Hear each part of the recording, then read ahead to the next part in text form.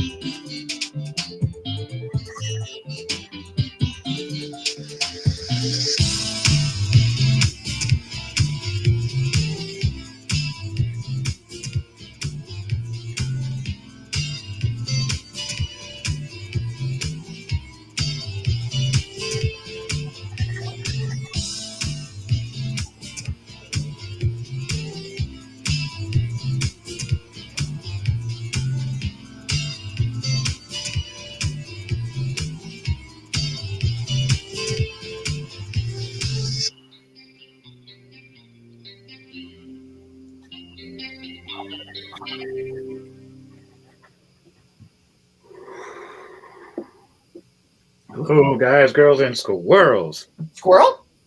It's Henry here, your main game master, chilling and relaxing, known as Mayhem the Hearts Mace. And this is our crazy banding crew of D&D for Rolling to Die, brought to you by the GMK and Thunder Base Studios and Dominant Visions. So, anybody else, would you like to introduce yourselves before we start this crazy world? Greetings and salutations, everybody. It's yours truly, Olion72, coming back to playing as Leiden, the rogue arcane trickster. We're going to have some fun tonight, folks. Put on your glasses, guys. What's up? It is Sage the Intelligent, aka Dom, playing the Eldarin Spirit.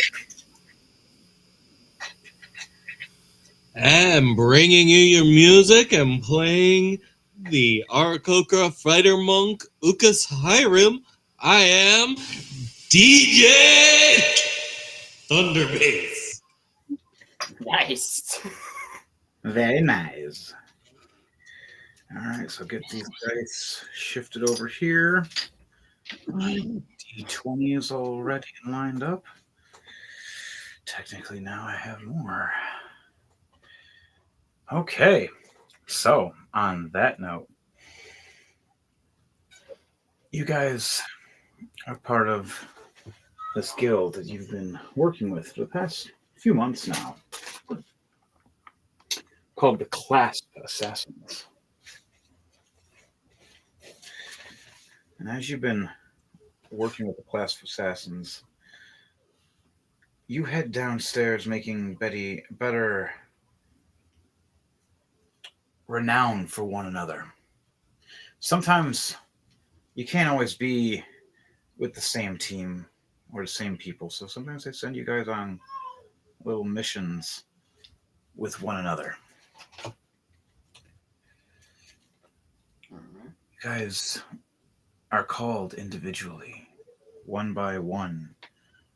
Hearts Mace, Ukas, Hiram, Leiden, and Rick. Is it Rick? How do you say it, Dom, the Intelligent? It's pronounced Kyrick. Your characters. Kyrick. Okay, gotcha. I missed the Kai part. I got the Rick part. It's like saying Kyrie. It's like saying Kyrie in Kyrie with it at the end. Kyrick. Kyrick. Each one of you are asked for your talents for today. So I gotta grab those characters today too, actually. I got everything set up but the characters. Do we also have to do our 2 rolling to die D20s as well? Oh yeah, just give me 1 minute on that.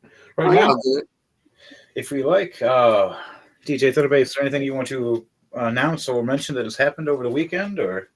All right. Well, yesterday I actually had a live performance up at Max Bar where I was a part of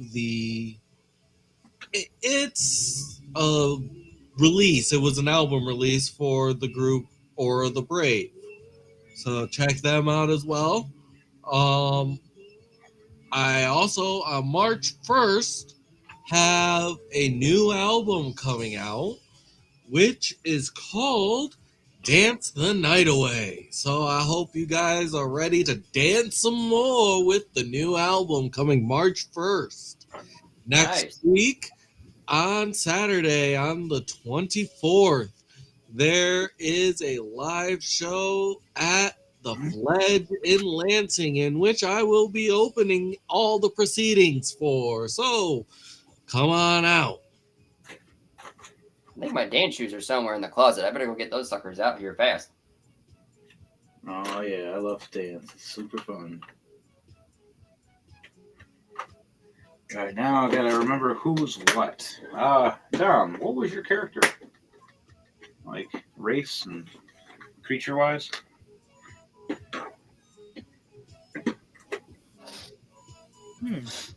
Leiden, what was your character again for Good you? question, actually. He's a human rogue, basically. He's a what now? Human rogue. Human rogue, okay.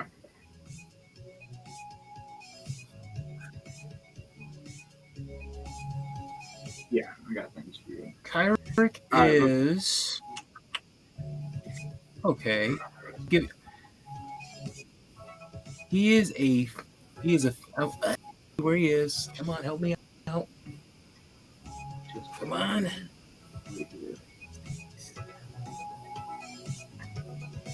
Got a 1 human second. rogue. Still looking. He warlock. He's a warlock. He is an Eldarin elf. Oh, Elf and a warlock, okay. I got a guy for that. But...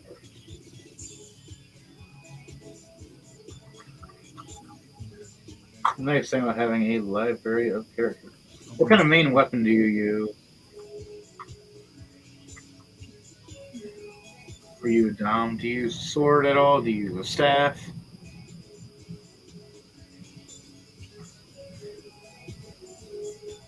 Let me check the list one more. Check your weapons. For choice of weapon.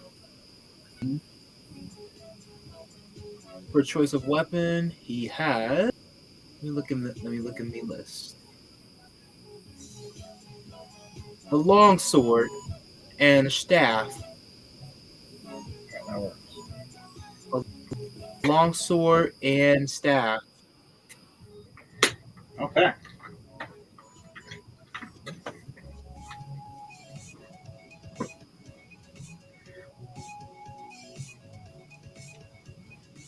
Cool. You got your longsword staff, doom doom doom, and you have me with my maces. Our 4 characters are set to be on the teleport pad.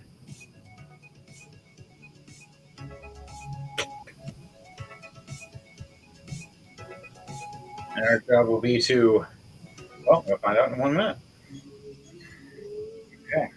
So, on that note, you guys walk up and you go down the tunnel to where the Assassin's Guild enters, where you see the big opening, the stairway that leads up to where Elijah Snowwolf has her meetings. And you look up above and see the open door Skyforge.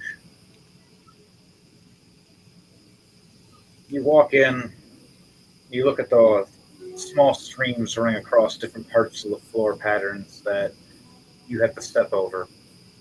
And all different tunnels and different people moving around. And you step up these stairs, you start seeing the stairs get colder and snowier and icier, a little slippery at the very top.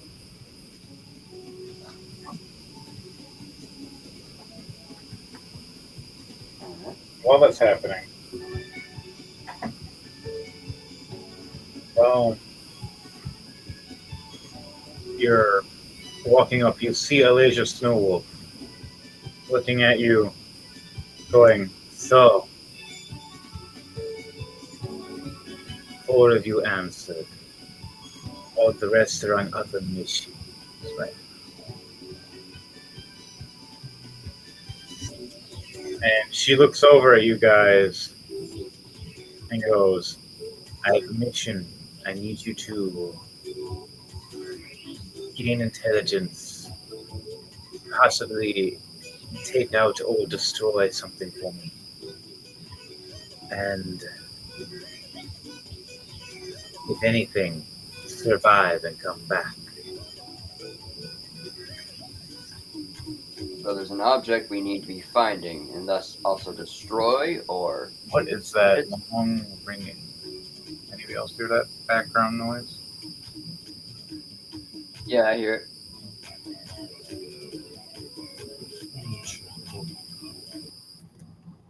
Aha! There it is. That's gone. There must have been some kind of feedback for a second. Maybe. All right. Figured it out. So, Elijah looks at you guys and goes, all right. I'm going to ask you for this mission. Find the captain.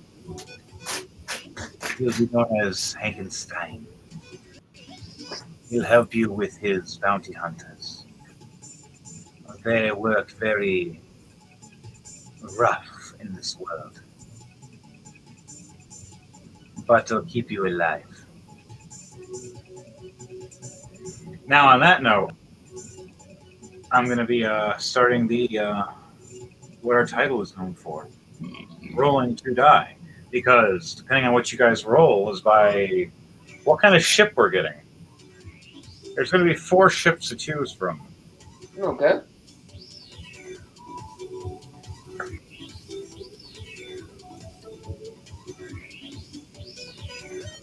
All right, everybody, start rolling and tell me what you got. All right. 2d20s. Let's roll.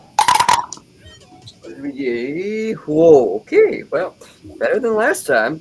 But still, we'll go with decent. I rolled a 1 and a 14.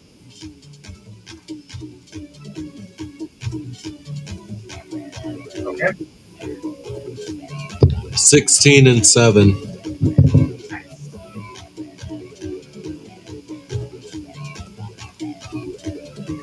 $19 and $2. Ooh. Man, decent. Even balanced rolls. I like it. Now let me check what I got. Where's my dragon dice?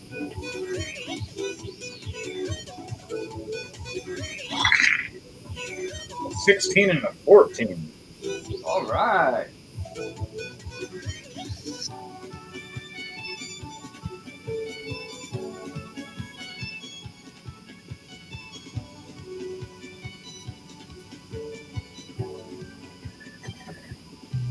You guys are on a raft with one sail. Oh my god. And you have no paddles. 2 of you got 2 bad ones in there, but your high ones saved you. Yeah, all right. Who has the highest? Dom, my homie. Elijah Snowwolf looks at you Yes. and goes, all right, pretty boy. I need you and your warlock skills to be aiding this by choosing a ship that you believe that will help. They will be accompanying you and teleporting with you. So I believe you'll be suited for the choice. And your team will vote yes or no. But you only get 2 choices. If you don't listen, I'm giving you the crack ship. So she hands you a paper. Do you read the paper at all?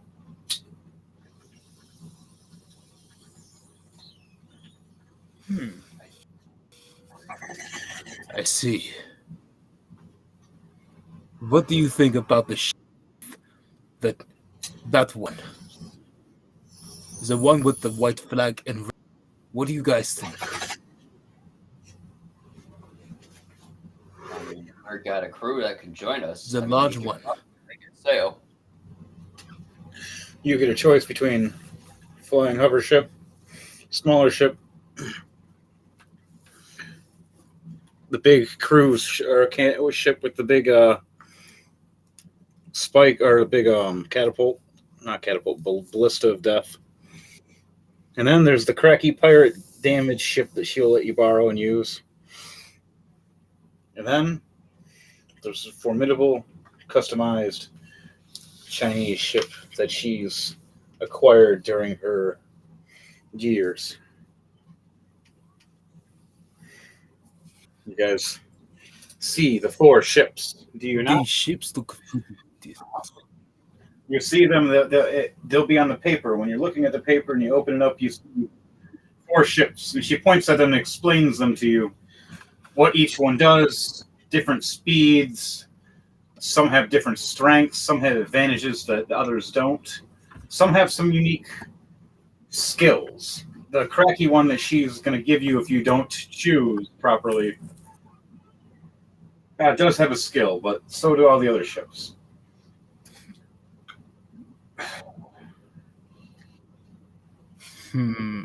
So what is it going to be, Kyrick?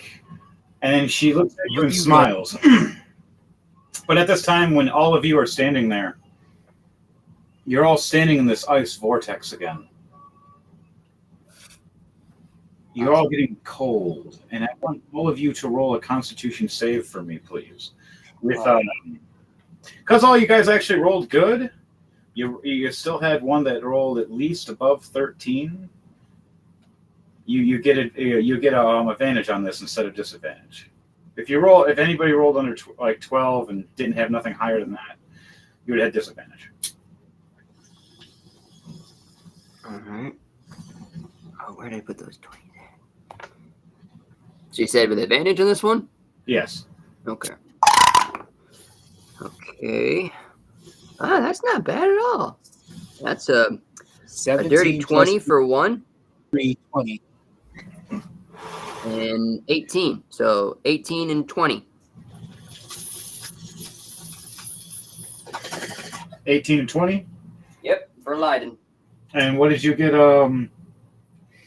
Kyrick? Or save? Is this a saving? Yeah, It's a Constitution save. Throw for Constitution? Yep, Constitution saving throw. Every time you guys are every time you're in the aura or an AoE of Alasia, you end up getting into a freeze vortex with her. No matter who it is. Unless you're immune to ice.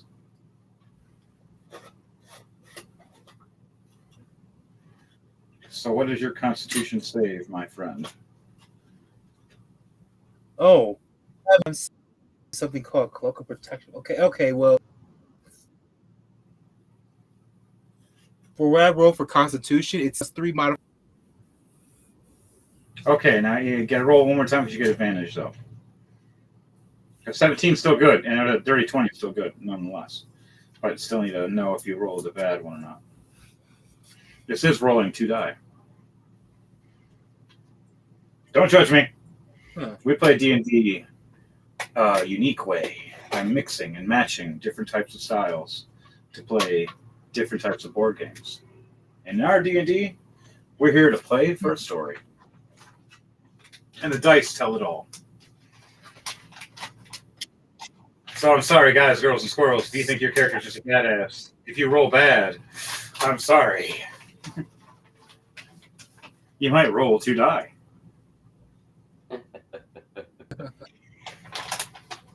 So what did you get for your second roll, Dom? So,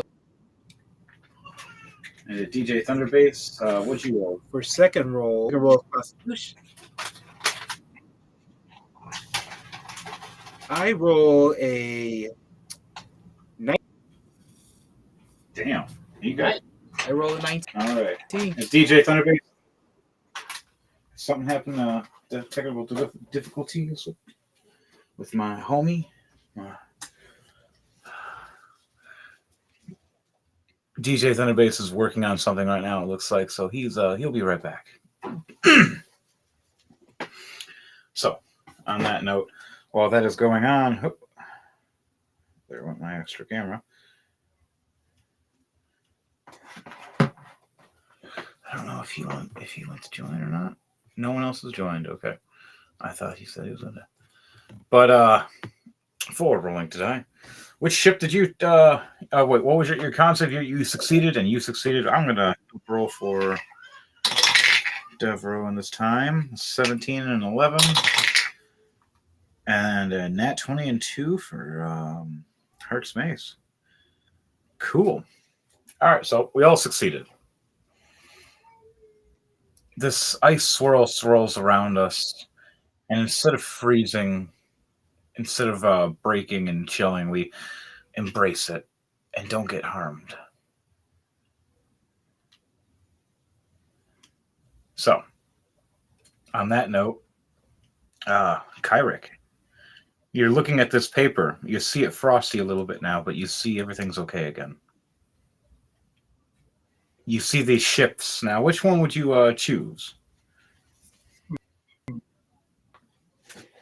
got your fastest ship, which is your smaller ship that glides a little bit around and can either go in the water and you got your big cannon or your big ship with the big ballista. You got your big Chinese ship with numerous cannons. You got your small little your small little boat ship with a couple cannons. This one has a couple cannons too. The flying ship, but it also has one ballista, which I just gotta grab the characters. I would take the one with put the ballista on. Speaking of, where is that? If I would go on choose, I would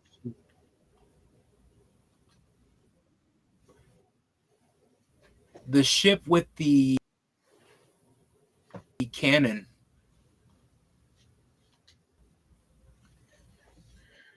Which cannons? There's each one of them technically has cannon. And with the white and red flag. All right, this one with the ballista cannon,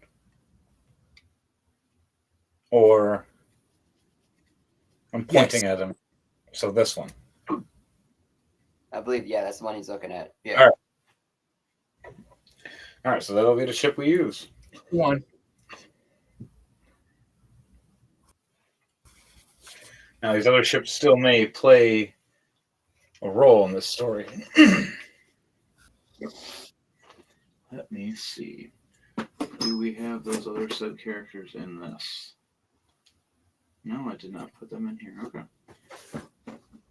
And you have a library of characters. Sorry, people. I did it again. Good thing I glued that good.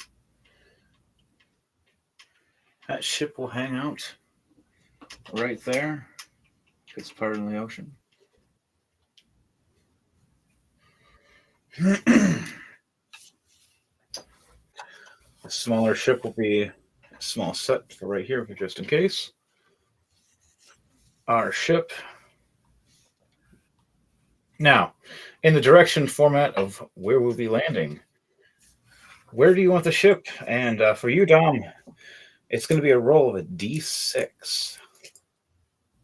We're going to use this placemat here to point the direction of where the ship is going to start off. And we're going to use Dom as the start off for this. So roll 2d6 for me, please. 1 is forward. 4 is reverse. Do you want me to roll them, or do you got it?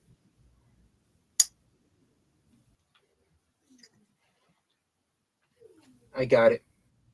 You say all right, roll 2d6 for me and tell me a 4. It's pretty much a rolling. A 4 and a 6. A 4 and a 6. That's all right. So I read that dice wrong. It's 4 and 6. It's fine. A six actually puts it, and actually, funnily enough, in the direction it's already. So it's kind of on an angle. More like this. This will be our start off. These are waves. For anybody who wants to understand what these are. Gotcha. Big waves to little waves. Splashing across this way. This will be like an ice pattern. Got a few others that I can place up if I want. Okay. You stand on the sigil. You start seeing sigils teleport. Put the big guy down here.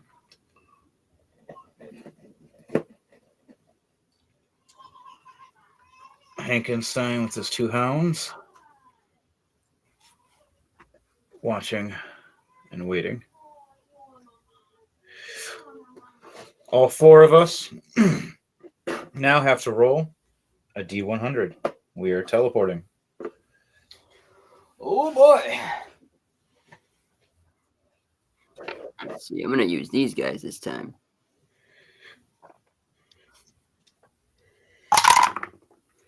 Ooh, not bad. 82 for me. 82 for you. Oh, Yep. Oops. The little guy. Use some good die. I'm gonna keep you guys out. You guys are good. For once, they're being nice to me. They like me. They like me. Unlike last episode, they hated me. They hated my guts. That was What pretty. did I ever do to you?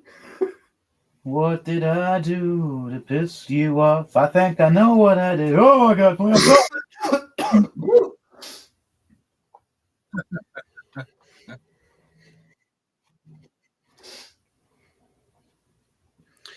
All right. Who else? What else? Everybody's rolls.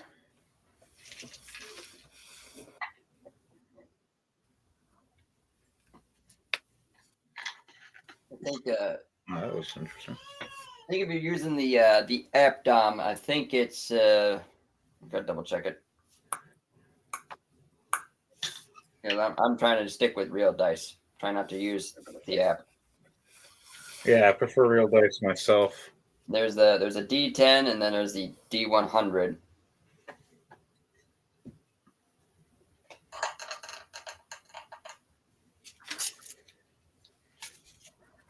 Let me double check here. Yeah, just use the D100 one that shows on the app. There's 2 different types for the D10s. There we go.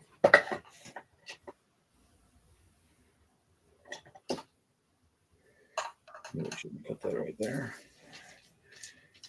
D4s alongside D8. And then D20s are doing. You've rotated the ship, you move things around. Got the ocean splashing across.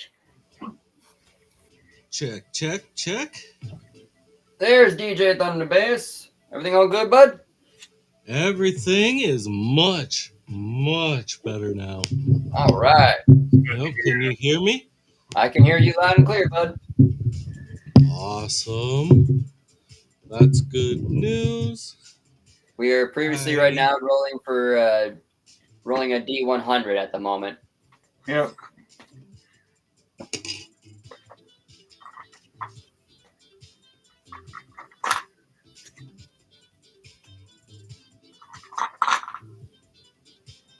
Ooh, 39. 39? Yep. Ooh. All right. Wait, was there advantage or anything? Nope, just a regular D100. Straight just What D1. rolls have I missed? That and just a Constitution save, which I rolled for you and you succeeded. Unless you want to roll yourself.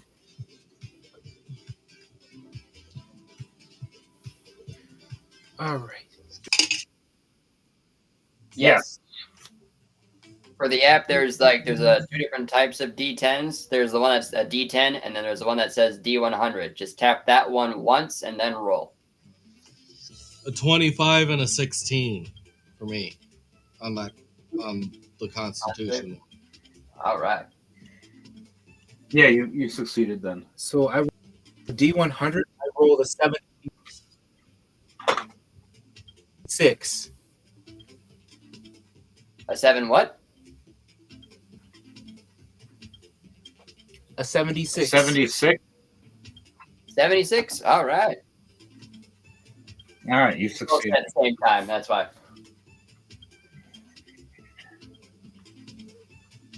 Put her right there. Now my question is, D100. D100s must love.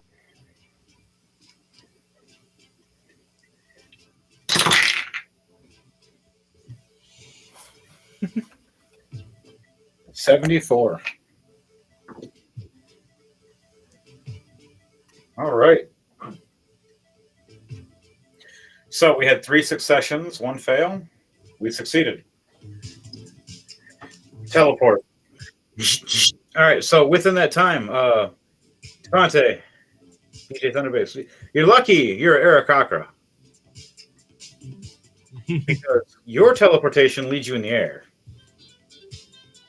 I want you to make a Constitution save though while you teleport in the air to see if you're going to land, like flap your wings properly, or you're going to hit this crow's nest. Okay.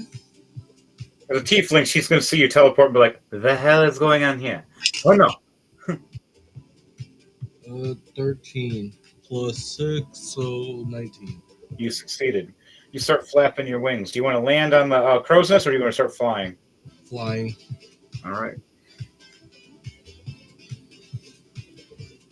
She sees you just flying across after you teleport. She's just all surprised, like, "Oh, the hell is... Hi, Birdman? You must be the people that were sent for us to help." And she just kind of sits there just looking at you with like her eyes all big, just the fuck. And then she looks down and sees more teleportation.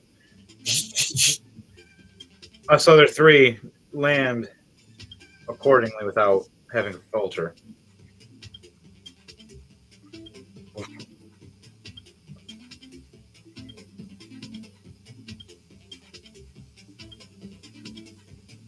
All right.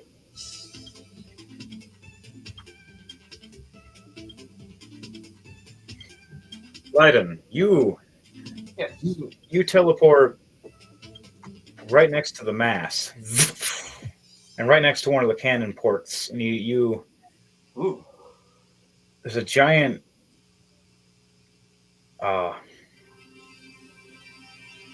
hippo-looking man standing behind you, and you hear him just, "Newcomers," and you hear the gun cock at first. That is quite an impressive weapon you have there, sir. He looks at you and smirks with this giant smirk of death and this giant teeth of a hippo, understanding why their bite is so dangerous. He goes, "Yeah, I enjoy the hunt." And you see him lower back the hammer slowly so it doesn't fire. Puts the gun down, and he looks back and he goes, "Captain, boss, the assassin group's here to help. I think one of them's your family." As Heartsmace teleports. "Hey, Grandpa. Sorry. Shit happens. Hi." Grandpa. This Heartsmace character is the son of Mayhem. And Hankenstein is the father of Mayhem.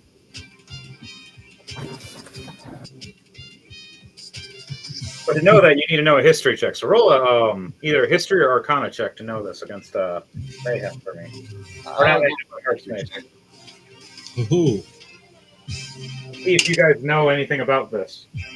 Nat 20 plus 11, 31. Damn. 10 altogether. Wow. Tom, what'd you roll?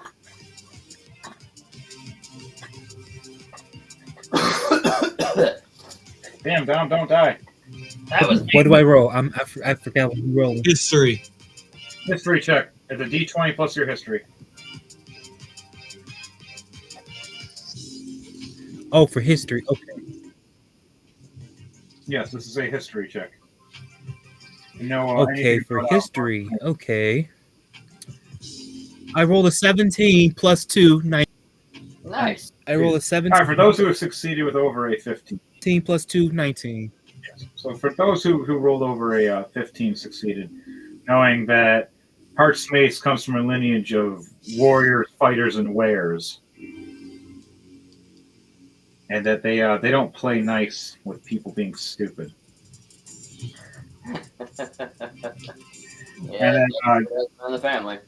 Hankenstein came from the lineage many years ago as this were, and over the years set sail on a ship and decided to just take hold of captain with his best friend, a were hippo called Sunny Smash Slammer. What's the Smash Slammer for? Well, he's talking about that hammer on the back of his gun. What does that do? What the fuck? Literally, it's pretty much a double barrel or quad barrel elephant gun. Yeah, quad barrel elephant gun. And they became bounty hunters on the ship, sailing and looking around as they work for the assassin's crew. Mind you, their levels are higher than your guys's. They don't play nice either. So you get stupid, family or not, they'll slap you.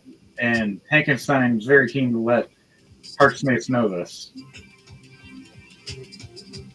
Don't do stupid things, kid. You win some stupid prizes. Heart's Mace looks down and sees these two hounds, kind of like wolves, just looking at him, snarling and then bowing, knowing that he's family. But then they look back over and they start growling again towards Leiden and Kyrick. Speaking of Kyrick, you, Dom, you land right in front, or right behind where the ballista chair is, where there is a little crazy black kobold loading it up and getting ready to fire it when it's time. What are you going to do in this time you landing there? What are you seeing?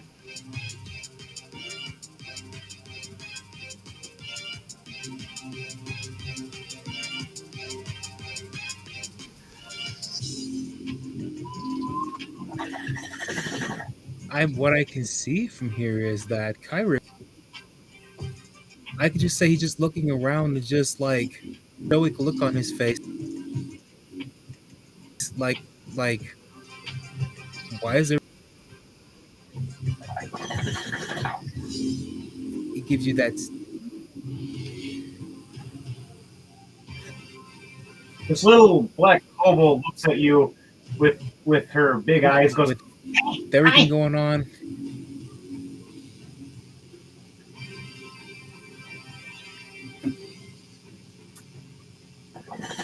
"What are you doing, Dom?" And then he stares at her like greetings. He just looks at the creature with a stoic look and just say greetings. Look on his face. She smiles and goes, Oh, you're dark like me. Yeah, you Greetings. play with the dark gods. You want to load up this fiery cannon and ballista something? and you see her pull back the lever and you see it cock back and get ready. And you see a giant chain link up, go. She smiles, going, I've killed 15 serpents since being on this ship. I work with the Stein and the hippo, the sunny hippo.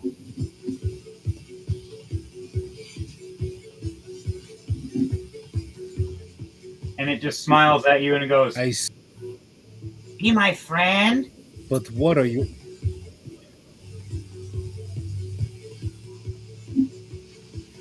what is a friend?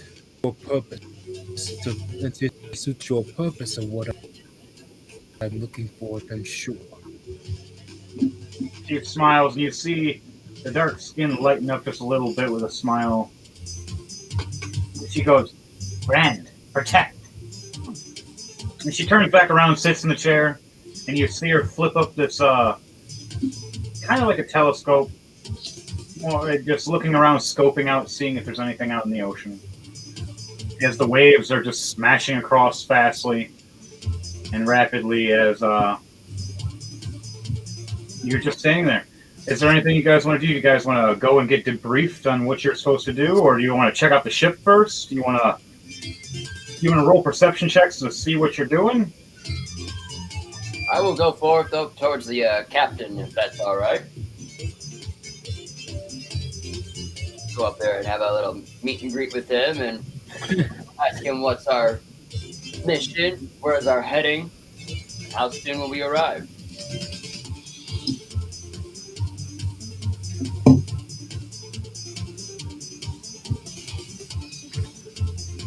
I'll take a perception. If successful, I'll just Perception check? All right, roll a perception check for me.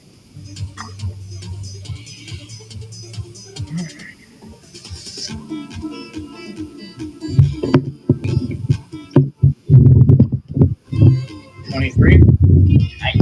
All right. All right. So, DJ Zenobase, what about you? Are you gonna roll a perception check and check things around before I tell what's going on? 16 plus 7. You got a what? 16 plus 7. Oh, nice. 23. Okay.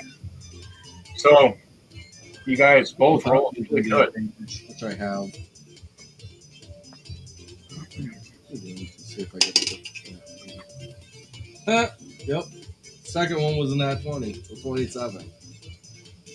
Oh, that's perfect. You guys, you're really going to see some shit in a second. Okay, so your crazy, kooky crew. As you look down, you see your own crew. You see your own people teleporting. Dom and you both. What did Mayhem see? Or not Mayhem, but Hearts Mace. I didn't see shit. I rolled a 2 and I rolled a 6 with advantage. And I got a +4. So, yeah, no. Hearts Mace is very distracted just talking to his dad and petting the hounds right now, all excited to see You mean talking to his granddad? Yeah, sorry. Mix those up. Thank you. He's talking to his grandpa while he's having these hounds playing around with him. He's dancing, all excited about it. And you look down and you see this giant hippo man. You see Leiden talking to him, walking up the steps, getting ready to approach Hankenstein. And you look down and you see the 2 twin knights that you've seen in the guild before. And you remember them training swiftly and crazily, one in red, one in blue, moving super fast. One kind of hellish with fire, as the one with blue utilizes ice. They slashing against each other, and just known as the brothers of elements.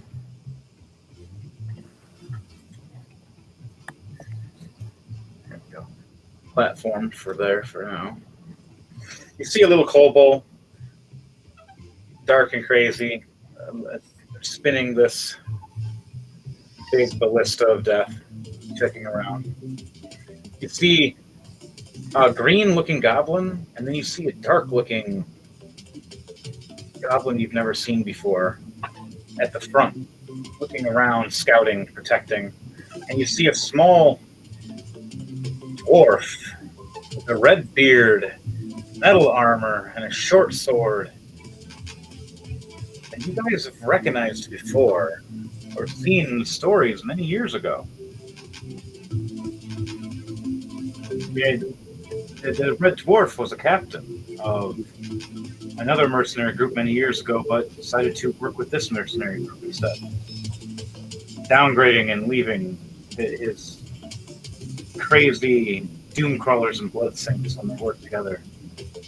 Something happened many years ago that made something destroy everything around them. They weren't sure what. Within his survival, he joined this mercenary group of Hankenstein's ship and search amongst us to save people whenever they can.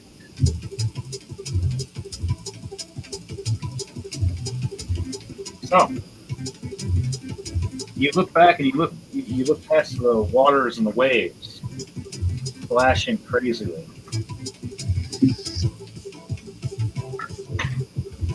You see another ship across. Oh,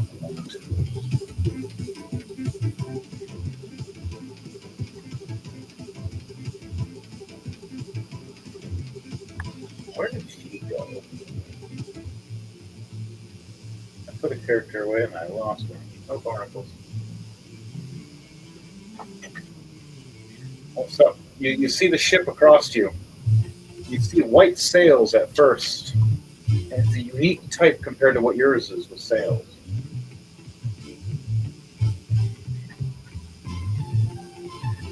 And you start seeing people moving across fast. And you swear with a nat 20, for you especially, for Hiram, you see them cocking back their bolts and their bows, and you see their hands lighting with magic fire. And then you see two white flashes from the side of the ship.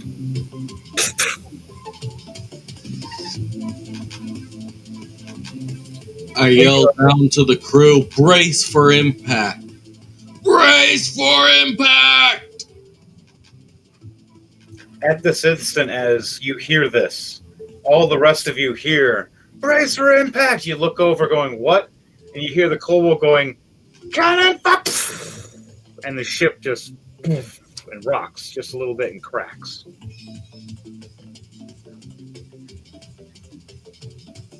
So on that note, guys, I guess we're starting initiative. All right. So everybody roll. Tell me you're rolling to die.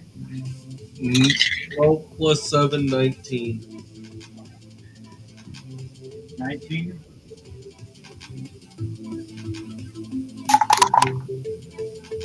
Okay. 14 plus 5, also 19. So I think DJ Thunderbase and I need to re-roll. Yep, rolling. All right. 9 altogether. 17 plus 2, 19. Nice. Oh my god. Triple. Wait. Okay, let's all three do re-rolls then.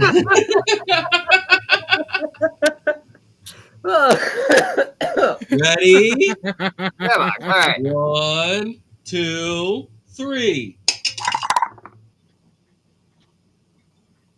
That's an 8 for me.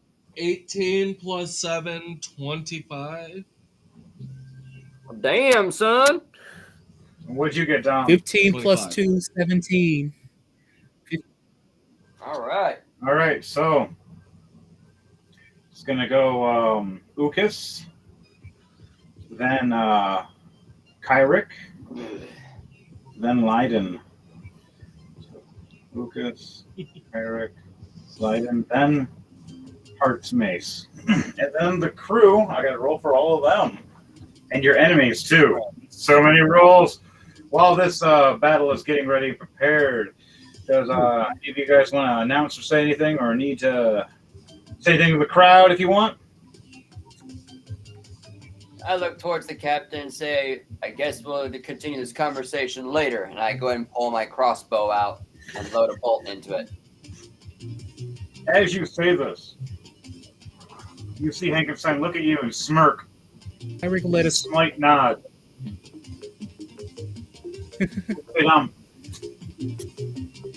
Kyrick let out a sigh as he let out a sigh as he returns back with to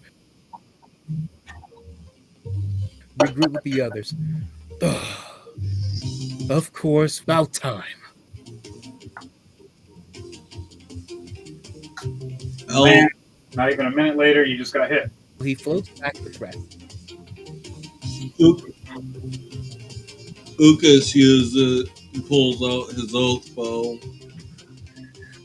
whispering, "Swift death to my enemies," in Elvish.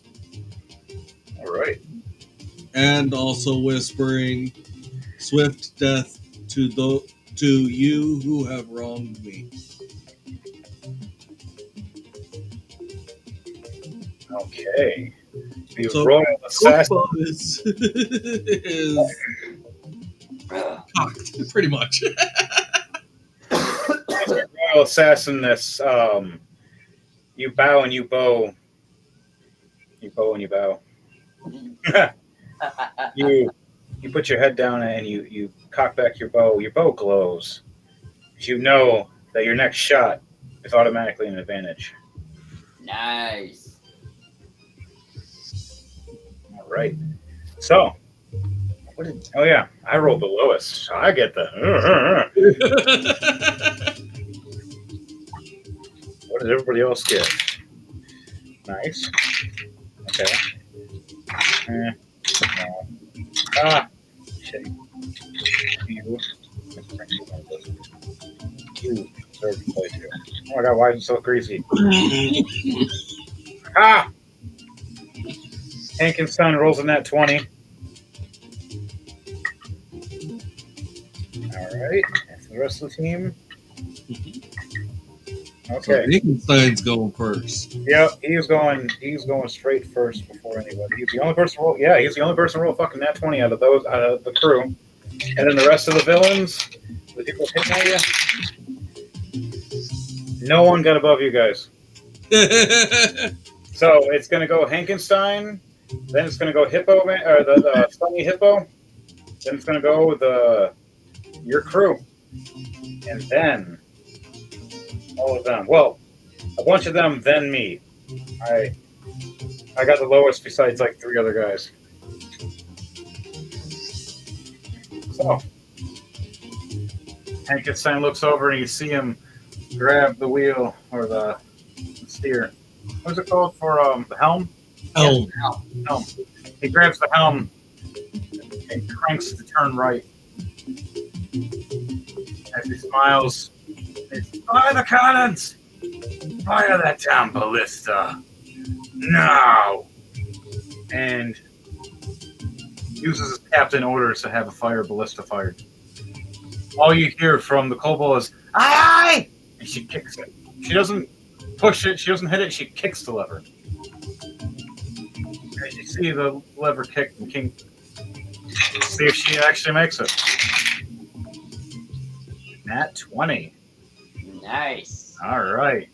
You see this big, giant. Will it come out? Or nope. I'm not going to break that. Fires off and it hooks right into it. As you see it just. And now its cannons just fire off, missing its next shot. Water splashing behind you guys. Yeah, there were misses anyways. You guys yank back the ship. Your ship yanks back a little bit for everybody as your the whole ship is going to rock real quickly for all of you. I need all of you to either make a strength check or make a athletics check for me to see if you get knocked off board.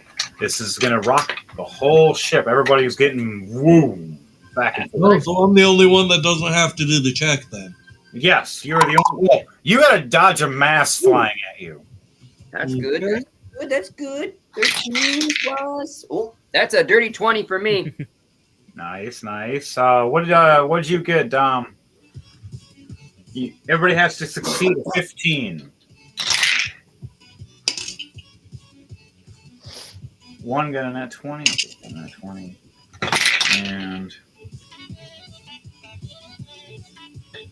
Yeah, both of mine both the rolls I did would have been successes.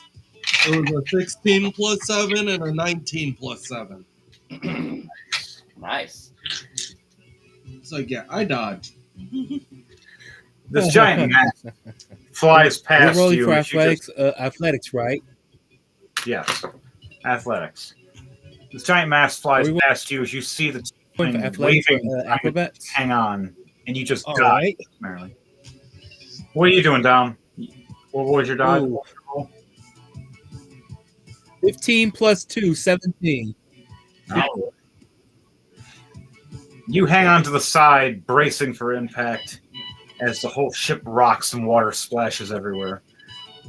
As you see the dwarf fly past you and smack upside down right next to you at the edge. Ah, son of a shite, with your iron! Ah! It reminds me of the damn panda! Ah, I hate those things! Yes, same guy. Man. The knights brace off and succeed. Just The for your kobold holds off. The two goblins knock over and fall back. I said fall, damn it. The assassin woman, she falls. Sonny the hippo holds off. Hankenstein holds off, and so do his hounds. Halfling falls off. Splashes into the water. And the tiefling barely hangs on from the mess. Now I gotta see if this halfling's gonna survive this douse. Help me! Oh god. Oh no. Yeah, Can you do me a favor and open up your window and fetch some of that smoke? it is. Oh, all right. Well, not working very well, I guess. Fine. I'm just really fucked up right now. I came into that and like I got drunk twice. Oh dear. Sorry, man. Yeah, all right. But on that note, remember to like, share, and subscribe, people. And the halfling is drowning. So if any of you guys would like to save this halfling or see the halfling, you first have to see him first. It's actually at her. Well, I have a passive perception of 17. 17. Passive perception 17. It's smashing over. Well, you're Hawkeyes. You can you might still have to roll for this one because it's going to be a little bit of that. And at 20. All right. And not the plus 7, so 27. I rolled for perception 27. 2 All right, you. for 15 plus 7, 22. All right, you guys rolled high on that. Leiden, do you want to roll and see if you see this halfling falling in the water? Perception of 22 as well. Oh wow! If yours is above 20, you're good. We all see this happen. Since I'm already airborne, I'm a I don't see shit. to try and help. You're gonna fly down and try to help. Yeah. Okay. You fly down. I want you to do an athletics check to see if you're able to grasp and grab this halfling that is trying to swim, but is being drowned and pulled under by the ship. Net 20 plus 7, 27. Nice. Nice 7. All right. You swoop right in, just like how you go to catch your prey in the water sometimes. You're so used to flying around being, an eagle in the sky and getting your prey from the water with your talons. But you knew to pull back the claws, not to kill your new buddy that's part of this ship. You sweep in and pulling out this little halfling that's only about 2.5 to 3 foot tall, pulling out of the water. Okay. What are you going to do from that point on? You going to just hang on to the halfling for a little bit? Or do you want to drop... I'll Drop 'em swoop off. close to the deck and drop her back on the deck. All right. You swoop down. And as you fly back, I want you to do a athletics check. There's 2 cannonballs flying past you right now as you're swooping back up.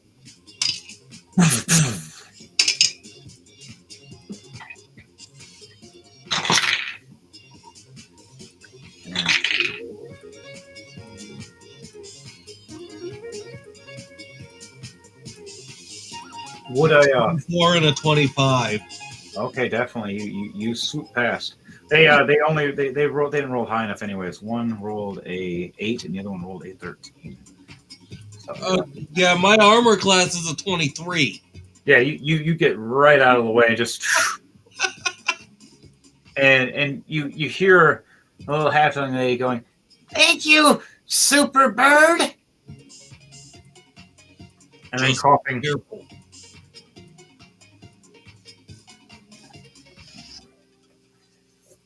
Just be careful. All right. That's what that's what I yell back at. That's just what I yell back is just be careful. Okay. And you got a little halfling waving and smiling at you with bubbly eyes now.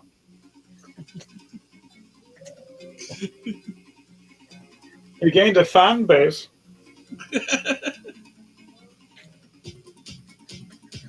Okay. Hankerstein looks over and goes, all right. So that was interesting. And he goes into a rage mode. And gets ready to fire the cannons again.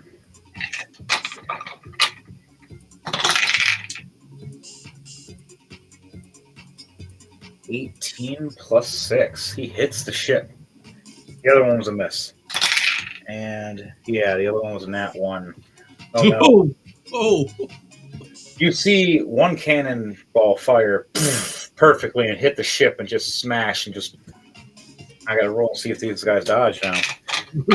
Other cannon that was hit originally near where I originally got hit from their cannonballs ignites and.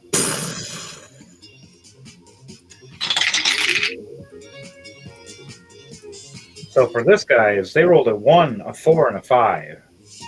This explosion happens, just knocking them. The one, this poor guy, he just started. He thought he was new. Had a nice bolt gun. He fired it good, and just right to the water. Hey, Leaf landed on his feet. All right, they get knocked back and knocked prone. These two. The ship takes significant damage at the first big explosion. Fire's raining right up here. Fire's starting to rain up on your guys' ship now, too, though. Oh, that ain't cool.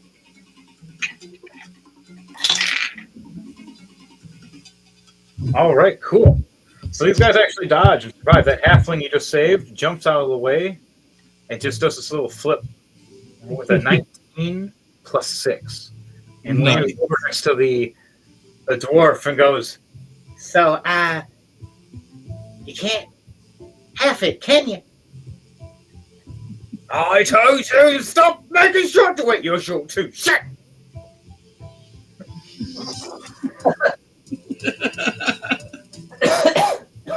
The Ice Knight brings up a shield of ice and just stands fast.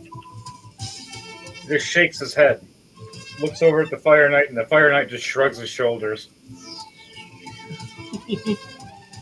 Hankenstein ends his turn. Funny, the Hippo Man cocks back his gun, and you just see him just walk up to the edge. And he's like, I have my own cannons. He pulls the trigger as he looks back at Leiden. Goes, witness this. And you see that big metal hammer that Leiden seen in the back of his gun. Just, and right when it hits, you see this big fiery explosion. And these 4 cannons, like balls, just fly out. Ooh, swirling. And you see wicks on each one of them. With a 200-foot range, which is within the range of the ships. The front of their ship just ignites Now let's roll for those and see if they hit.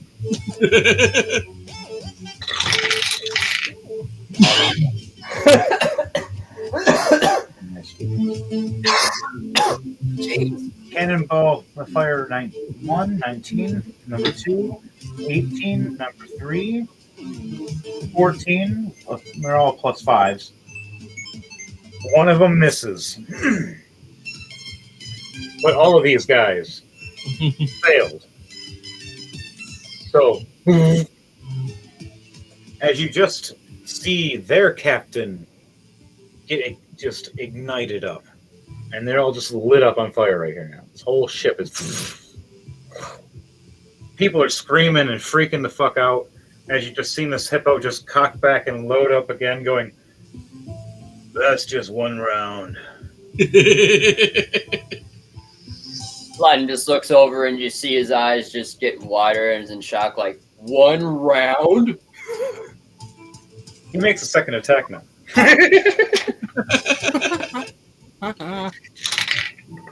Yeah, those got jammed. I've never seen D20 get jammed before.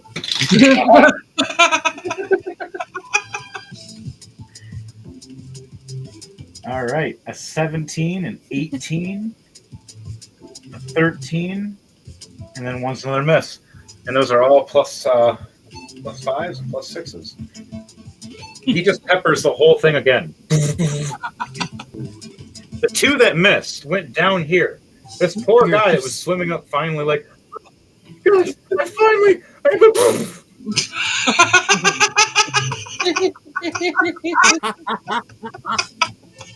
Oh, poor guy. At 40 HP. This guy he was a new guy. He was having a day. Boy, howdy was that day. Just splat, and you just see a bunch of red. Speaking of, where's the sharks? I got sharks. This was my idea I wanted to have. Never mind. Forget that. Lying over here is like, I was gonna do some. Never mind. I'm sorry. I'm Over again. Nope. Well, actually, for you, I actually have a special character that is gonna hunt you. All right. I haven't painted him yet, but for all of you people to want to see, I have a wereshark hunter. In fact, he might just pop up tonight. He may not. You're really fucking with me. Wow. Yes, everyone. Olion is definitely terrified of sharks. Now you know. Like, share, and subscribe. And for those of you who are watching this, respond back with, "Sharks are scary." You know how many teeth they have? Yes. For anyone that says sharks are cool, I'll fight you. Sharks are cool. I'm gonna fight you, motherfucker. I know where you live.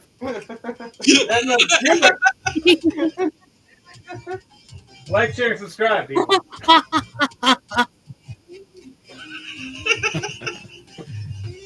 You did that on purpose.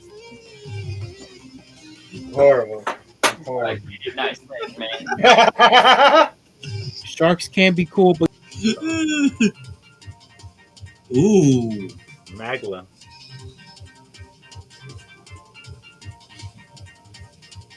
oh wow. Ooh. I Too wonder soon. if I can make the Megalodon whip again. Oh, God. That poor. Why? We are. What's the problem? No, we could do that too. You guys are so I much. turned the scales into the whip. I already have the whip. I just need to attach the scales. Okay, that one's an appetizer. He's mine. That's a great white shark. I had a smaller shark in here somewhere too, but I don't remember where I put it. It usually goes meat.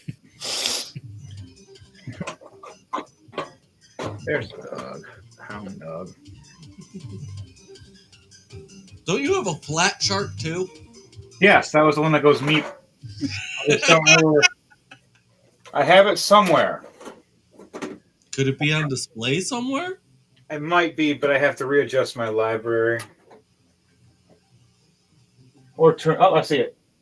The second I said library and started looking at my library.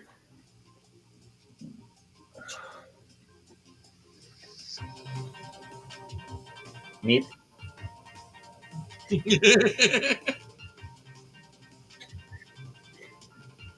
These sharks start coming in, fueling of blood, ripping everywhere, flashing, crazy stuff going on with it. People are screaming. You literally lit the whole place on fire in the first turn. You guys haven't even really started yet. It's hilarious. I love it. All right. Everything's on fucking fire!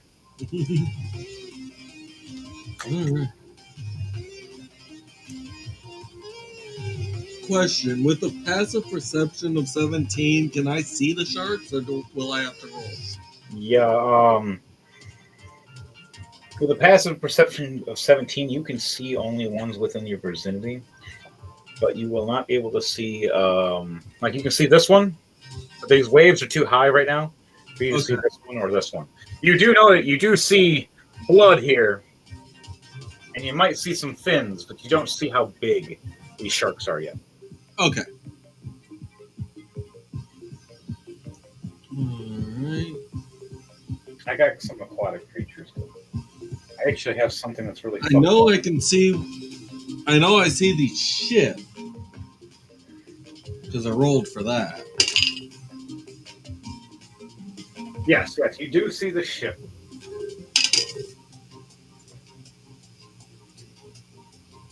I gotta go all the way over there. I just rolled a 24 for perception because I want to see if I could see who might be the bigger threat on the ship. Right as you look on the ship, seeing everybody screaming and moving, and the ship being towed and tugged, and you see the crank on this with a little kobold laughing as it's cranking this little crank that's making a bigger crank and a bigger sprocket move, towing this giant chain. You see it tilting and turning, and you start realizing all the gunpowder and everything starting to roll and move towards the fire. And then all suddenly, you start seeing things about to ignite. Do you want to warn everybody there's something big's about to just boom, or do you just want to watch the fireworks go? I'm gonna just watch the fireworks go. Okay. Going into fire. Go for it.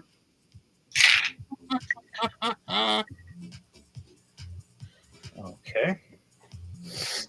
So, geez, these poor souls. Only one made it, and they're in a shark infested. They're half dead and bleeding everywhere. This whole ship, it just all you see is Hiram flying, smirking as going. This will be fun, and then this big white, and everybody just gets launched off, exploded right to the water, dead. I had a lot of people on this fucking ship for you guys. You sure done did. The only one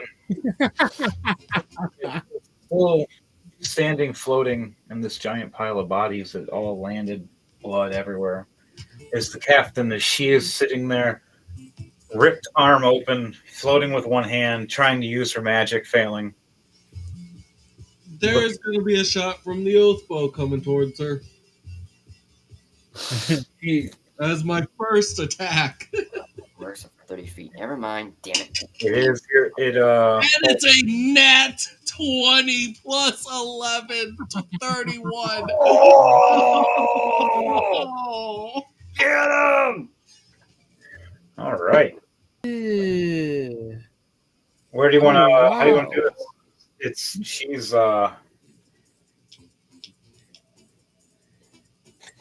Just having a bad day. Yeah, because it's going to be 17 piercing damage plus an extra 13 piercing. Hell yeah. So 30 altogether. Like I said, how do you want to do this? You only have 15 health left, and So just as she bobs back up one more time, look around, see if there's anything that could help. Right as her head pops up, arrow between the eyes. the funny thing was, she was royalty. And what do you say when you usually take out royalty, my friend? And there goes another wannabe dandelion. They always meet the royal demise. She's screaming, help, help, help. She looks up, starts sinking down as you see this fin go under and then raise up.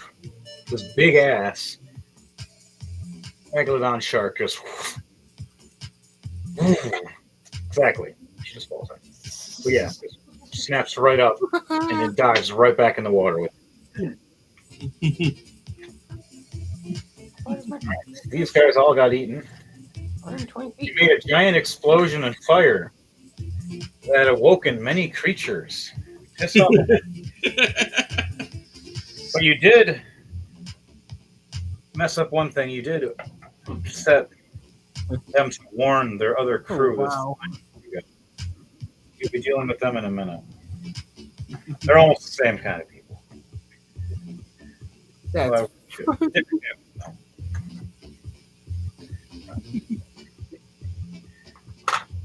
Okay.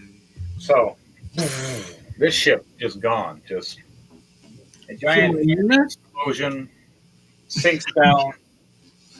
And for the second attack of the first action, I'm gonna roll another perception to see if I can see. Well, you said I can see one shark already, right? You just saw the giant one, but you haven't seen the other one. But you do know that there's other ones munching down. This one's here by now. Okay. They're all munching down on where there's people. There's a whole flux of them there. You had a high perception.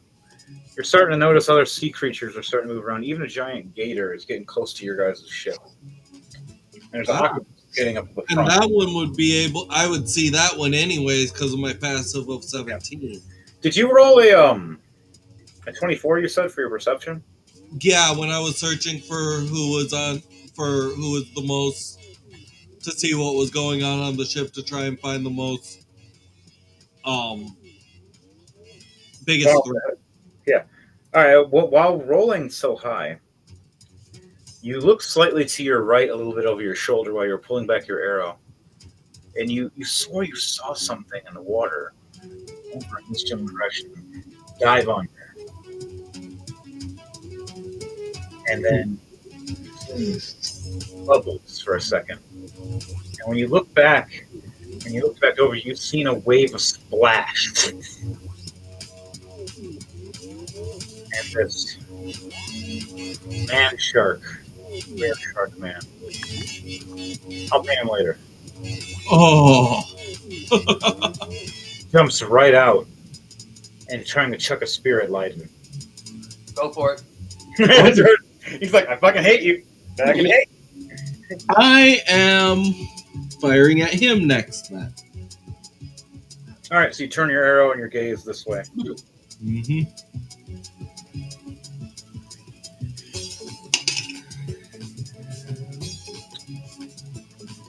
Twelve plus 7, 9, or 12 plus 11 is a 23 to hit. 23 to hit. Yep. He just barely hit. His armor, or his AC class is 23. Yeah. Oh boy! Oh boy! Oh boy! Oh boy! Oh boy! Oh boy! Oh boy! So that's 12 plus 7. So 19 damage. You notice the arrow hits him, but it kind of breaks when the arrow hits. He takes half damage. His skin is harder than the average wearer you've ever fought. Even your arrows are a little more unusual to this thing. Okay. And then I see that. I.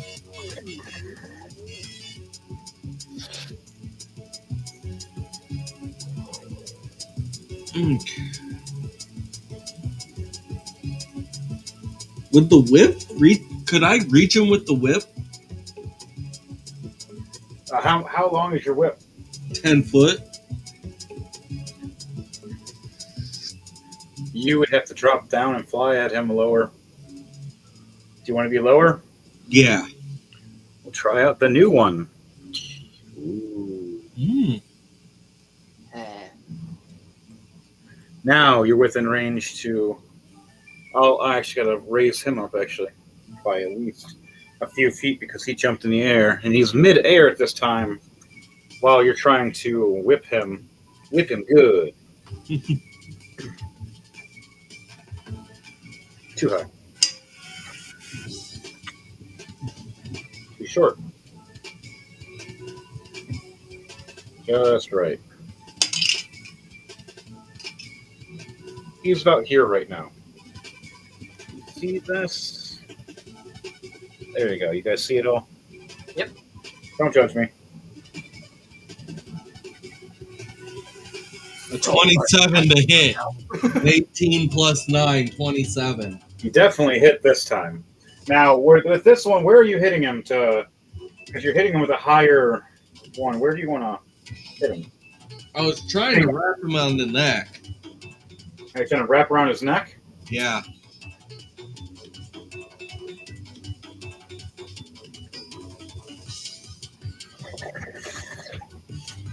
All right, so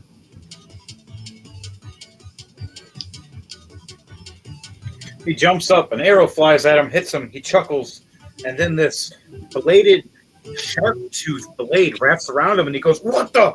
And it slices right into his skin, right into his armored skin like butter, because of its own kind of teeth. He's like, "Oh!" As you pull onto his neck, Does you're trickling down. 8 slashing damage.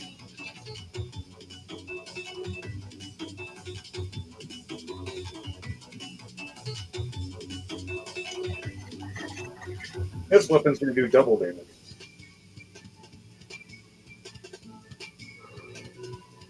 So instead it does 16 then? Yeah, 16 damage. Okay.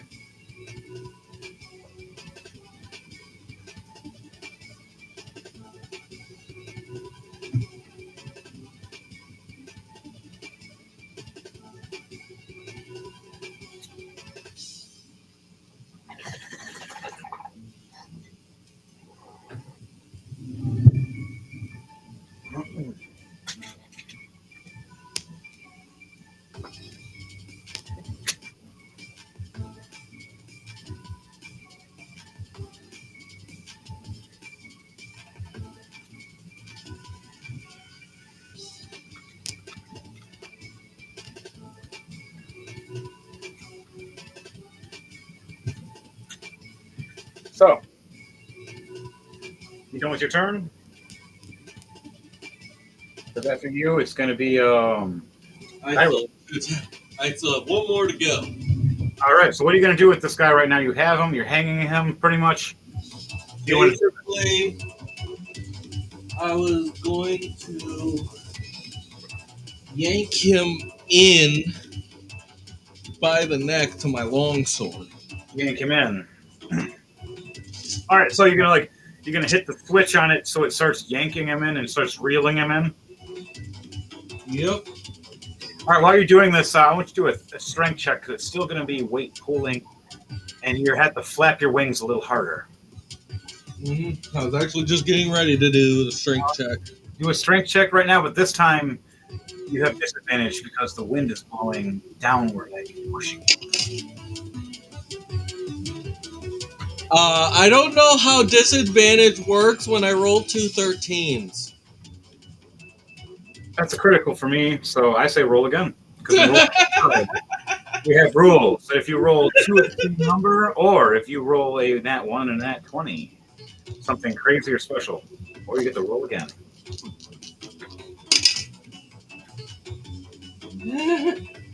8 and 8. You got to roll again, my friend. Those are the rules. Jeez. 12 and a 12. What the hell? These dice, man.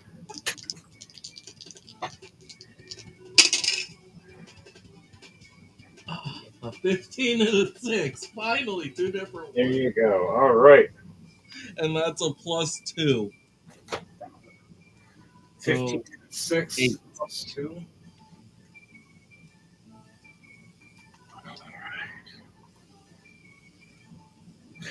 So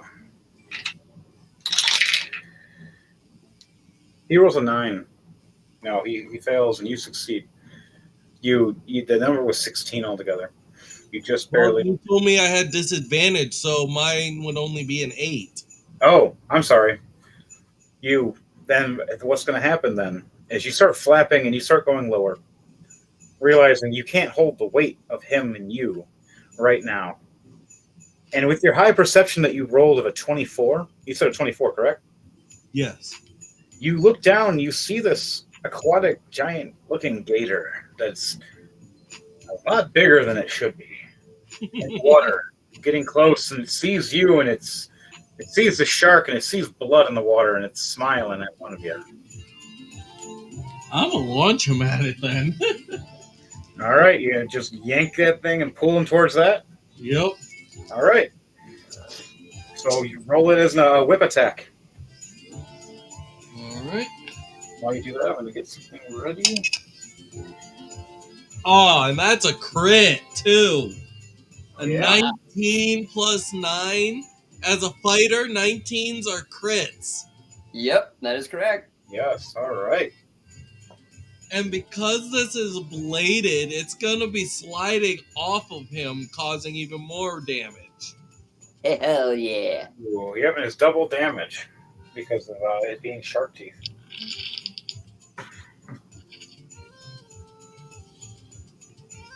So, 10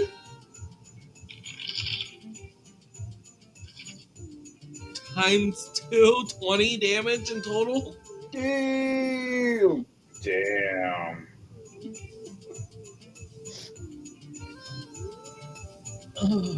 And actually, that makes it 27 because with this is the vicious whip. Ooh. You add 7 to the damage. Okay. That's going to be a nice chunk of damage right there. And he's heading towards that gator now. All right, so he's going to fly towards it while you're whipping this because he failed his save. He rolled a 6.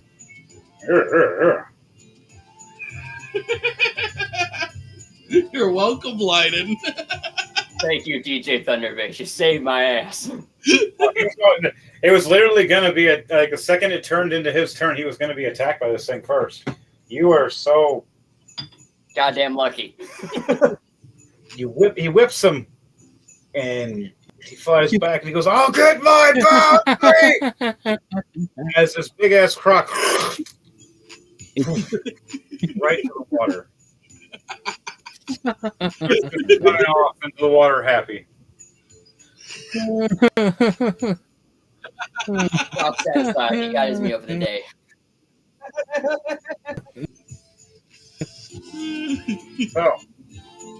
So now, Oh, is he being a salty bitch? Yeah, he's being a salty bitch.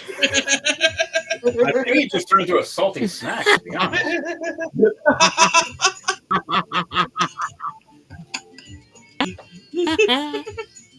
Rock was boys, and he got his wish granted.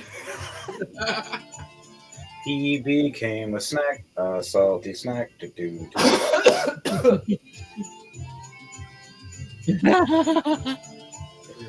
All right. Sushi, anybody? He wants to weigh. He may or may not be dead. I'll roll for that. You'll find out. But on that note, right now you don't have too many hostiles. Just for the ones that have high perception that or anything over 20 can see that there's a octopus trying to from the ship. Anybody under 20, their perception has to roll to see if they can see that. And I'll see. Then you'll see what happens after we talk for a second and repair the ship before we go on to the next part. I'm gonna just roll one last perception. All right, you're rolling perception. You said. Yep. 19 plus 7. 26. Nice. Yeah, so 26 on my perception. 11. 18. Okay, what'd you get, Leiden? For my perception, give me my D20 here. All right, that's an 11 plus my perception on this thing. Perception. Holy cow, I forgot. 11 plus 12, so that's 20. Oh, damn, I'm bad with numbers. That's 23 altogether for perception. 23 altogether, you said? Yep, 23 altogether. 11 plus 12, 23. All right, so anybody that got over 20 can see this octopus trying to climb up the front of the ship. And it's trying to eat these two goblins that are still trying to stand up. So it's not their turn yet. Their turn is going to be after you. Ooh. You heard it live, people. Number 2, like, share, subscribe. yeah. Okay, so what are you going to do, Leiden, with your ranger? What is he? A rogue. A rogue. Well, I mean, I don't think I can run all the way down to the front of the ship to take on the octopus, but my crossbow can definitely make that journey. So I'm going to go ahead and try and attack the octopus with my crossbow. Okay, how much range does your crossbow have? It has from up to 30 to 120 feet. 30 to 100? Wow. Oh, yeah. All right, so rolling. Oh, snap. That's a nat 20 plus 10. That's a 30 right there, ladies and gentlemen. Woo. Gee, these opponents really are just not catching a break today, are they? Here's the thing. When this weapon rolls on a 20, I also give a plus 7 attack damage to the... Oh, so you got the vicious version as well. Yep, I wanted to make sure I did more damage, so yes, indeed. All right, let's see. Rolling for the damage. That's a 1d6 plus 5, and then plus 7 on top of that. All right, 1d6. So the octopus is receiving 3 plus 5, 8, 9, 10, 11, 12, 13, 14. That's 15 points total of damage. Points? Wouldn't that be double because I got a nat 20 as well? Yep. So that'd be 30 points? Damn, son, I'm on a roll. Holy shit. 20 That was just my first action. I'm going to fire again. That's beautiful. I don't know That's if beautiful. I'm having octopus tonight, boys. All right. 18 plus 10, that's a 28.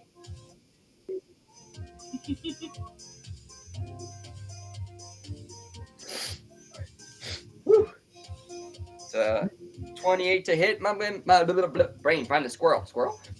Yes, you definitely hit a 28. Give me 1 second. I'll be right back. While that, you guys can chat up the chat for a second. Oh, cough a lung or two up.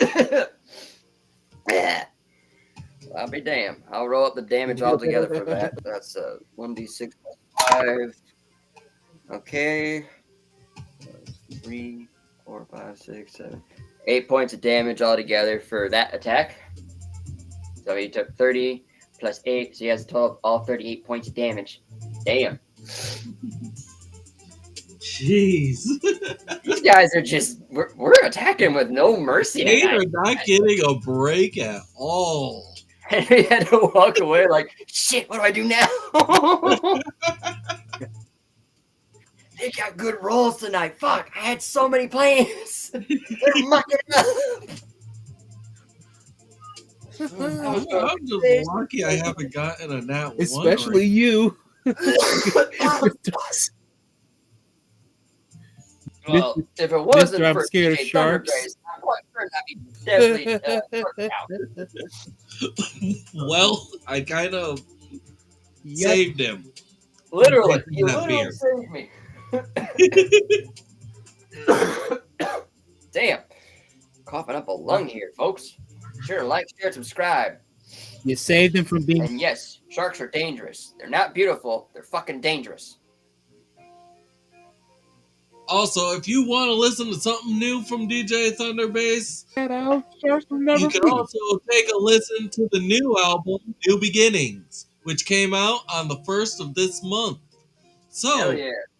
you will also, in that album, have the very first and only song currently of DJ Thunderbase with vocals. Hell yeah.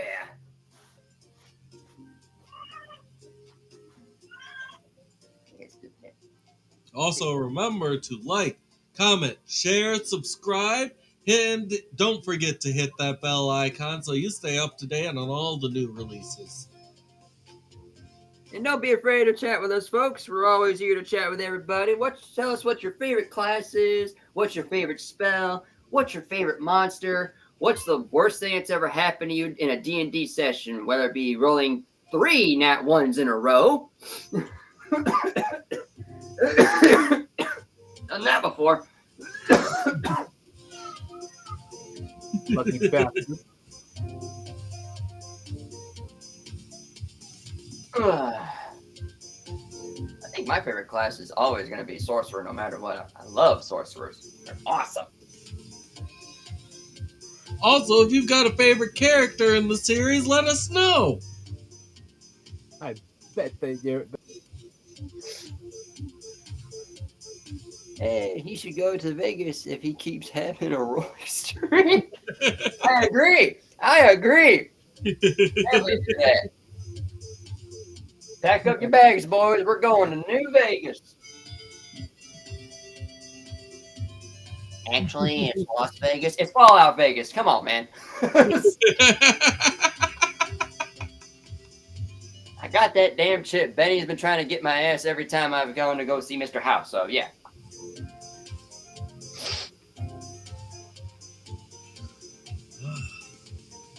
You guys ever been to Vegas before? Once. Same here. I was like 13 or 14 years old. Don't look down, kids. Why, Mom? I Whoa. never went to Vegas yet. Yeah, I went out there last time I traveled to the U.S. The last time I traveled to the U.S., I went as far as Vegas.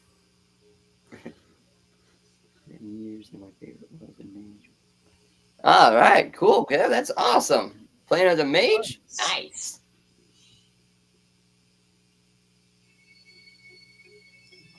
Yeah, I definitely would say wizard are another good Nice one. choice I would pick if I was going to play as a character. I just want to try this rogue out and see how it was. And so far, I'm loving it. I didn't become shark bait. Ooh, ha, ha.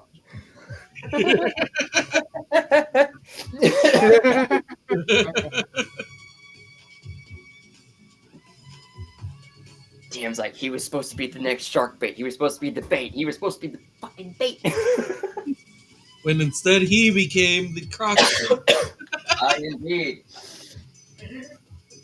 Huh, I'm fishing for crocs. Huh, this guy'll work. Snag, yank, throw. I'm gonna take down that hooded figure. What the hell? I don't know what I walked into, but I think it was funny as shit.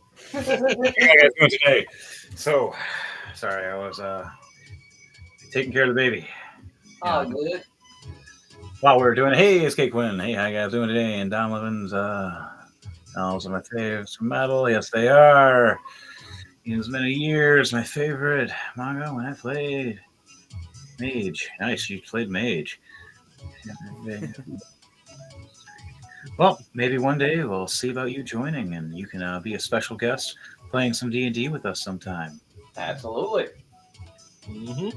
I can see you as a mage. That'd be kind of fun, Oh, especially because everybody else, ways, bro. everybody is such a different, unique class in this group. Oh, This is our special level 13 one. This one's going to be a very long shot one, so it's going to take a while for gaining levels because this one goes by kind of like chapters. Every chapter you gain a level. You're still on the first chapter of the story. While you guys were chit-chatting and talking, Leiden, you had your you attacked this octopus. Yep, I attacked it twice. The second roll for attack was a 28 to hit. He takes 8 points of piercing damage. So altogether, for 2 attacks combined, was a total of 38 points of damage. All right, so you hit each tentacle, trying to make him let go. Yep. All right, he has 3 tentacles holding, and you took 2 of them to make let go. All So right. that's fun, and he's trying to hang back on, and it's kind of flustered with the pain right now. That is all I can do. I can only do 2 actions, so that's the end of my turn. All right, your turn is my friend Kyrick. What are you going to show them with your magic skills from the dark? here we go.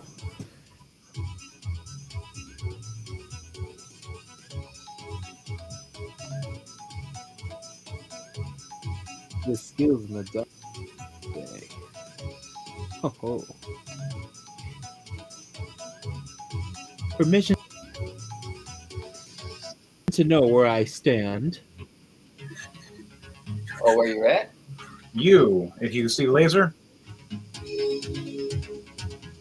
No, he is blocking Aha. you. A crocodile here. If he's The crocodile's actually moving away. He's actually more pointing towards this way right now, and he's actually diving down. He's not becoming a hostile anymore. He just got a snack thanks to DJ Thunderbase over here. Yes. Thank you. A certain bounty hunter was going after a certain character. well,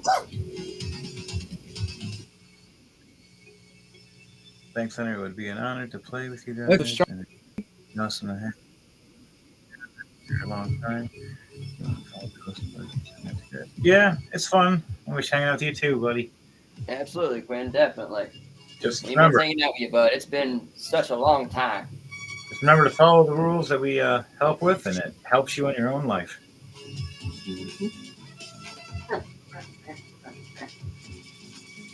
All right. And Don, what were you doing with your he's a warcaster, right?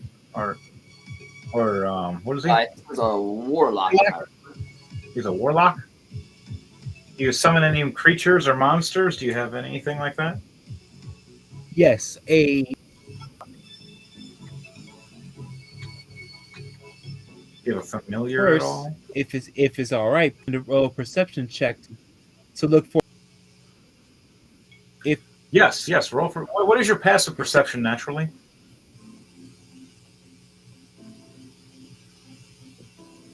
You can roll a perception check anyways if you like. Perception check to see if the sharks. Oh, Yes. passive perception. Okay, let's see. My for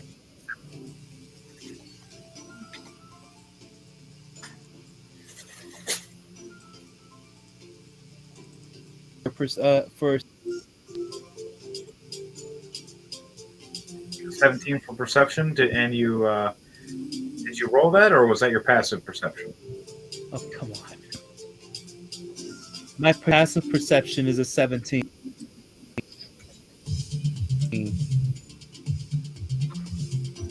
I did not roll just yet. Passive perception. Let me roll for plus 7. I roll a 12. And 19. For perception, I roll. Okay, so with a 19, that's good. That's good enough to see that you notice that there are sharks in the water. You see their fins, but they are moving at a rapid pace, at a frenzy right now, eating a bunch of yeah.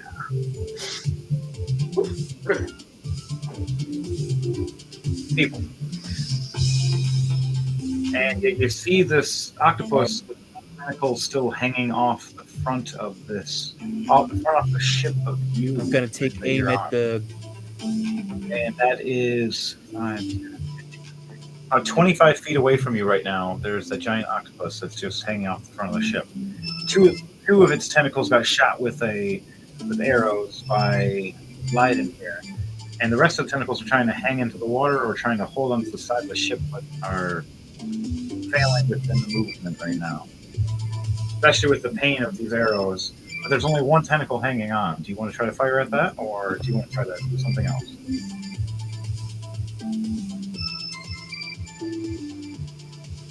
I am definitely going for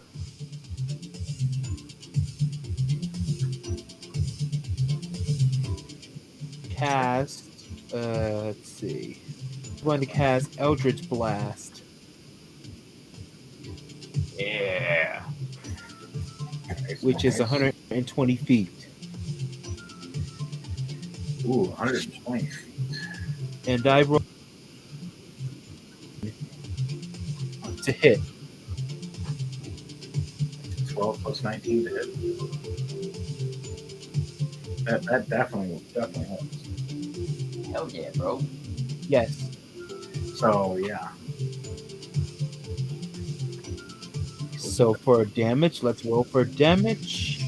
And which one was which shark was it you were hitting? It Oh, no, sorry, is. not shark. It was the tentacle. Sorry, I know what you're hitting. So you definitely hit. Well, how much damage are you doing? Yeah. Yeah, tell me.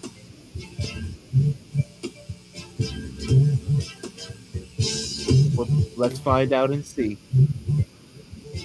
10 damage. Nice. All right, you hit this. And Elder Splash doesn't it fire 3 times? I think it does at like a certain level, I think. What Yeah. level is your Elder Blast? It should fire at least twice or 3 times. Total beams is 3. Yes. 3. All right, so you got 2 more shots. Do you want to shoot those at the head or any of the other tentacles? Make sure that it doesn't have it hang on. I'm gonna go. The other 2 beams go for the All right. head. All right, you see it let go, and it's slowly falling as you're firing these last 2 shots. So Fire away, my friend. And as you fire away, I am going to fire away too. okay, I'm gonna roll and see if it hits. I mean, what are we talking about?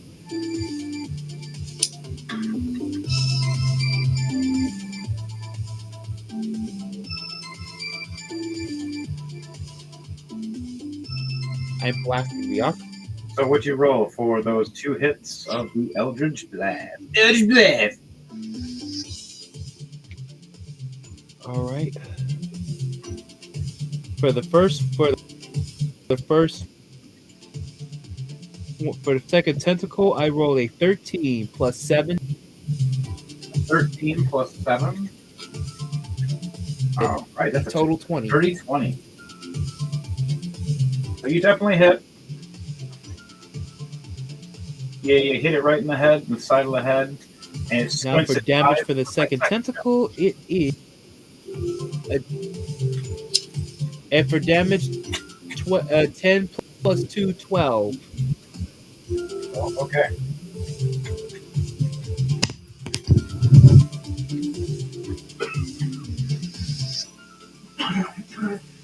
So on that note, how what's this third shot gonna do? You said 12 damage altogether for the third shot? Sage the Intelligent? Yeah, you got 12 damage. Okay. What's that 16, first 3 shot? to hit. 23 to hit. You definitely hit. It was a 19 to hit this guy, so you definitely hit.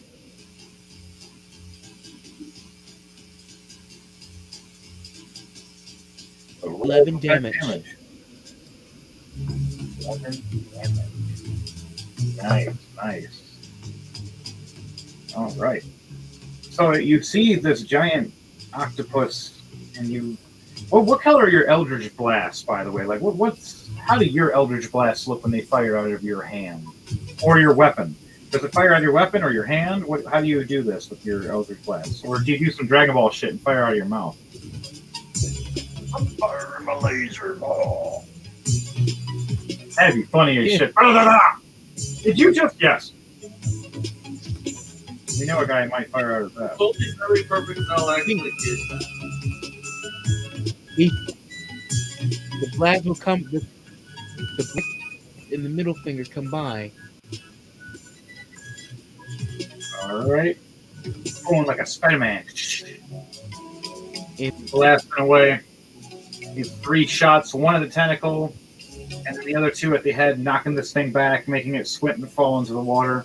As you hear it thump against the ship as the ship is moving. You're knocking back and damaging this giant octopus. Not killing it, but harming it nonetheless. As you see it start retreating, getting away, pissed off.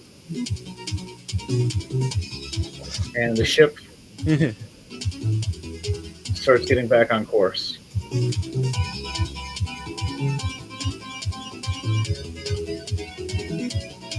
Move the gator out of the way. dent. Is everyone sick? All right, guys.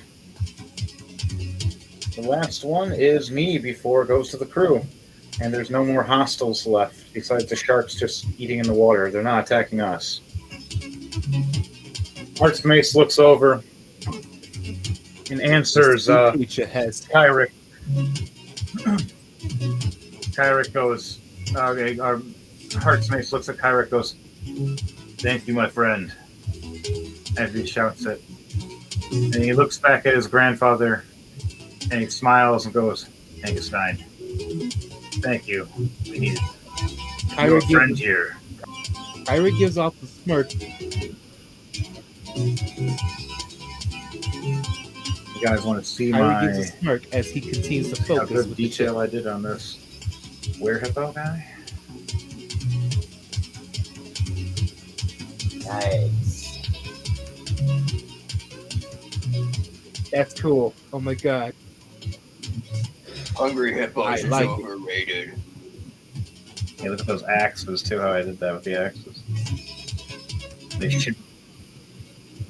Hungry hippo is ready for action.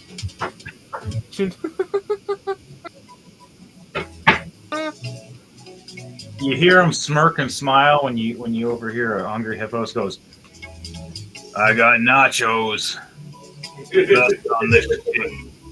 Who wants some nachos? We'll have anchovies." And he smiles. He turns around and he goes down in the ship, getting ready for food. Because it's not only just one of the Hankenstein's like best buddy and number one like right hand man and guard, but he's also one of the ship's chefs. Not the main chef, because he likes to do his own thing. But he enjoys it.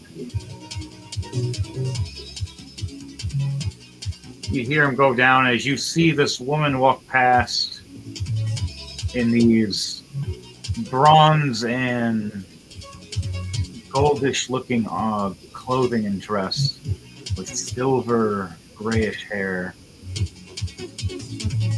Older looking woman-esque, but not too old.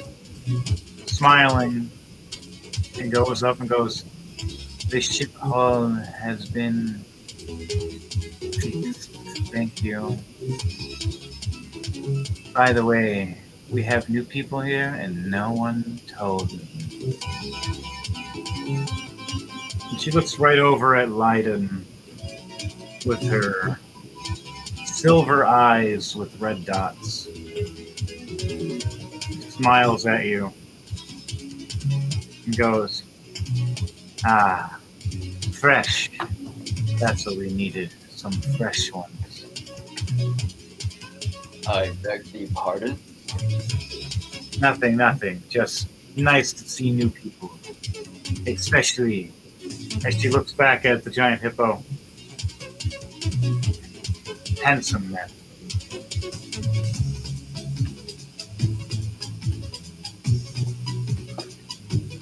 Something. Vibrate. Aha, I figured it out. Well, I can see you have a good eye for a well-set crew around here. I'll be right back. Many of them are very skilled in particular talents, if I may say. I'll be right back. All right. She smirks and looks back up at Hankenstein and goes, "Shits with that. Anything else?" Hankenstein looks down. "No. Do your thing." Do you think there's still any salvageable items from that ship that sank? Well, speaking of that, what's going to happen next? Let me get some fog going.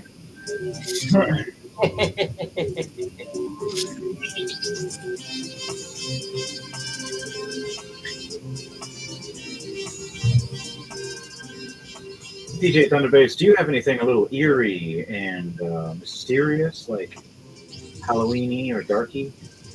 He said he'd be right back. Ah, I failed. Well, give me a minute.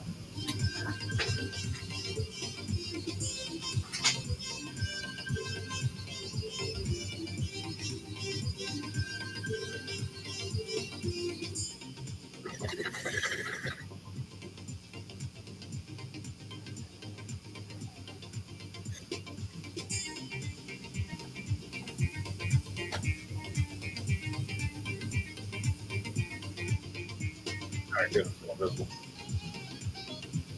All right, while we're waiting for 1 minute for PJ Thunderbase to get back before we start our next little rendezvous, is there anything you guys want to talk to any of the ship people while we're doing this? Dom and Jordan. The rest of the crew that are getting back up and resting themselves. A dwarf that might be very familiar before with a red beard. I holler out to the crew. Is everyone all right? I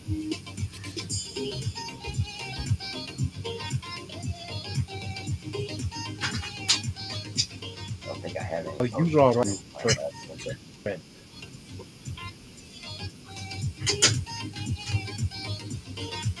I got healing, as you hear from Heart's Mace. Anybody near a cleric? You have another woman walk up. I'm a cleric too. And you're a dwarf. I'm okay. That's weird. The kobold. Yes. Everything's fine. And the two goblins going. What the crap? Ah!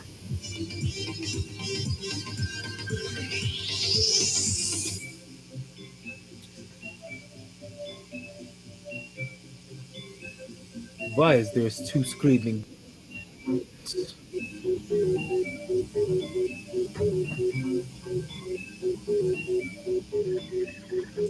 You're asking that? Or are you asking anybody that, or are you just saying it?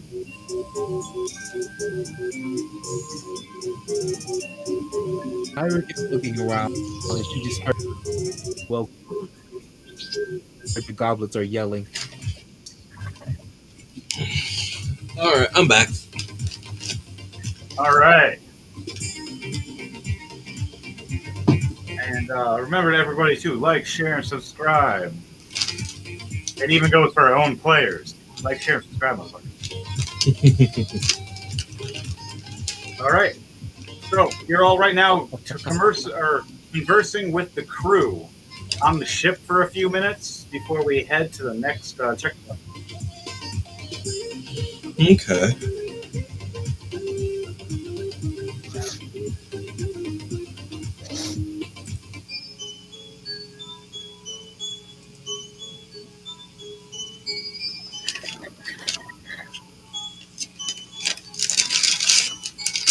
Fog starts coming in more and more. I'll go ahead and head up to the crow's nest.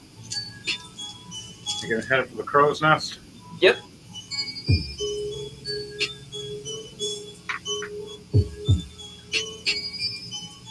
You see this purple tiefling. Well, you need to put a perception check to be honest. But then I'll tell you. I mean, I do have a passive perception of 22. Okay, never mind. You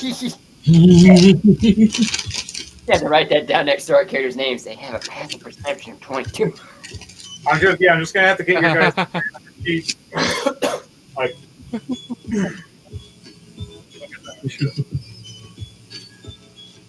actually, with D&D Beyond, there are things I can do where I can connect it where we can do that. James can do that. He can show us. Yeah. And then I can help you guys with looking through your stuff and saying, you got this, you got this.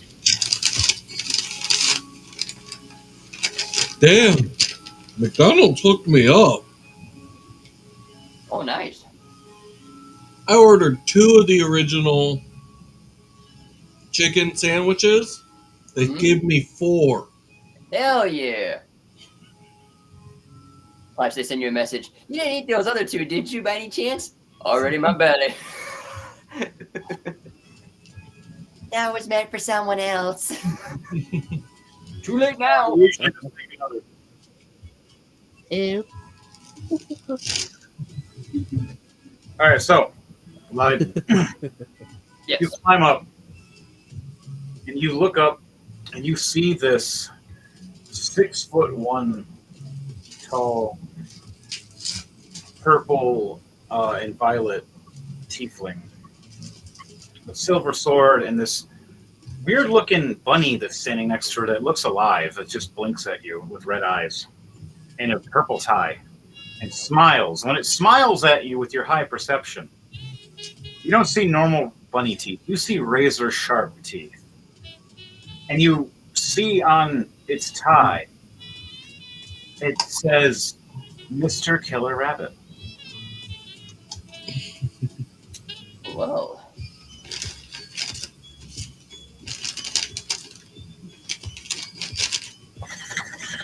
And then you look to your left, and you see this halfling that you remember Lucas saving. And her smiling, going, Hi, so, yes, you friends with the Birdman? He's like super Birdman. Yes, indeed, I am friends with the Birdman. Cool. You see her blush and smile, and she goes, fight. You hype her, and she pulls out her fencing sword and starts just fencing in front of the air, trying to show you her skills. And then you see the purple tiefling going, calm down, calm down.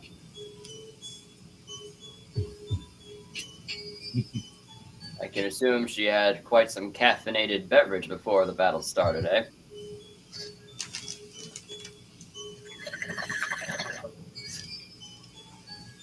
Either that or it must be the wine doing all the work. She smiles and goes, she always gets excited after battle. I see.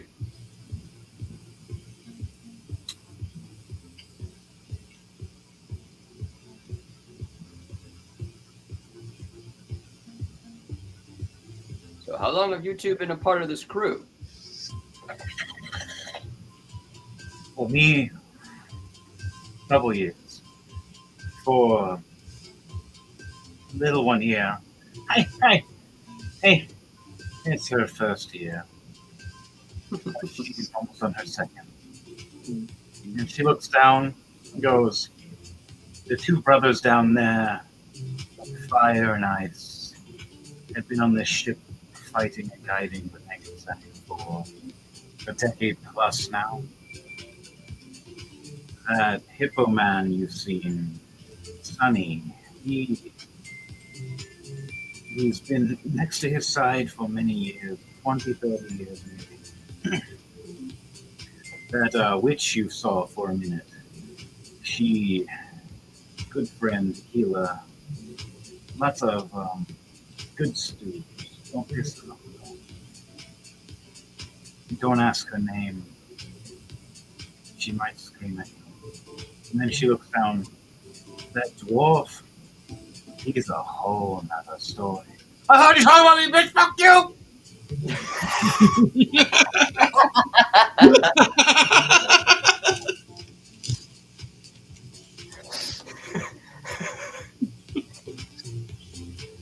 Leiden tries his best to keep a straight face. Have a look of amusement on himself as he looks at the crew and admires their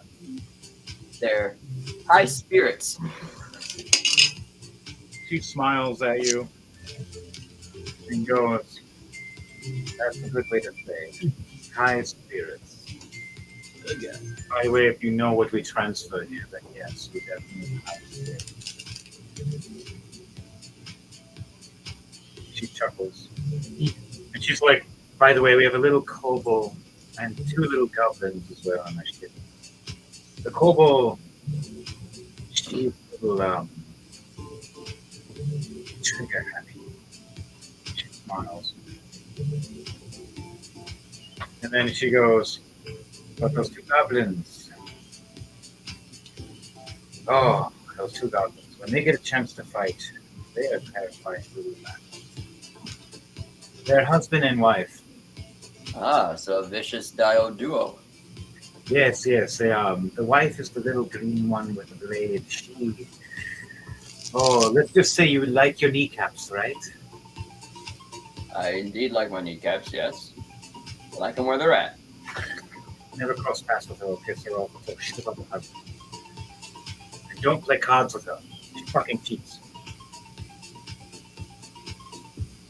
Gives you a wink. And then it smiles and then goes, her husband, very quiet. Very, strange. He likes to eat bugs. But it's great. The ship is clean. Also, he's part of our cleaning personnel. And so far, ever since they joined 5 years ago, we've never had a bug or a rat or insect or infestation or anything. So I kind of do like them. They're handy. Oh, I got a rat! Yeah, I don't care! Ah! I think they found another rat. And you just see the two goblins playing baseball with this rat. Did I just say that? I mean,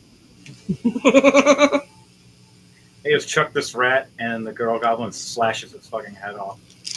And then she goes, I get the head, you get the ass. He starts stomping and chewing on the head and throws the carcass part back to the husband. He chews on the rest. So at that point, she looks at you and goes, so anyhow, we have a weird crew that's ran by a very strong and vicious wereman. That if you piss off, he might stick an axe in your head. Good to know. I'll be sure to comply with whatever orders your captain commands. Yes. Good. We don't need any rebels that go against what we do. Our job is to secure the border, protect our crew, and make sure we assassinate anybody that's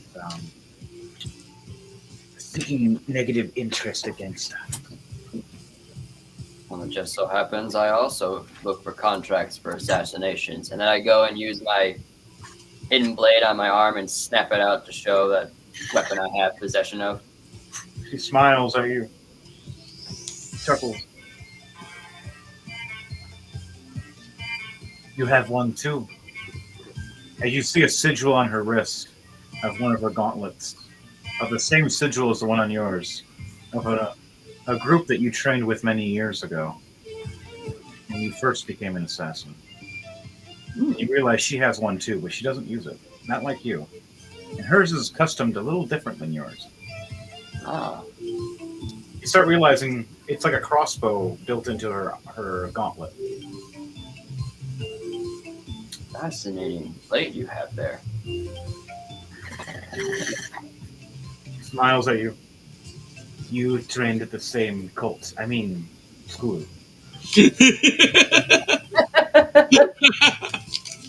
You know who you are.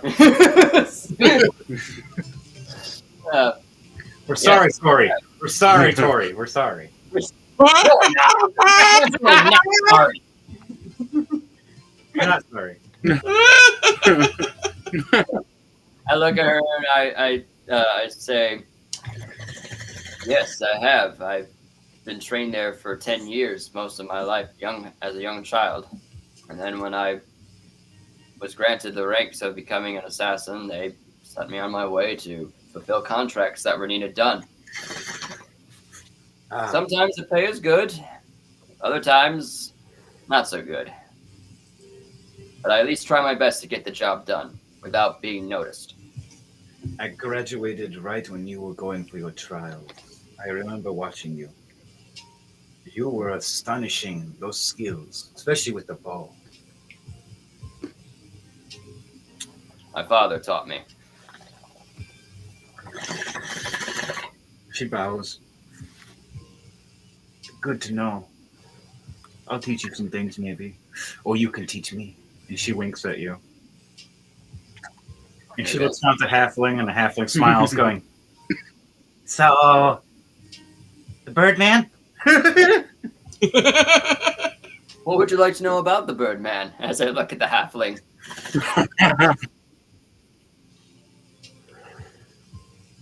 Yeah, doesn't have a finger. And she smiles. Ukas starts flying at the same height as the bird's nest. Still off to the side of the ship, but he's kind of flies up towards the height of the bird's nest. Just within birds here. You know, roll a perception check for me to see if you're hearing this little conversation while this is going on. 19 plus 7. What was it? 19 plus 7, 26. 26. Nice. Okay, yeah, you definitely heard this. You heard this little halfling crushing on you. That's You remember, you're only like 5'8", maybe 5'10". The tallest of those kind of race can be maybe 6 foot the most. My character's only 5'5". There you go. You're 5'5". And Yeah. so this halfling's like 3 foot, so it's like 2 feet. Smiling at you just in awe, but trying not to look at you. Just looking back and blushing. Trying to talk to Leiden about you. And you see this tiefling just rolling her eyes. Yes, such a majestic creature he is.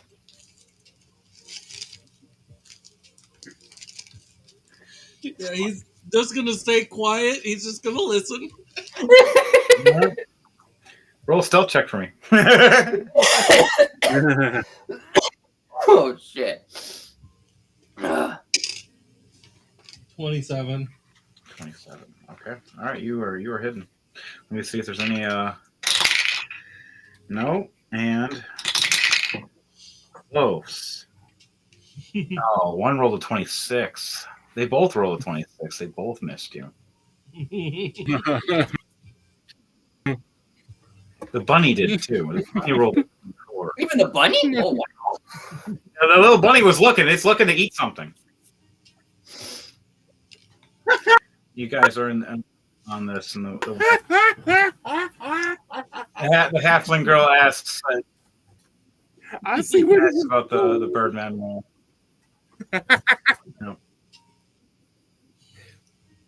She caught a glimpse of me as I was getting up to the height, looks away, looks back, and I'm gone. She does a double take, a little confused, like, what the wait. Oh, I'm just dreaming about it. And then looks away.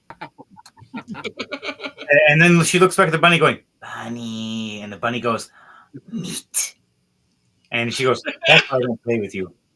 You bite. I look back at the tiefling and say, perhaps maybe sometime later on tonight we can have a private lesson. She smiles at you. And she looks at you and goes, maybe. My name is Hatera. Hatera. Hatera. Mine is Leiden. I'll write it down so I don't forget it. Watch me fuck it up. Hatera. And she looks down at her little bunny and goes, Mr. Killer Rabbit here. His name is Spaz. And he just looks up at you and smiles again with a bloody smile with teeth.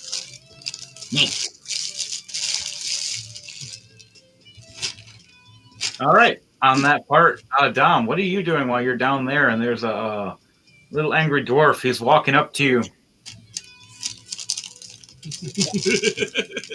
That poor dwarf. He just got thrown around like a rag doll. Yeah.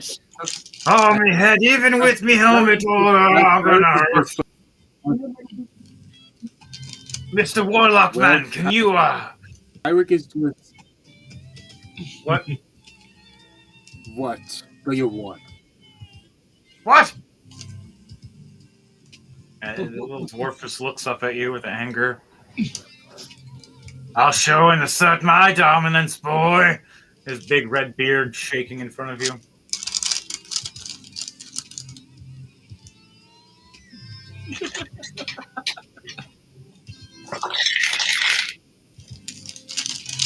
Okay.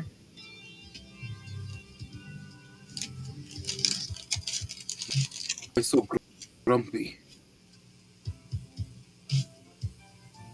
He looks down at you and goes, if you... Oh, back in the day I was taunted and tortured, and every night I have a nightmare. Oh, yeah, I always see it in black and white. And it's furry. Oh, and it's wearing this green vest. It's a fucking panda! And then he just foaming at the mouth, raging about this damn panda. My mother is not what he said! Stop. And he just walks away angrily. I mean, he Jeez, Pando really got to him, didn't he? Green.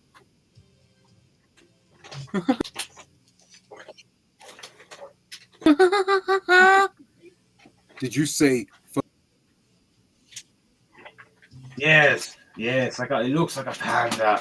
Yeah, he was. what do you know? He's a panda man. He What was. do you know It was over 20 years ago.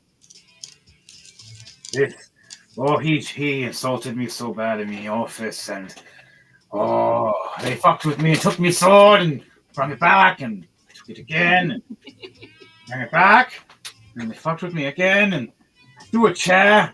But I do have a question. Why do you have so much aggression? Do you know how to sit still? Still, Oh. you. He tippy toes up at you with his top of his helmet touching the top of your chin. He's trying to act like he's big and tall to you for a second. He's like, wait till I find a barrel. I'll show you how tall I really am. He's all pissed off at you now. Conveying your alpha energy. If that's your way of getting attention. You see, you talking me as I'm an attention seeker? His eye starts bulging out of his helmet. But Oh, veiny. but I do respect you. His eyes start lightening for a second, going, wait, I respect it. Okay. And then he walks away going, next time you and me have some ale, or some mead, whatever they have in this place. Where the fuck's all of the alcohol? And where's the rum? And he starts walking away. Screaming for the rum, asking for the rum. The kobold looks down at you.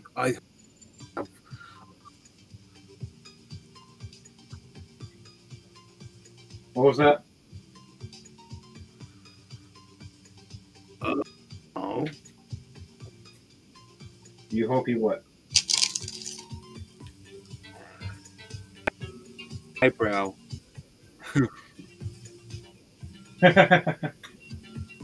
Raises an eyebrow.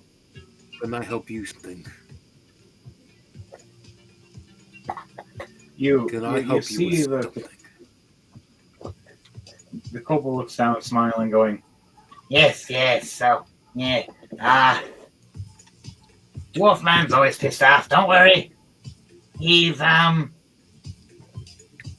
this cuckoo from a panda man that tortured him for years. He worked under him for a decade, and then he started getting nightmares from him, and the panda cut off his beard during a tournament and wore it I as a figured- sash. I He taunted him with it But for 9. What about other people as well? Oh yeah, he got demoted over the years from all the crazy shenanigans that the Doomcrawlers and the Blood Saints got into. They, let's just say, some cities went boom, and oops, and on fire, and yeah, it all went back on him, not on them. They were praised as heroes, but he had to do the paperwork.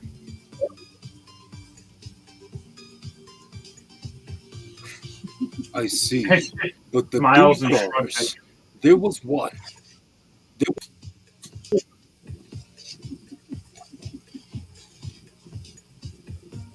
Last name go by Nephron. Crossbow. He was an elfie. Do you know him? Stories of him, yes. Very skilled. He survived the war. He was one of the ones that survived and evaded. A couple died in sacrifice. But the rest got away. And the other ones, they sealed the Great Demon. But it took one of them as well from the other team to die. He helped with both during the war. And when they had the great tournaments, he stood there mighty in second place. And then one time in first. He was the smartest who just stood there in the shadows and just batted them into the end. That's why I love this giant bolt. Because that was a thing he actually helped invented. and he starts.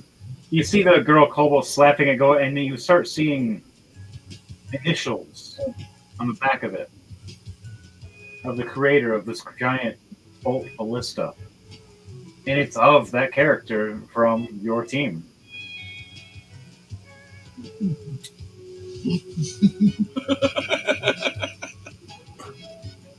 He became an inventor of the mightiest bolts and weapons there are.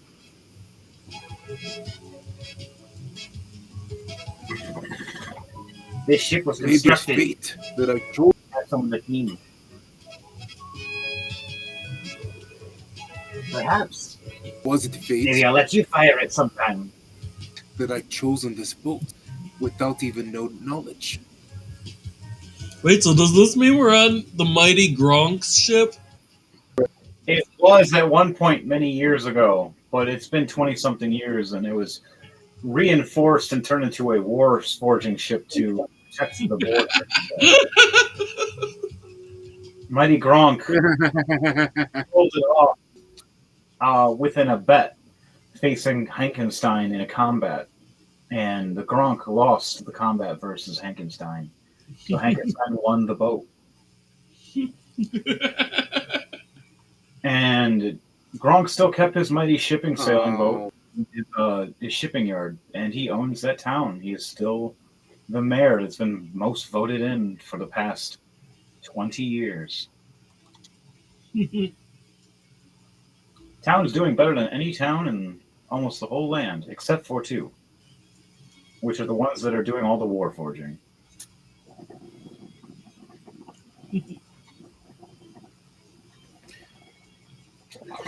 So Also, that was the history, huh?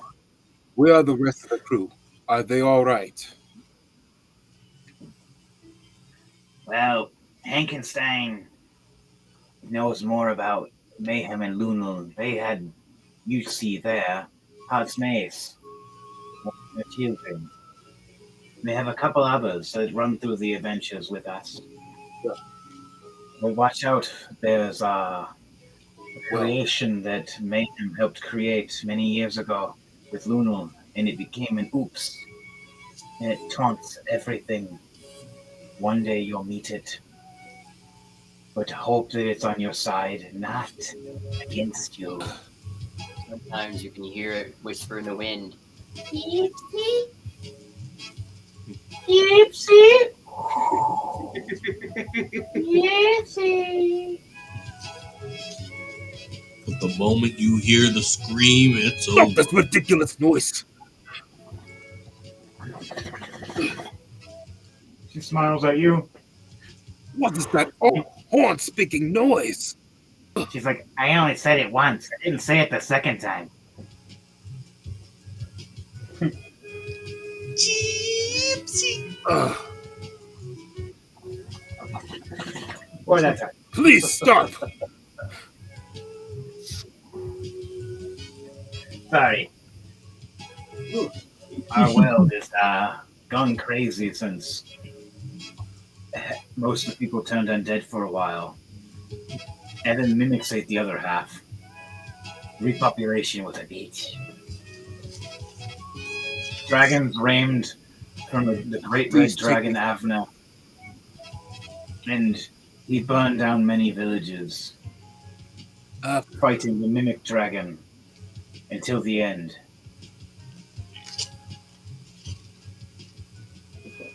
It was mighty. It's Avnar. in the books. Wasn't If you he ever want to friends with- read them, I have. Wasn't he Kit? He was. But sadly, Kit fell during the fight of Avna. But most people did that night. But Kit held off. It was Kit's final blow that dropped Avna. But Avna fell on top of Kit. And that was it. It was a very, very sad ending. Because Kit only had a couple words before. Yes, that's what the history of the Moon Crawlers. Take me to the crew, Well- please. I will join their Edward just kind of disappeared. festivities. Yes. You're talking about Edward Knight. Yes, he. Even in the books, he faded into the shadows one day during the combat in the war. He did a crucial strike and got injured, and then he just hid away to be something else. Stories erupted of him years later, being some kind of necro lord, running amok and owning a castle. I think we might have to deal with that one day, but we're not at that mountain right now. We have still plenty to sail.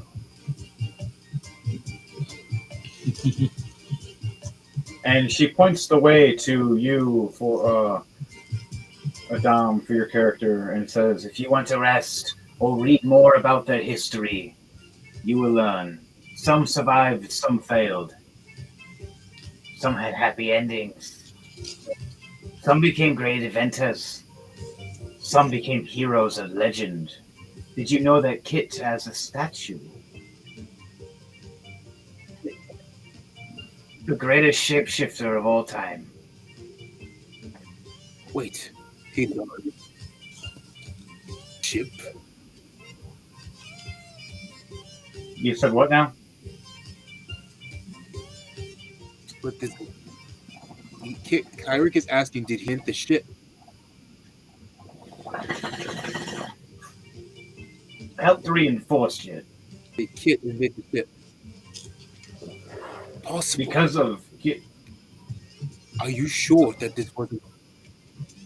Are you sure Also, the this town wasn't has fate that I've chosen this boat with no knowledge? Yes. These happen in these worlds of times. In the town of Uskaban, Kit has a statue where all the shapeshifters go, learning the masteries of the last tome and book that she ever wrote.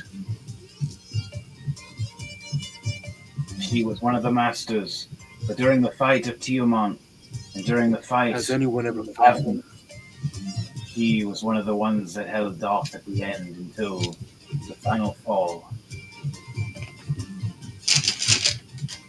But this is my last question here. Has anyone found the written book that Kit?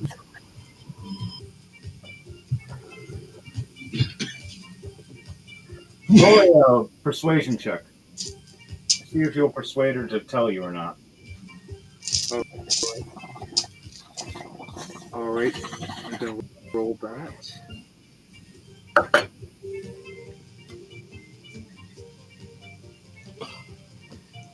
Come on. Roll for me, homie. We need to get you All some right, real for dice. persuasion check. Jordan, we need to get him a pair Yeah. of this box thing like you got me. Wait. Yeah. Like seriously, this is like one of the perfect things. It's just carry it. Persuasion, magnet, I box. have a. For persuasion, I have a 13 plus 7, Yes, 20. 20. Ah, dirty 20. Nice.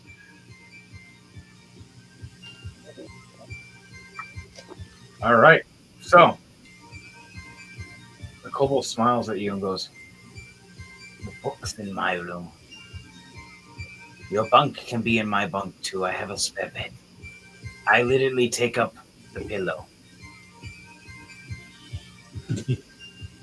And she's like, smiles. "I have a dog bed actually. I sleep in. I just use that to throw clothes on, so you can sleep on the actual bed."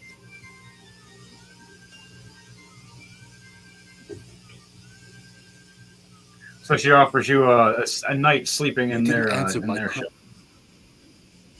And she's like, "What was the question?" Wait.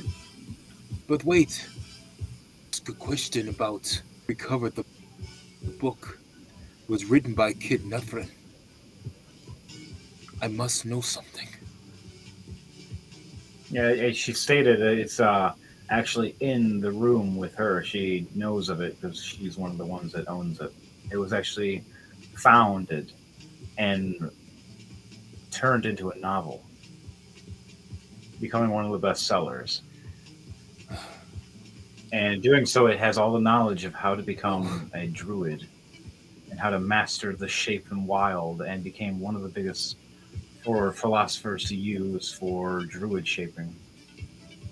So Kit was known in legend later on in schools and books for transformations of turning into giant apes and turning into dragon turtles, as well as the dragons, facing off even in lightning clashes against red dragons with blue dragons until the sky was falling and raining fire and years.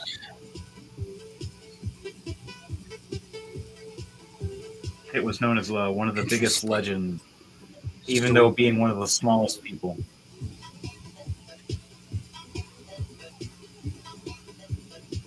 And then your other friend. True. Yep.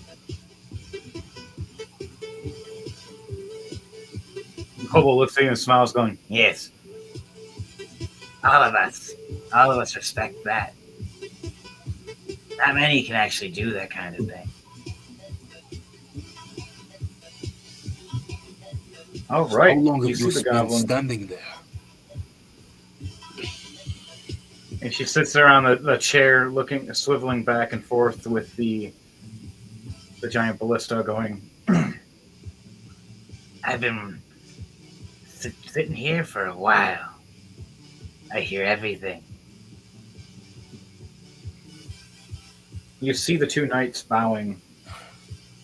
You see them making one with embers and fire around him, and the other one with ice and rain droplets freezing and swirling around him, kind of like a frozen tornado. Like they're getting ready to cast something, like they sense something. You see Hankenstein looking over, going, so the waters have changed. The sharks have dispersed for now.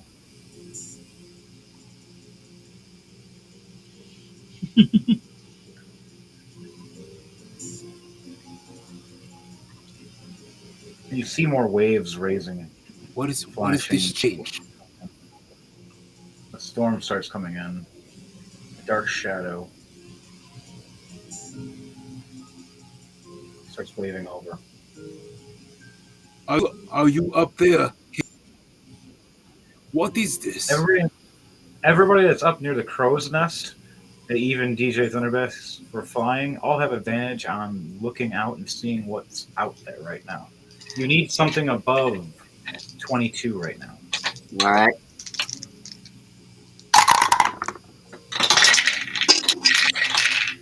A net 20 plus 7, 27. These two Same actually. here. Nat 20. We got a 17 and a 19, both with a plus 9. All right. At my plus. I always keep forgetting my perception. So yeah, nat 20 plus 12, so 32. Oh wow. And what was yours, DJ Thunderbass? A net 20 plus 7, 27. 27, perfect. You guys, everybody succeeded over 22. You all look out. You see these dark clouds coming in, flowing, lightning striking the waves, and then you see the waves stop and part a little bit, just in certain spots. And the rest is a storm coming through with it, though, around it. And you start clashing. Let me just show you what you just seen now. It starts coming in after a giant fiery explosion you had that was kind of like a giant beacon.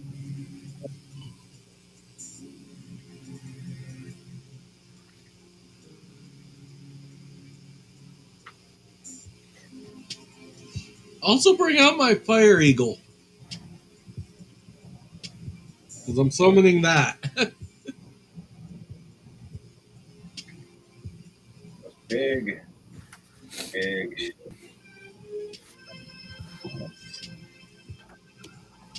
What is that?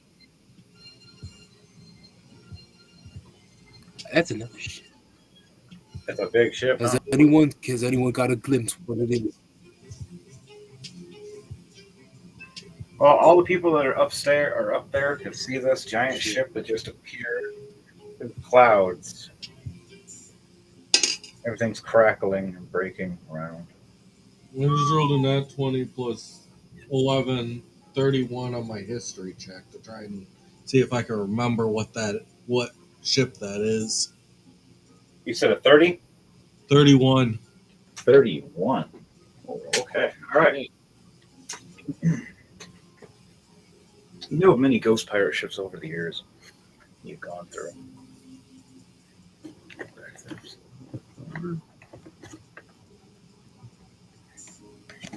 That's no storm. It's a ship. Pretty much.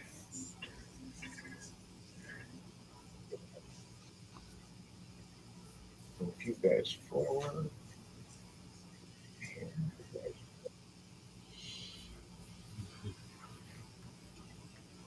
Back as waves.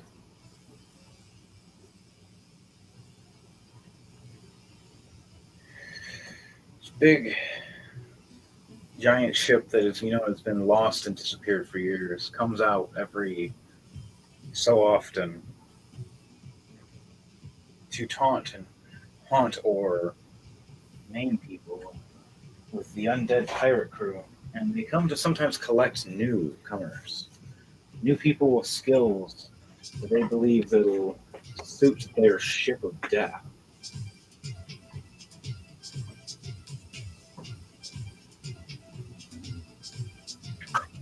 And tonight they had a beacon. They had something that told them, "Hey, I think there's something worthy here to take, have as their soul, take their souls."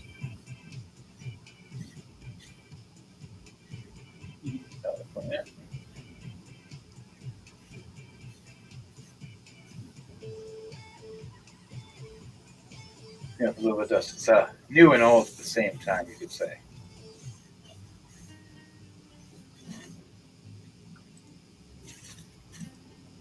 All right. Undead pirate crew with a black and red flag of the Shadow Pirate Clan. They summon the great undead of many types, and usually when there's great death, it brings even more of them. Sometimes they take the survivors and bring them as their own to create new soldiers, new creatures, new things to work for.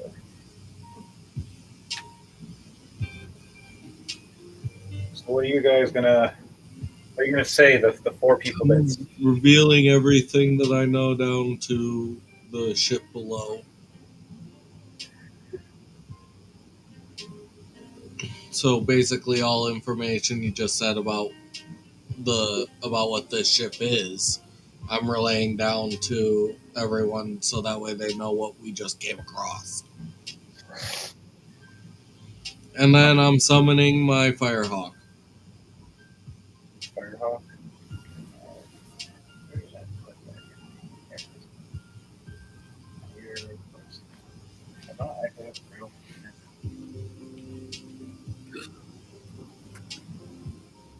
Alright.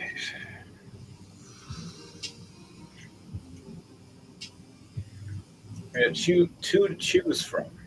Which one do you want to use? The one on the one on my left. This one? Other one. This one. Yes.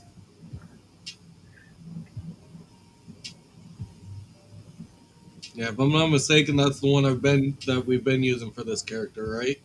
Oh yeah, we can always switch it up as that's when it goes on fire or whatnot. When it goes into fire mode. Yeah. Alright, so while you guys doing that, I'm gonna set the board up. Is there anything you guys want to do while you prepare and check this out? We'll get an initiative started in a few minutes. It's gonna take me a couple minutes to get these guys started.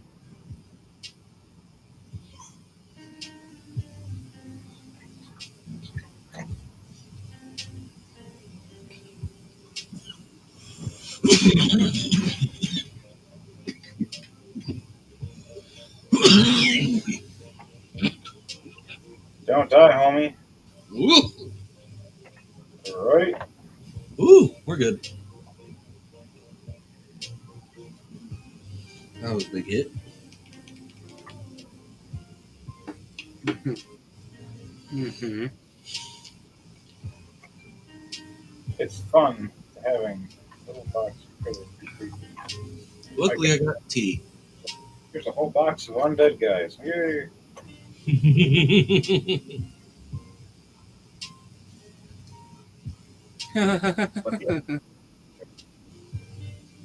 Shield We're guy. boxing up dead bodies. Dead bodies everywhere. Oh my god, the time is impaired. This mage you don't see. It might be undead, oh no, for you and me. Undead dwarfs, it might be the grandma of your dwarf friend. And while he is setting up this, I feel I am going to give you guys at least a sneak peek. I'm going to let you guys hear one of the new songs off of the album that will be coming out March 1st. Did you guys hear that? A sneak peek? Coming out on March All right. 1st. You heard it. This All right. song is called Maximum Security.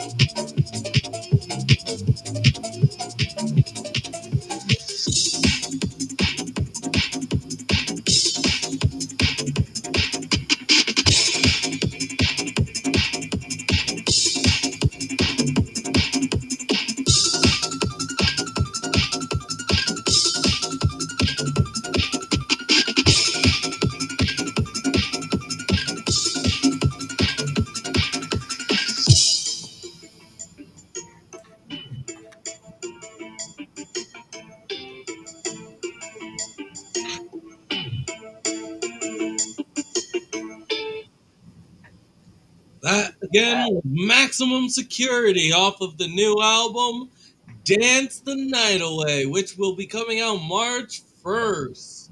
Damn, you got me dancing that beat, bud. That was sick. That was, oh my god, dude.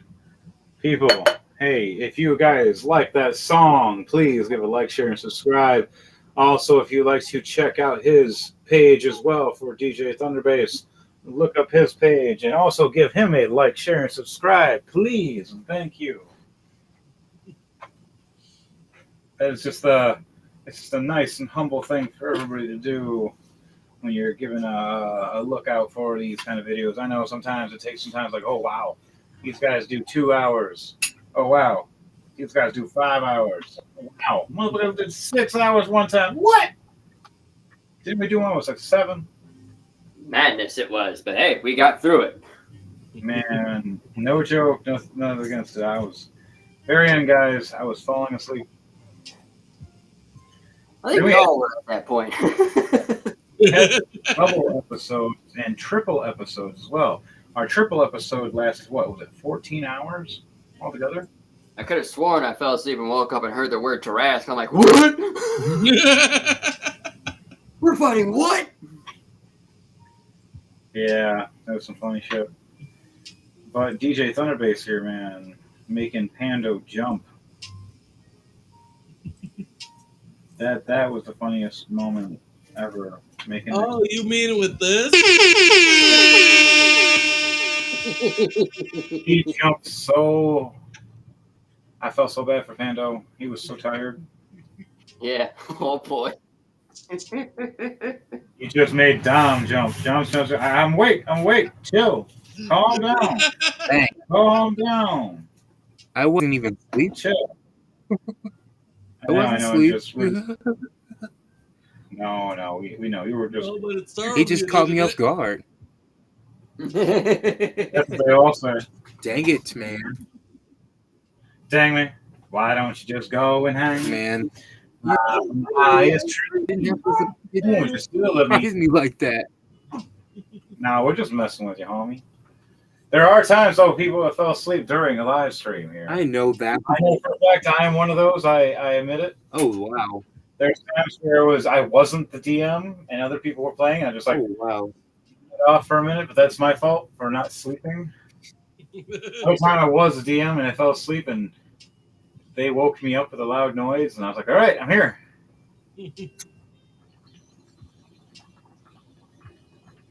Yeah, woke you up with an explosion sound. Oh yeah, that hurt the ears. I was awake right after though. But man, for you guys, girls, and squirrels, right next is this Black Pirate Ship of Death. All right. You guys start seeing it. What do you guys all think at this time? I want all of your opinions. First, the seat of the people on top. So that would be Leiden and DJ Thunderbase for you guys. You first, and then Dom, you're after those two. I'm gonna pull out my crossbow and look over at fuck, I forgot her name. Alahas? No, it's not her name. What was it? Hot Terra. Atira. I'm gonna look at her and say, I think we'll continue our private lessons another time. She nods and smirks. Pulls out her. You see her flick her wrist and opens the crossbow in her arm. And just aims it and just goes, I agree. Why don't we start now? I like the way you think, sister. DJ Thunderbase? Basically, the only thing running through Ukas's mind right now is what could have drawn them out here. Roll a history check for me to see if you remember. Well, no, I'm meaning like what could we have done to cause them to come out here? That's what I'm saying. I'll tell you if you roll a history check. Ah, okay.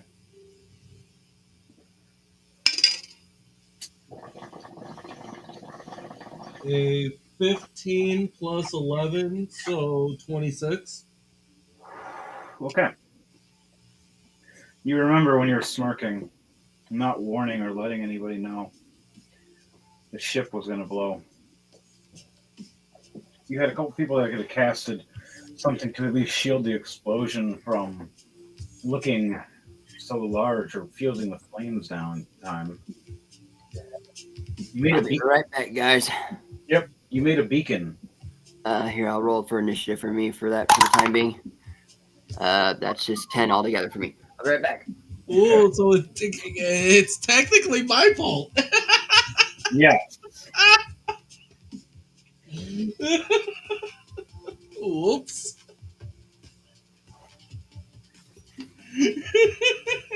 That's funny. All right.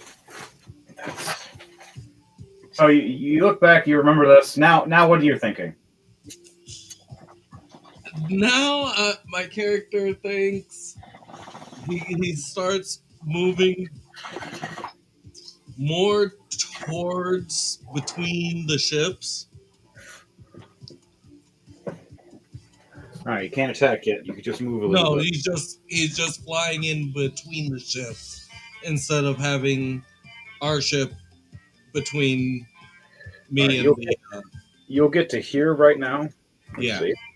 In the ship still, in the premise. Yeah, that I was just saying that as like a direction as to where I'm going. All right, with you guys' high perception that you roll as well, there's going to be another ship you start seeing. But Dom, you're next, homie. What are you doing? You see this all happening, this big-ass ship. You're right here. Turn around with your staff in one hand, your sword in the other, pulling a whole Gandalf. You're going to say something, you're going to do something. I want to Yeah. roll a perception check. Say something. Roll a perception check to get curious. All right. Roll to die, homie. And for perception, I roll a 15 plus 22. Roll a 22. 22. All right. 22. You look past the waves. You look past the water splashing across. You look and you see this giant ship. And you see it not only being like a normal giant ship, but bigger, so big that it can hold other ships if they wanted to. Instead of like a emergency rowboat on the side, it has actual smaller ships on the side instead. As you're watching this, you see one being strolled down. I'll go with And while this is happening, you see 3 skeletons on board of it. One loading a cannon. One having a big barrel bomb on his back and a blowhorn, scouting out, looking at you guys. And you got another one that looks like the commander or captain, telling the commands and steering the ship. And they're starting to try to turn towards you. And you start looking at the ship. Everyone. And you start... Yeah, go ahead. Be on your guard. Right as you say that, you look They're even loaded further with into the ship. weapons. You see closer to the ship. This ship's not made normal. This ship's meant to ram and then go boom. You start looking at the cannon. There's only one cannon on top. And then there's a bunch of weird little wires all around it, like wicks. And it looks like it's a ship that's meant to make another signal like what just happened earlier with Hiram. But maybe to your ship instead. And as you do this, and There's something about this ship. Hankenstein looks I think over I have as you better say, ideas. all right, where are you going to move? Are you going to move more to the ballista? Are you going to try to summon a creature of doom, or are you going to try to get ready to blast some Eldritch? Like, you can't fire or attack yet. It's not ready yet. But this was just a movement action, saying something, reacting. What are you going to...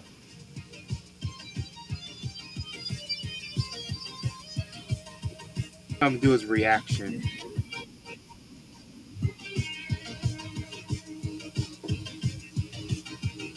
Okay, what's the Pretty reaction? much, it's just gonna be all movement. So the action and All movement, right, what you... I'm gonna move. It's only like a half movement. That's all. It's like you're moving right now. You're getting like a little movement. It's only like a half movement. Whatever your movement 30 is, feet. will be half. 15. All right, so you're on the ship. So Where are pretty you much moving? what I'm gonna do is gonna go up to the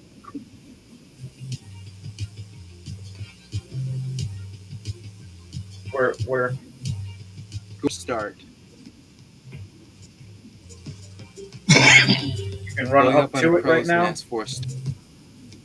That's the first All right, you're running up to it, but you can't climb it yet. But you're about Yes. you can when it's your turn. All right, right as this all happens, and you guys all did your reactions, Heartsmace looks over, going, my dad warned me about these guys.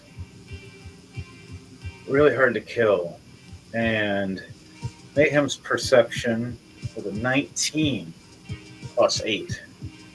As he looks in the water and says, remember all those people that just died? You start seeing the bones and the blood and the water starts swelling that those sharks left. And start coming together as this big, bony creature of behemoth of death and creepiness. Oh, jeez. Yeah, that's some creepy shit. And it's just swimming in the water and the waves, acting like it's just a bunch of dead bodies. But Heartsmace knows and Hankenstein knows. They both look at each other going, wow. well, good thing we got the proper kind of weaponry. They nod. They look over. So, on that note, I want oh, you can't start yet. Hang on. Hankenstein looks over, going, looks like we're gonna have to call for that help that we were needing earlier, anyways. And he stomps down to where the lower deck is, and the witch comes upstairs with the silver hair.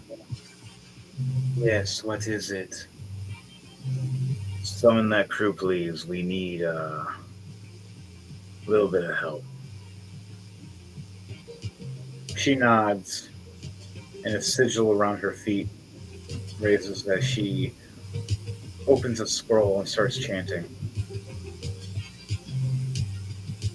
And then not too long later will be your aid of your team. But I'm gonna have everybody roll a d6 first to see how long it's gonna take for your backup crew to help and show up. So everybody roll a d6 for me. Rolled a 3. 5 and 2. I get the 2. I rolled a 4. All right. 4. 2 4s and a 3. All right. Would you, Leiden says you'll be right back. I roll for Leiden. Leiden roll a 5. I roll a 2. We got 4s. 4's the win. So in the 4th turn, that's when we get summoned. The pro and the con of that.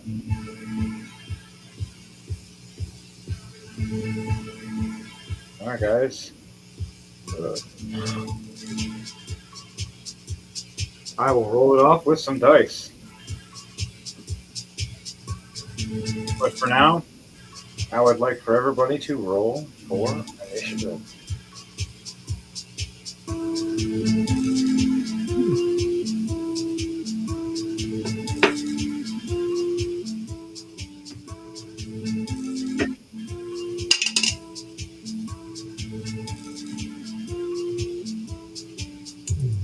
$13 for my initiative. Plus 2, 18. That'll be 3. Okay.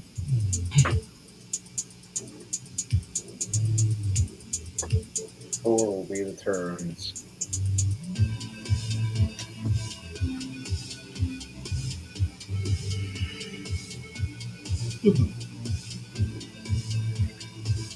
And what was that, DJ Thunderbase? 6 plus 7, 13. 13 for your initiative. And Tom, what was yours? 6 2, 18. 18. Ooh, that's nice. I got a +4. I'm rolling with this. 16 +4, a dirty 20. Biden set a 10 for him. And the rest of the team, the rest of everybody else.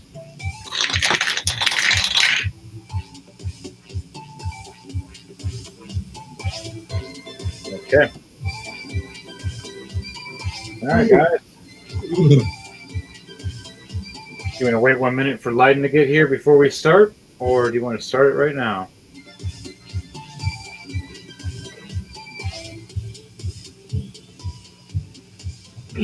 We can wait. Or we can start. We can wait for Lyda Wait. to show up. All right, within that time, we can talk about things. Do you want to talk about anything that you're working on? Any special projects? I think our world would love Well, to hear sure, this. If you actually. have anything- I don't mind. My friend.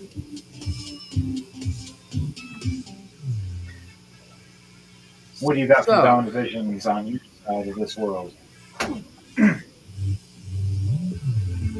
In the Dominant Visions department, we are currently still in the main with Gridirons and Gridlocks. We are currently with episode 8. So, while that's on the back burner being created, we have a new title that only for a 10 minutes short. We are calling it Alex and Axel. A story of two twins who are arguably, where one twin is more of a happy-go-lucky brother, the other twin is a sister who is more aggressive and pride. It seems like the two of them cannot get along all because of one stupid fact. They're mixed up and confused by others. They cannot work together or get along for so with that being completely in development and we will be looking for castmates of 5 to 6 acts, I'll be one. and hopefully you'll see it soon. Remember, folks, Alex and Axel is the title. From 5 to 6 actors will look out for that pretty soon.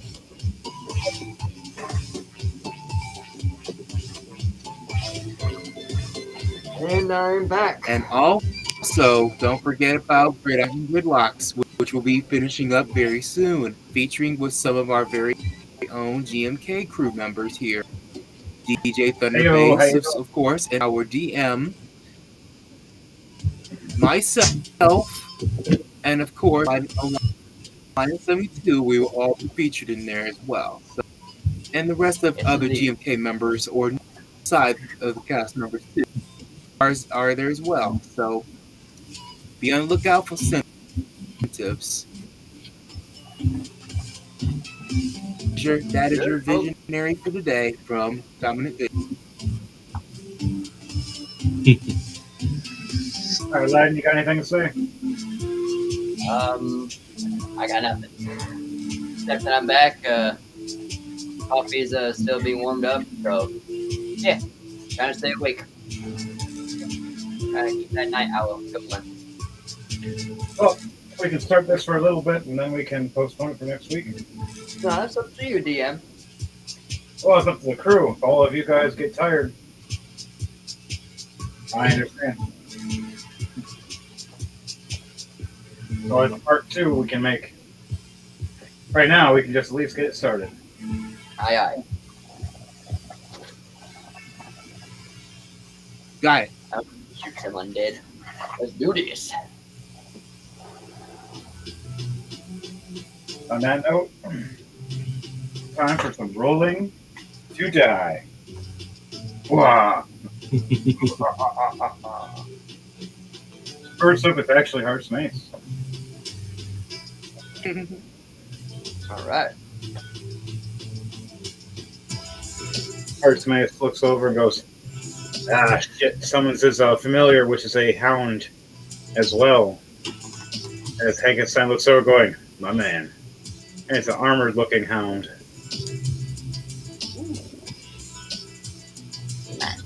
He looks over, going, so, what do we do first?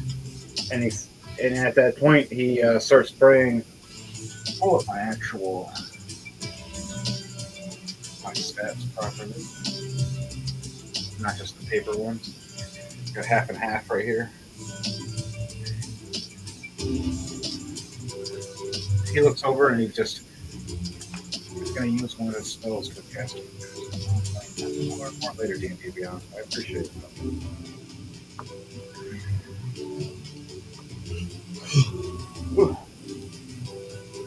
Where am I? I'm a cleric and I'm a barbarian.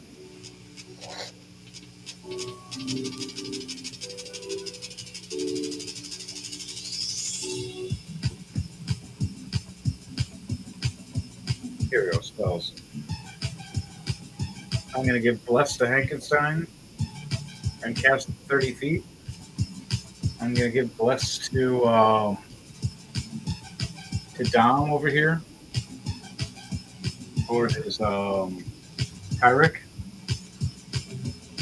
That's within 30 feet. Yes. And who else? You guys are not within 50 feet. I'm going to give Bless to Sunny.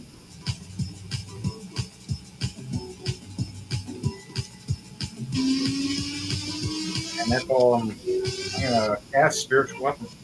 And that will be my turn. All right.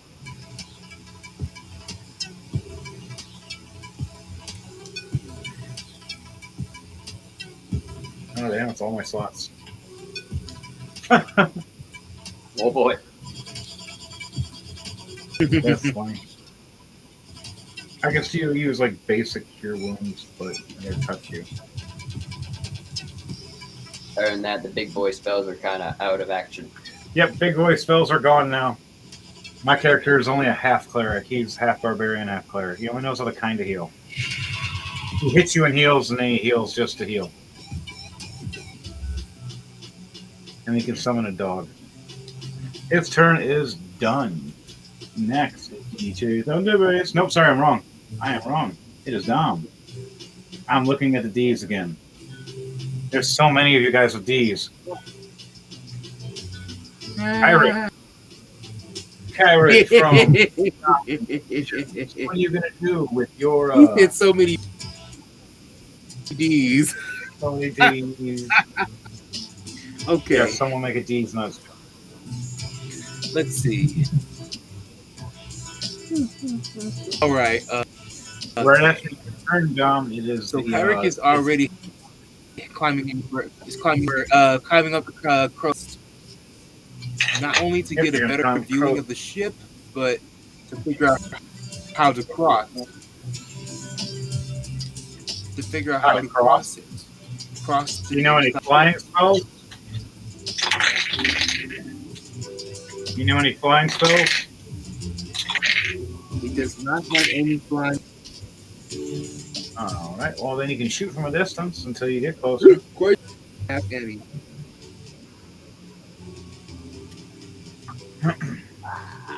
Unfortunate. He can use objects though. He can use objects.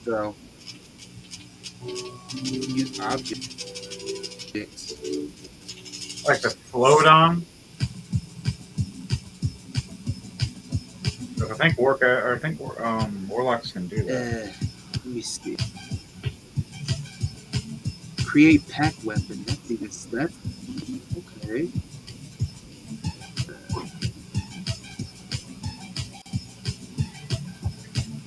Action and combat. Okay.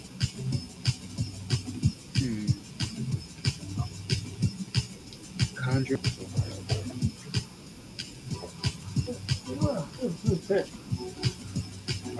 Don't threaten me on. Spells. What are your spells? Only tell me what they are.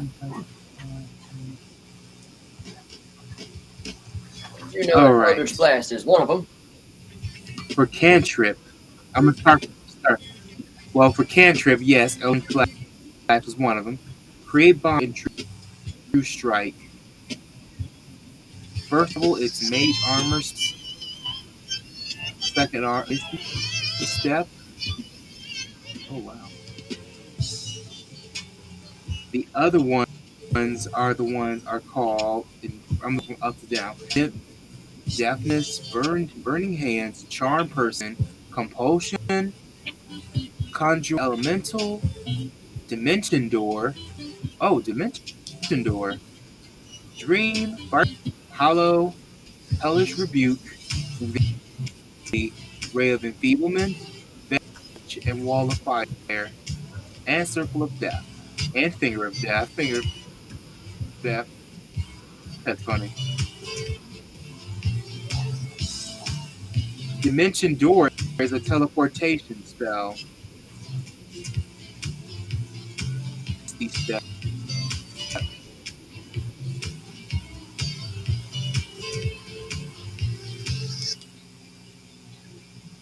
Let's see. I want to cast Dimension Door, which is 500 feet. Dimension door. All right. Let's see what else I had.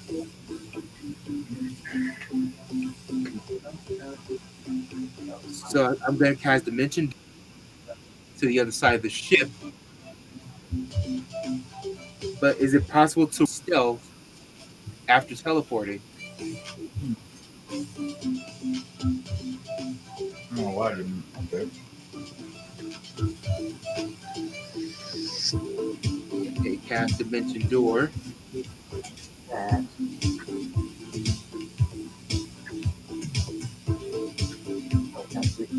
Okay, I cast it. All right, Now now I wanna roll- dimension door. Now I want to roll for. Yes. Now I want to roll for stealth. See if I can avoid getting caught or exposed. First, you open the dimension door right here.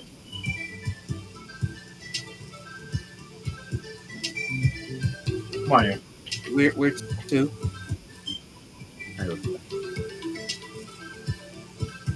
Door opens up. Here, right? Okay. You walk through. Now, where are you going?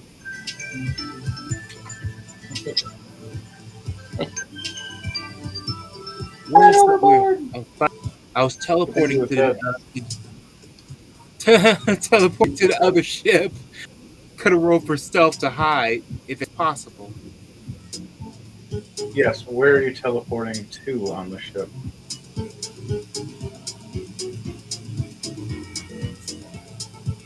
Hidden behind one of the sails. Behind sails, that's 1, 2, or 3. yeah. I think it was The front ship, the front sail, middle sail, or back sail?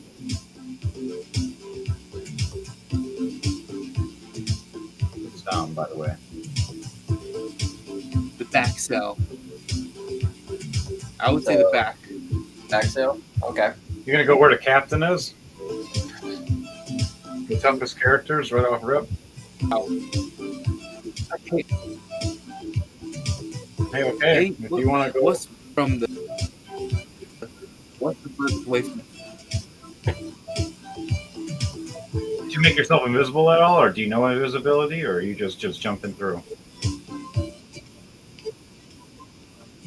Crew members. The entire ship has got enemies on it. So, The whole ship You is put covered. yourself right into the wolf's den.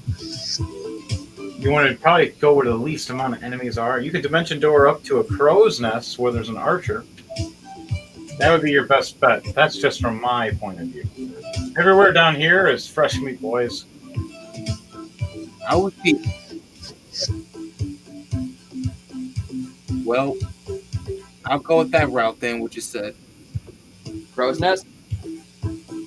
The dimension door just. Yeah. Dimension door opens up. You come right through. a skeleton that was aiming downward this way towards your friends.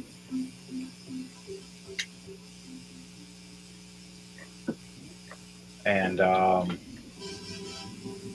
you gonna do now? You're gonna surprise the skeleton. No one else has seen you yet. You're gonna have to roll a stealth check in a second.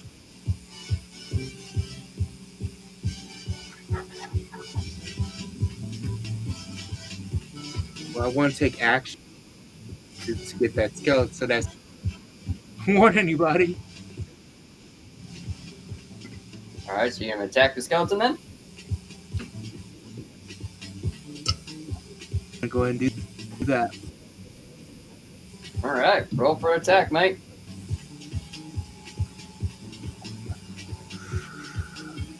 But Eldritch Blast. All right. That's the only thing that's got good distance for the moment.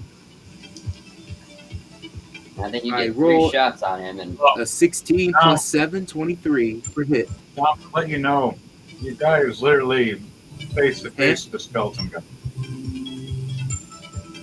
Your guy is literally point blank, Oh, like that's 1 or like 2 5 feet feet away. reach, isn't it? Yeah.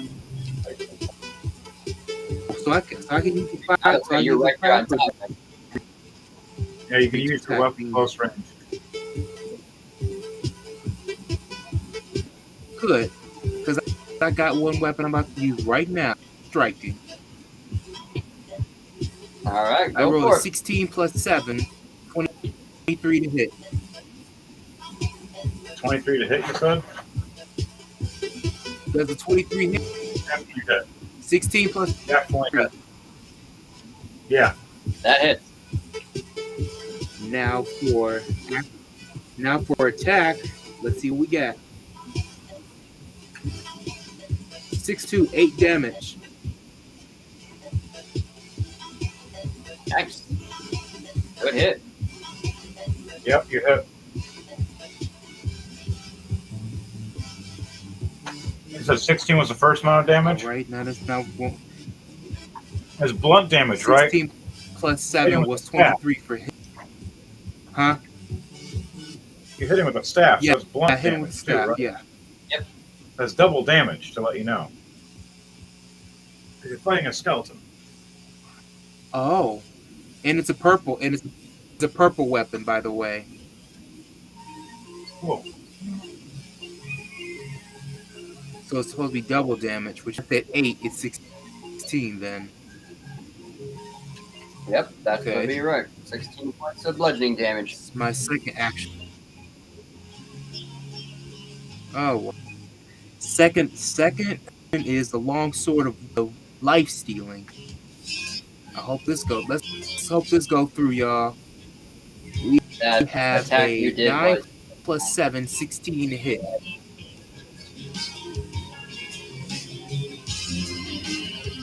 You said what to hit? 9 plus 7, 16. activity mistaken. It was barely hit.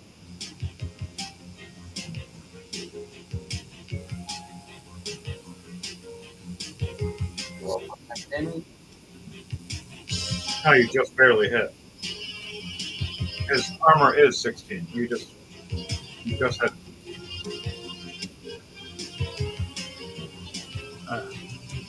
So let's see, damage. Do I damage?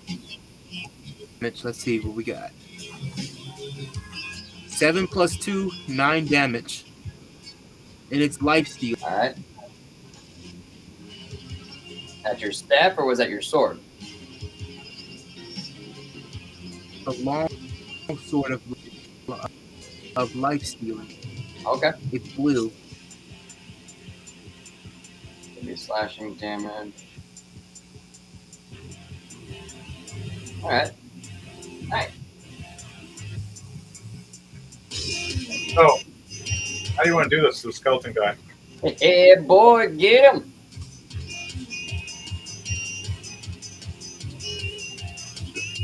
A 3 triangular form.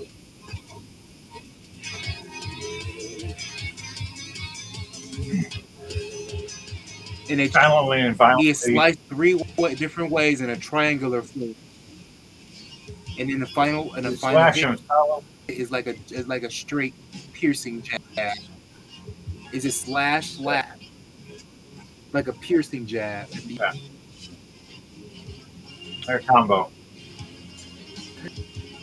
So And burst all his bones. Just burst all his bones apart. you walk through this dimension door right in front of your friends.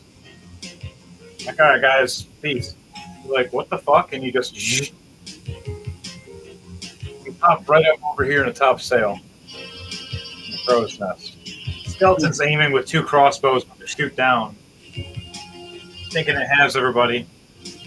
And then just these slashes come in, tink, tink, tink, tink. So you slash it violently and remind it quickly and mindly that you are not to be messed with. And then the last slash and stab shatters apart silently. No one hears it. Skeletons just hear the waves crashing at the time.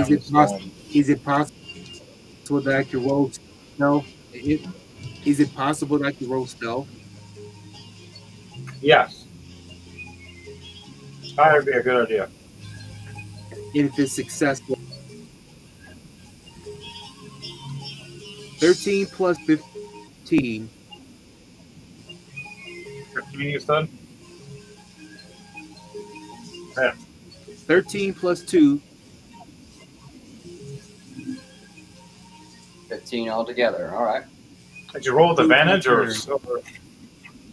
did you roll with advantage or I was yeah, did you roll with advantage? A second, like roll 2 d20. Yeah. okay. So your second d20 roll. Okay, I'll roll for the. Okay. I rolled a 17 and an 8.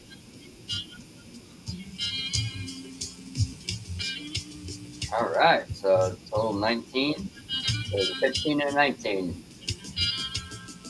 I rolled 8 and a 7 plus 2. Now let me see if anybody sees that.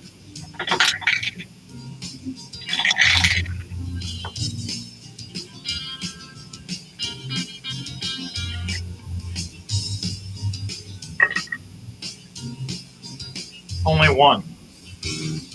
Everybody misses you. But one guy.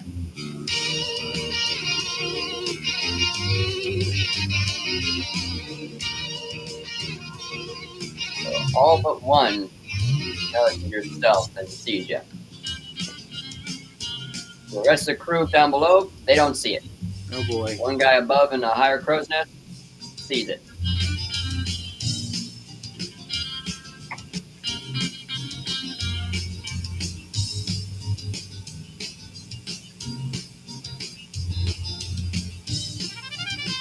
Boy. The bat creature. That's how. Well, I'll be ending my turn. All right.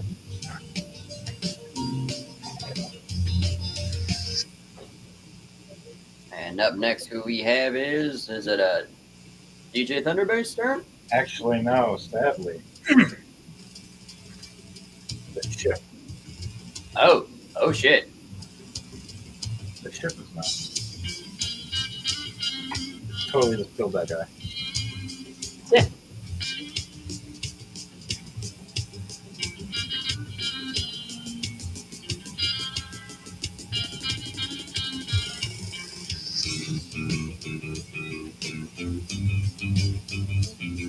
He still has his arms? Yes, he does. You heard it, folks. Remember to like, share, and subscribe when you hear those kind of moods. Love nothing. Filter action. I'm sorry. I'm not. I'll never sorry. I'll never apologize. Am I really ever sorry?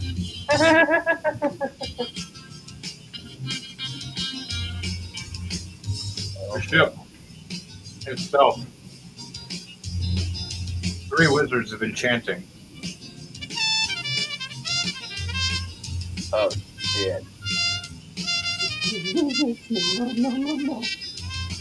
Ooga shaka, ooga shaka. I mean, that's what was running through my head.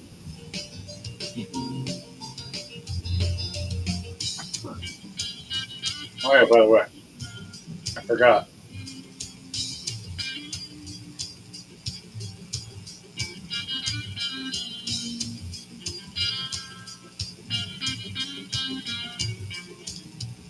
Fuck you. What the hell?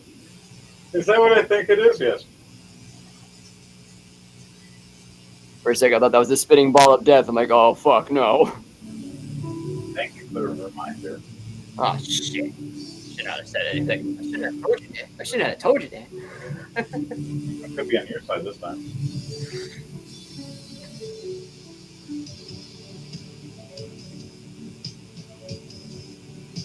Let's see if this works.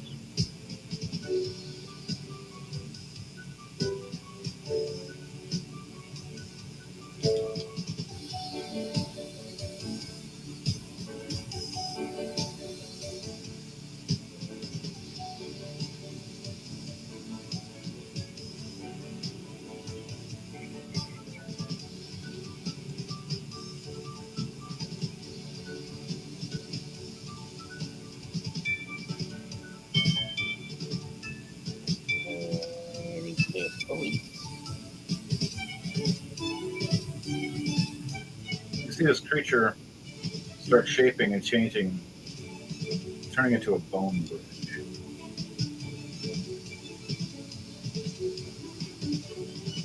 I was wondering why a giant ship like this, how do they get across their ships? Becomes a bone bridge. It's a raft bridge! They made a raft bridge!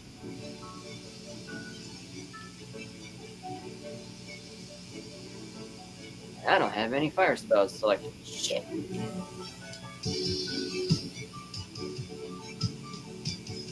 Your ship all suddenly feels overburdeningly heavy.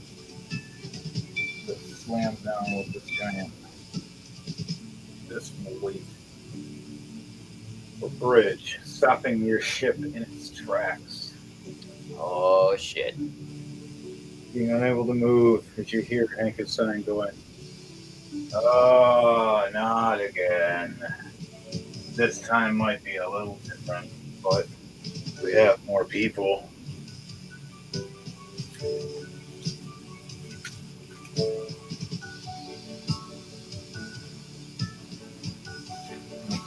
Oh, that's just right. Okay.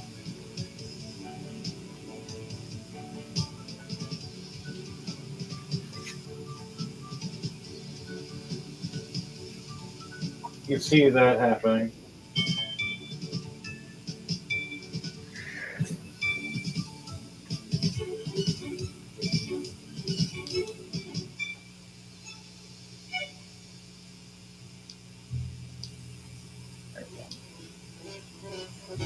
And the skull dwarf here,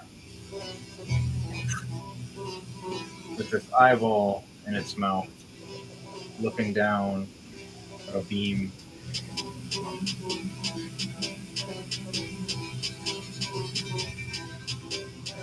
Oh dear. Oh dear, dear, dear.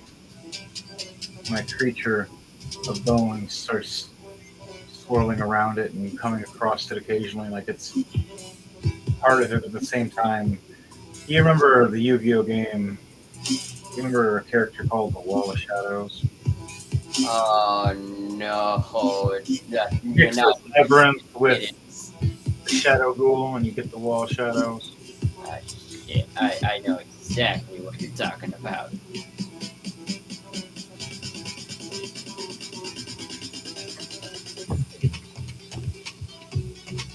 Just gonna say it right now. None of us are safe. Just gonna put it out there. None of us are safe.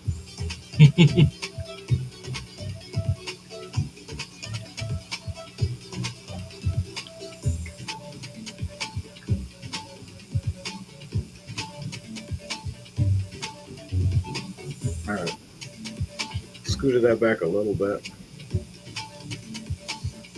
There you go. Now you can see everybody. Hey, I can see my house from here. Hang on. What else can I say? Oh, God.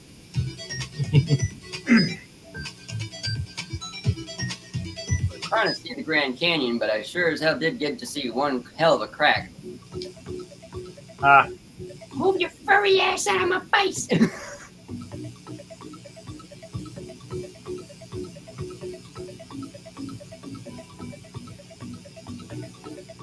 the whole bridge bounces and shakes and quivers. And a big minotaur jumps down it.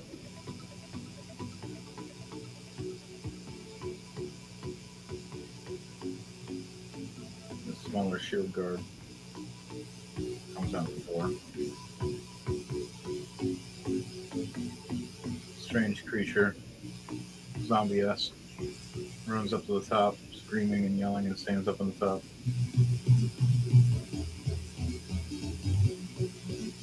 Others get closer.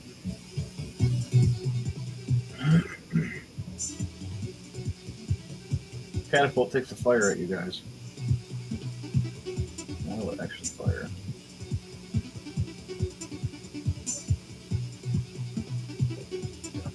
Can't do it like that. Weird.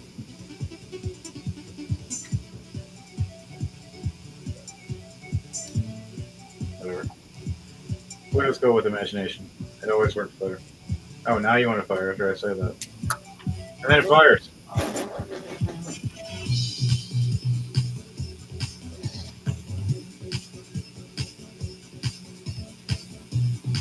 It was a dud. False fire. It was messing with me, I know it.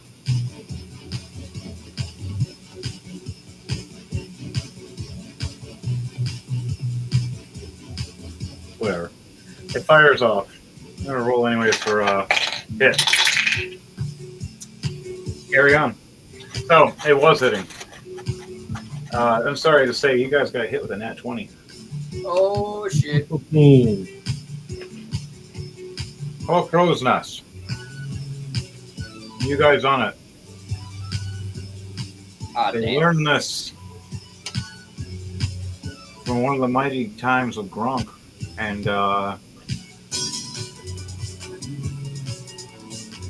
his other character. I helped create that ballista. 5 explosive arrows. Oh shit.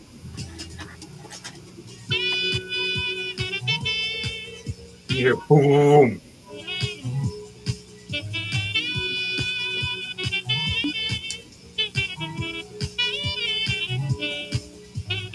Why did you see this happening? A spell. The Ice Guardian, making an ice barrier. All these explosions go boom, but still getting hit with the shockwave. Not the fire anymore. Okay. Now I want you to roll a dexterity save for me to see if you fall off as this whole thing's being hit real hard. I do have a spell for Featherfall.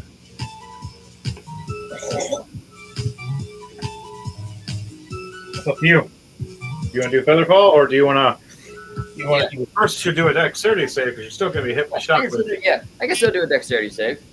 Depending on how bad your dexterity save or how good it is Right. how determining your fall. Am I gonna have to make any saves since I'm right there, just flying, not on it? You do because of the shockwave. So you got to make a dexterity save to see if you're going to fall or not. All right. Losing your flight. 14 plus 10, 24 for me. The 24. Yep.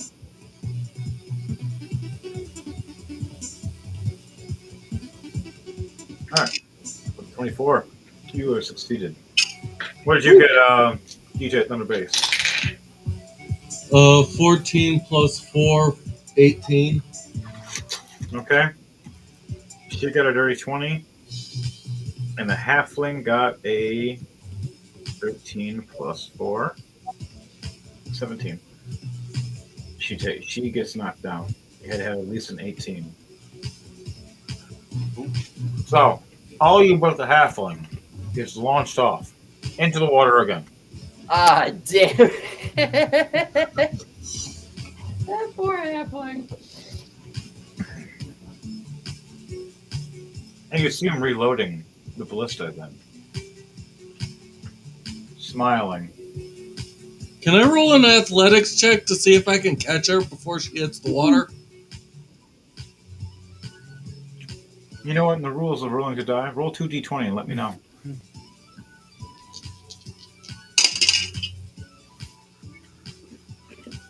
Uh, 6 plus 7 and an 18 plus 7. All right, with 18 plus 7. Roll your athletics check with Steve you catch.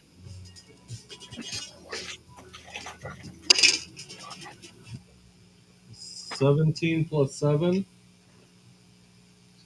All right. 24. 24. 24, yeah. Nice. You fly and swoop down again. Super bird manning this. Touching her in your arms, and she's all like all amazed. And I'm gonna have her just hang out here. Deja vu all over again, baby. Twice in one day. Ah. Her heart is pumping even faster now. There's love in the Adrenaline's air. kicking in.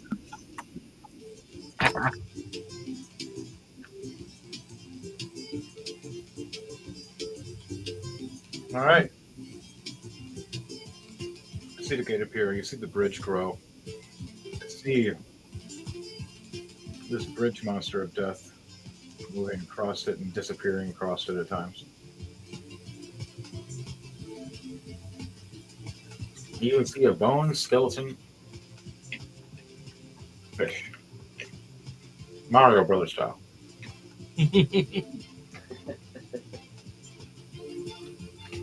Eeg. Arg. I have a distance there you can attack though.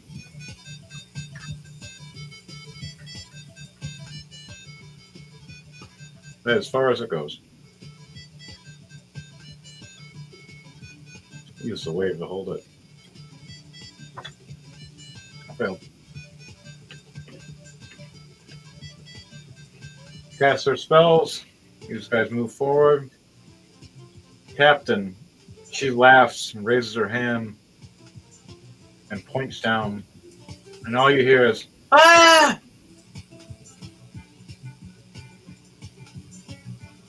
And you see a bunch of boom, boom, boom, boom, boom.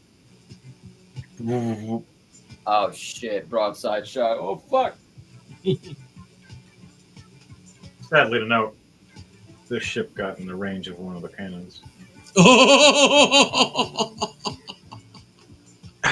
Oh my. Well, they are undead. No one said they were intelligent. I should have fired first and then moved them, but moved them and then fired. Hey man. That's dice roll. Ain't got no brain in this, guys. No one said that the undead were intelligent. Definitely didn't dodge. A 4 and a 6. Whoopsie! Had advantage and everything. So you see these bright lights of boom, boom, boom, boom, boom, boom. The cage opens up and a cannon fire boom. Right at you guys again. And then more boom. This last one hits. Blows up the crow's nest. You see a big explosion. AoE. Boom. You see the three skeletons running back, freaking the fuck out, going, ah! And even the big one with the explosive on his back is freaking out, trying to blow his horn. As you see everything else, they're starting to light up. And now I'm on fucking fire. Well, that ruined their plan. smashing the back of their own ship, blowing up back of it, knocking back one of their commanders, knocking him prone. One of the barn skeletons. I guess I wasn't thinking straight. I couldn't tell wrong from right. Knocking down. It all inside, but we got bombed up tonight. All right. You heard it, folks. We did some things. Don't mistake your hard candy for your D20. I almost just did that. Oh, Jiminy Cricket. And goes vice versa. Don't mistake your D20 for hard candy. Yeah, you'll lose.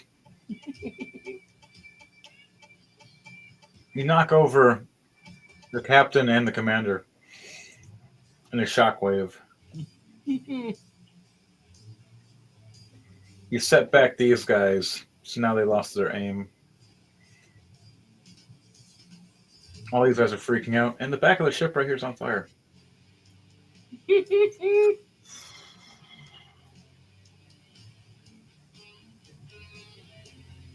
And this just became a small little mushroom cloud. It's just part of the bridge rocked back hardcore, but didn't get destroyed. Your ship's okay because it was just out of the AoE range.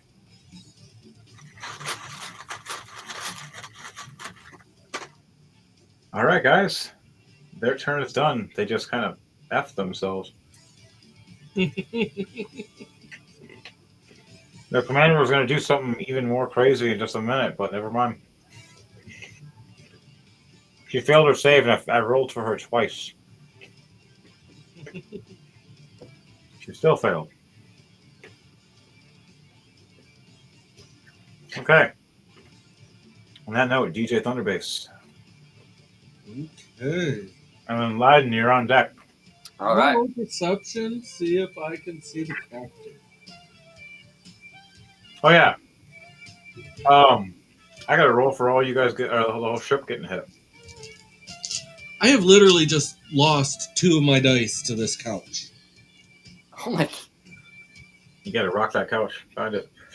Oh well, technically, what happened was the explosion rocked this thing upward. As it fired upward, all the rest of the cannons fired and just missed you guys, except for the one firing at you guys again. But it hit the ice shield and destroyed the ice shield. Whew. The ice shatters down and hits the water, kind of looking like a giant spider.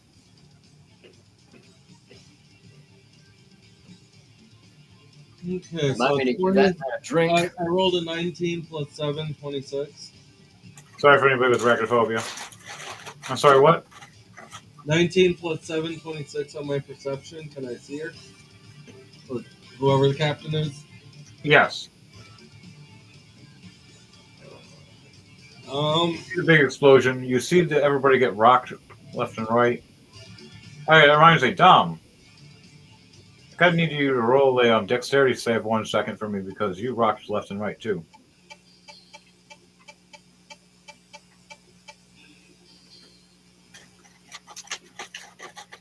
Dom, is Sage the Intelligent?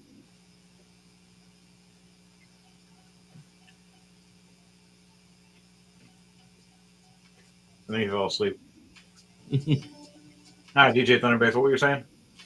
All right, so I'm gonna fire at the captain of the other ship with the oath bow. You're gonna do what? I was doing the perception to see if I could see the captain of the other ship. You've seen her fall. So I'm firing at him with the oath bow. You've seen her fall, but now you're not high enough and haven't to see her. Unless you want to fly a little higher. Remember, you got the halfling still with you.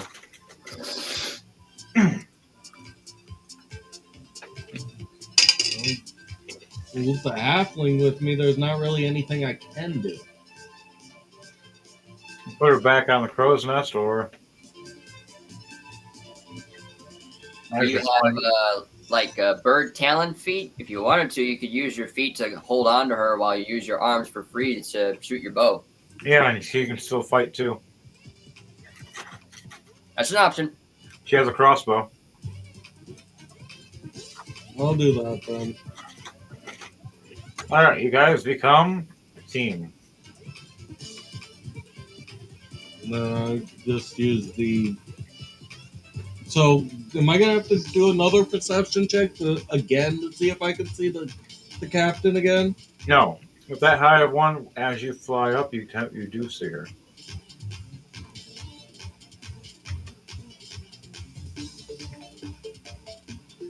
Now you're high enough. Okay. Another 10 to 15 feet in the air, right above the bridge.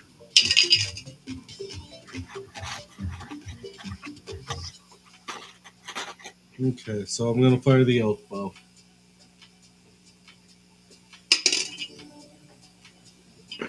Nat 20, so critical. Hell yeah.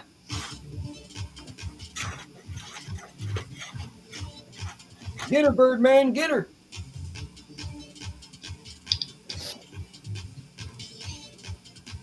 Alright, so damage is gonna be 14 Woo. plus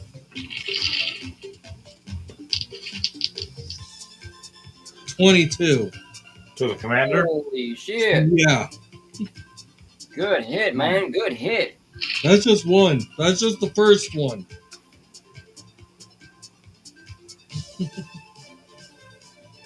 Yeah, she was laying down. Just took an arrow in the back. 36 damage on that first hit. Here comes the next arrow. So 19 this time, so a 30 to hit. And that's another crit because I'm a fighter. Yep.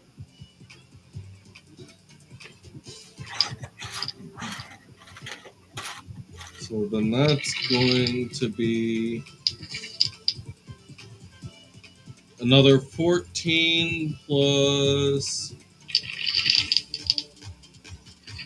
19 on that one. Damn. Third attack.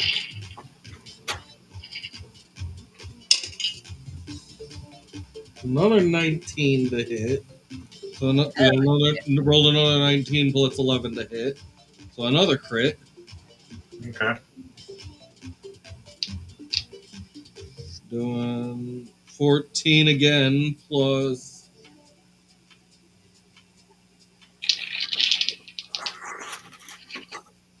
14. 14 plus 14. Yep.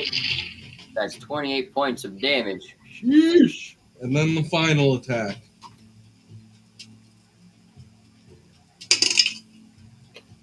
It's a nat 20. Hell yeah. Jeez. Damn. No mercy tonight, folks. That And should this have been one's no 12 mercy. plus 15. So 27 fully on the last one. Woo-hoo. Nice. And Me. Clearly injured her. She's not dead yet. Well, technically not dead. Well, it's close. Oh, guy. You surprised her because she was laying down, trying to get up. Here's an arrow into her leg, into the wood, sticking her into the ship. Another arrow Oh, yeah. right into her lungs, into her ribs, and then another arrow right up her neck. jeez, where'd the fourth one go? In her hand that she was trying to reach to grab her arrow out of her neck. Pegging her hand to the floor as well.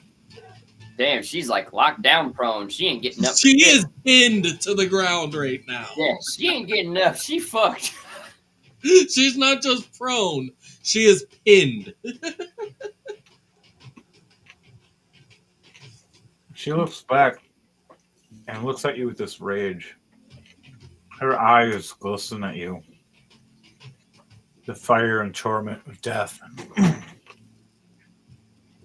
want you to make a Constitution save throw for me. Oh shit.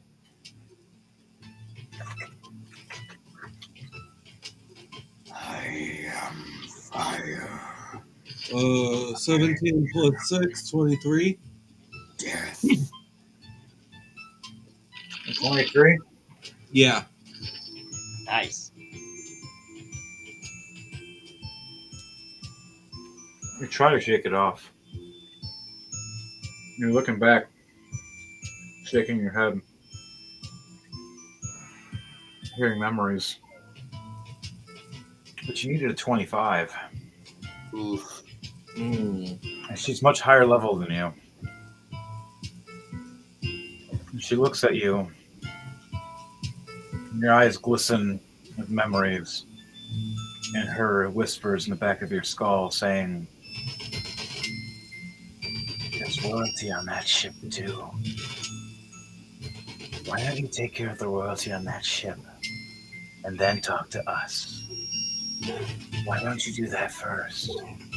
I want you to take an attack right now at Heart's Mace and Hankenstein, one each. And then also one at the Sorceress, because she is also royalty. Where are they? All at the back of the ship. You just turn. So that'd be Oathbow then.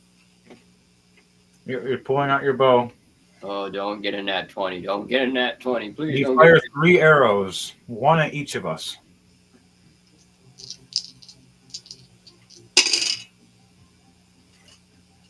So a 19 plus 11, a 12 plus 11, and a 17 plus 11. Oof. So one of those is a nat, or one of those is a crit. Heart's Mace looks up and goes, "Hey, buddy, you shoot!" And you just see him step back and drop to his knees with the arrow through his throat. And he just falls to the ground for a minute. Not prone. Not dead, but surprised himself. Kind of the shock of what the fuck? The critical one is a 14 plus 19 on damage. Oh wow. Right, how much? 14 plus 19? That's doubled? That was already doubled, so the 14's doubled, and so is the 19. Nice. So, How much health do I got? I got 123. and so the other two damage is going to be an 11 plus 33 damage right to Mayhem's throat. 4. So the second one is going to be 11 plus 4, so 15. And then the third one is 11 plus 13. So you fire. First arrow successfully surprises Heart's Mace, dropping him. Your second arrow that you fire at Hankenstein, you see him swing his axes and snap the arrow, still ricocheting a little bit into his shoulder, but it hit his armor, just grazing him, doing a teeny bit of damage. Halving. He was enraged. Plus his armor. But the witch, that's the princess, just took an arrow right to her shoulder, and you hear her scream. And the scream is terrifying when you hear it. Like a banshee or a monster. Not like it's from this realm, like it's not a human, it's not. It's something else. And you see Hankenstein's eyes get big, going, "Well, that might help us, that might fucking kill us."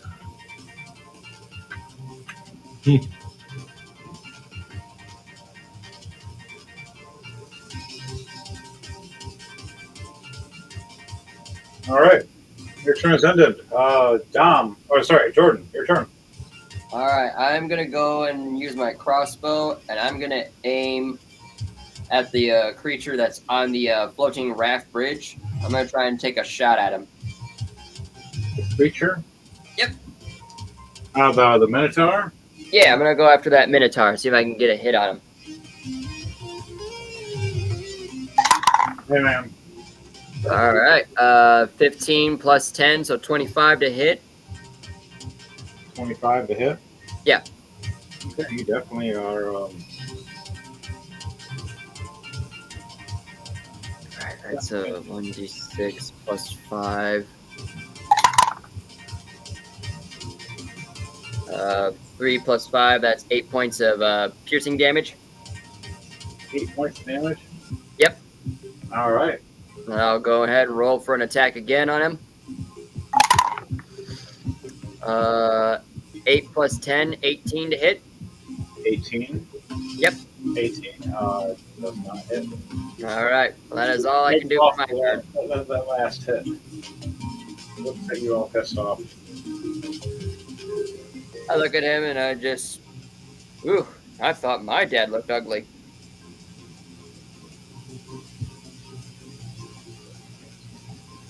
And that's the end of my turn.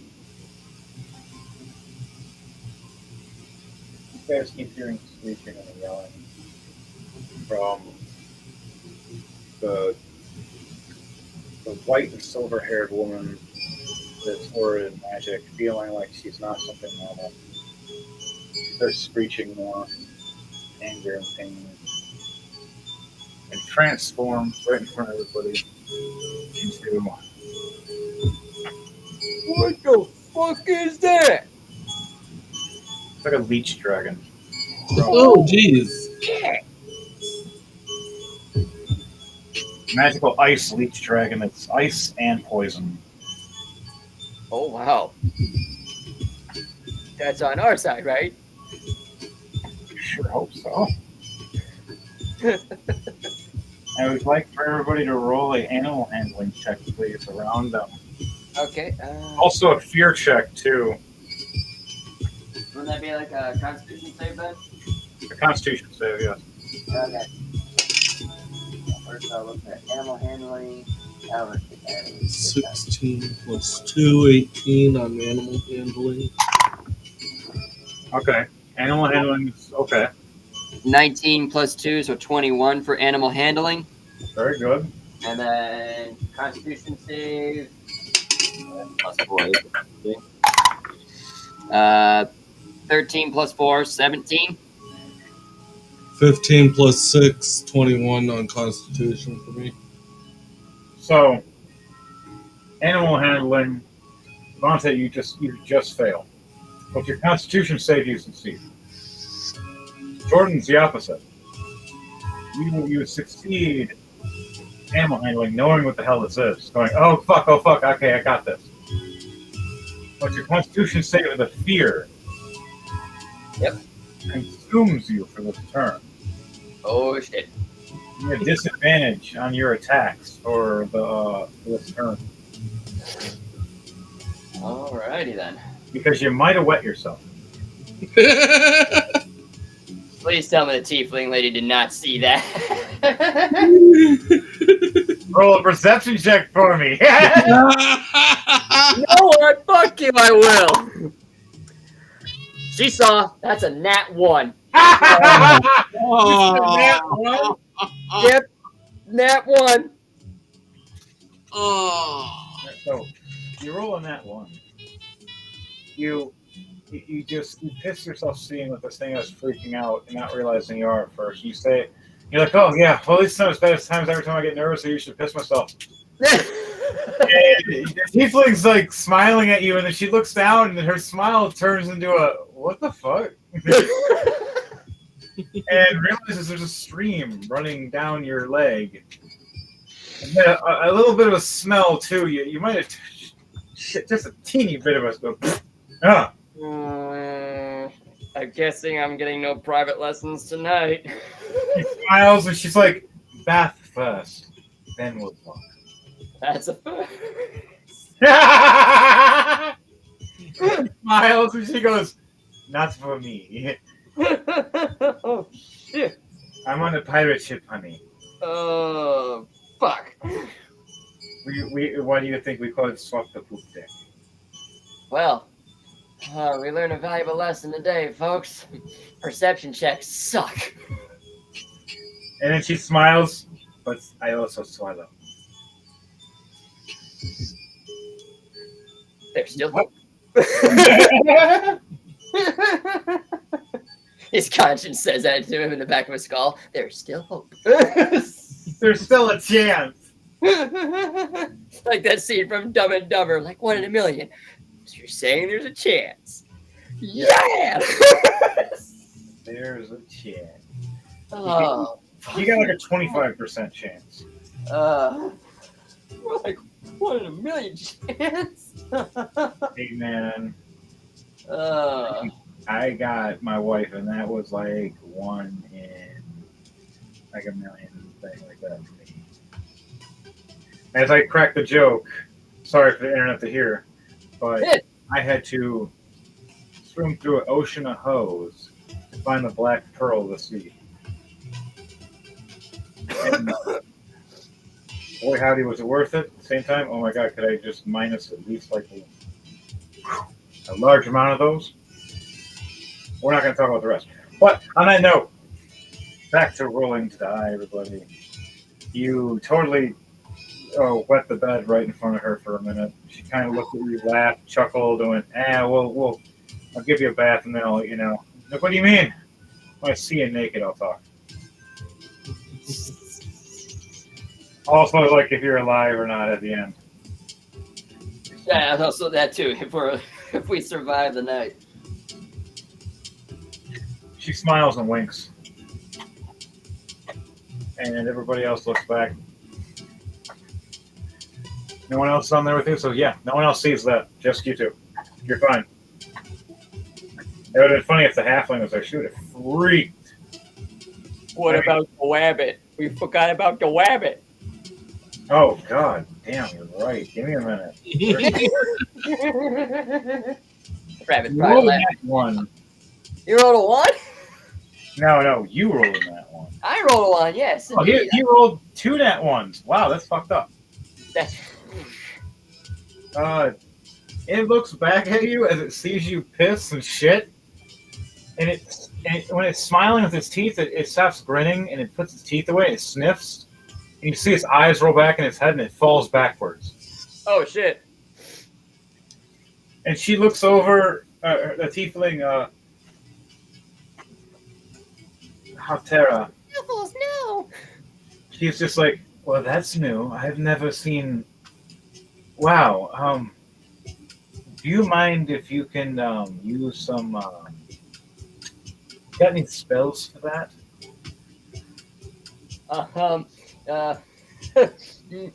Nothing that will cure, so to say. Everything I have is basically shocking damage or disappearing. We'll blame it on the undead. We'll blame it on the undead. I agree. And then you see the rabbit raise its hand up for a thumbs up. All right, I'll be right back. I got my coffee. Coffee break for Leiden, everybody. But on that note, rolls back to me. Mayhem. Getting up off his knees. Pulling an arrow out of his throat. Spitting up blood. And using heal hands on his throat. And then heal hands again on the back of his neck. And then going, I'm going to rage. And ends his turn.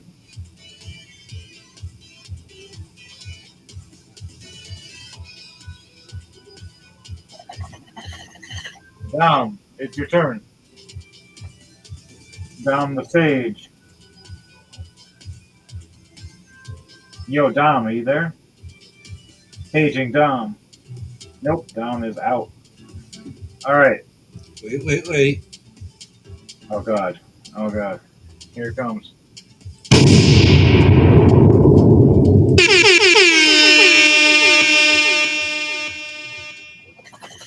Paging Dom. Sage the intelligent. Dom! He's out. If those deafening sounds, I'm sorry for you people that heard that. Just got my coffee. God, what happened? I heard the horn. What the fuck happened? Who died? Dumb. He calls me. Let's see. Where is he? He's up in the crow's nest. Oh, that poor dwarf. So, wait, Dom's up in the crow's nest? No, he's not. Dom is. He's at the bottom of the crow's nest. Oh, he fell off the crow's nest? No, he never climbed. That No, mean he- the one on the enemy ship. That's where No, he was he's at. on the enemy ship one. Yeah.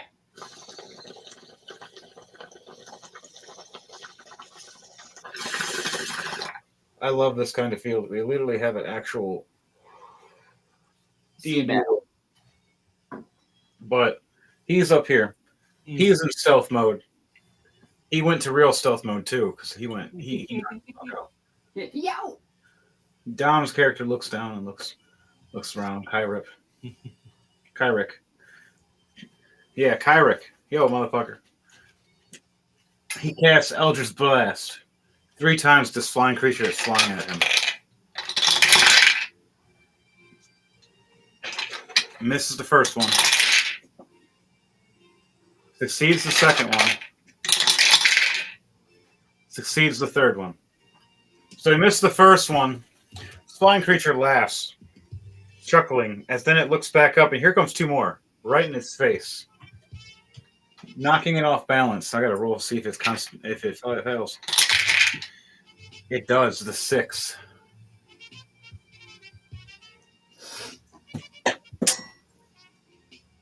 Yeah, about that. You ever see something bounce and roll and then just keep going? Mm-hmm. I don't know how. I don't know when. It just happened. There is flashlight. Where is my flashlight? There's my flashlight. I will be right back.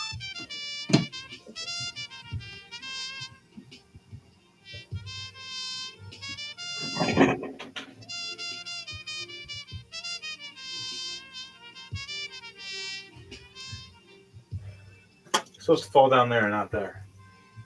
Okay. Where were we? Flashlight. He falls. Creature splats into the water for now. Dom goes back into stealth. Nice, a 19. What do you have plus that? You said plus 11? Yep.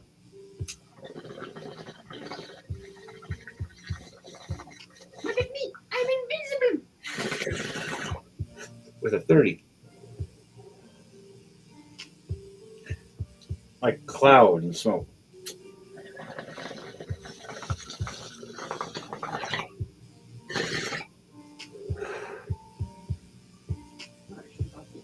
Disappearing in the night.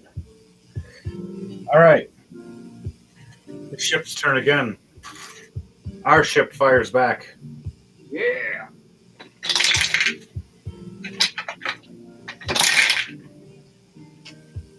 Misses the first shot. Succeeds the second shot. Damaging the ports right here. Nice. Other shot misses into the water. Ballista turns.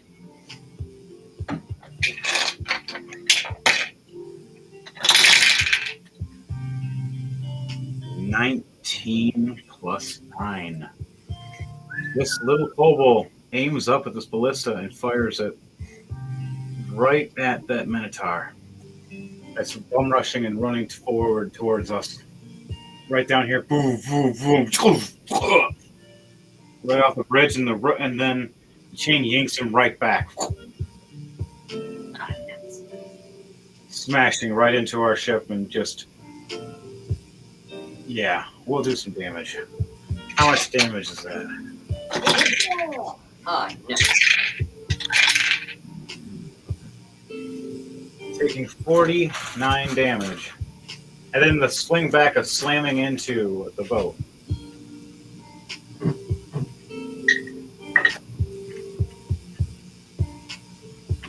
Another 28 damage. He's not dead, but he's hurt.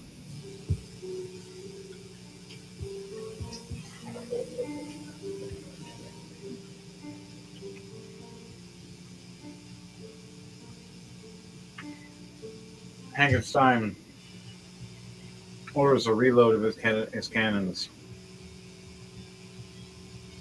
The two knights, one summons the ice spider, the other one looks over, looks up to the sky, raises his hand. You see fire ignite out of his hand. Out of it swirl like a bird. All right, I'm back. As the red knight summons the phoenix. Oh, yeah. Now there's ice spider. Two firebirds on the field now. Yep, now there's two firebirds. And let me tell you, they're pissed. Let me show you something.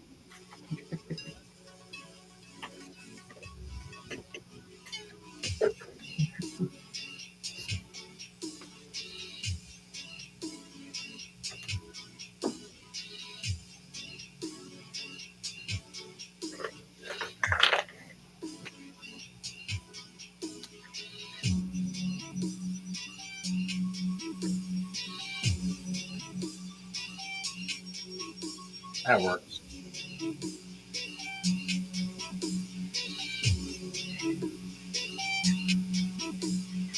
You see the ice spider swimming in the water, climbing up. Where's I can hang him?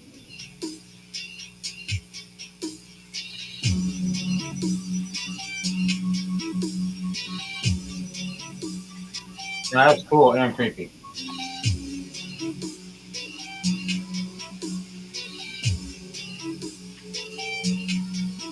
White dragon flies up in the air. Flies this way. First thing it does is it breathes ice and acid right at the contact. I kill somebody that way. I use my shield, which brings my AC up to 26. All right.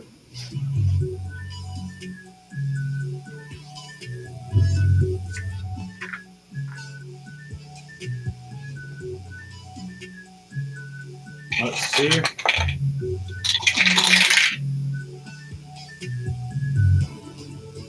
$19 plus 10.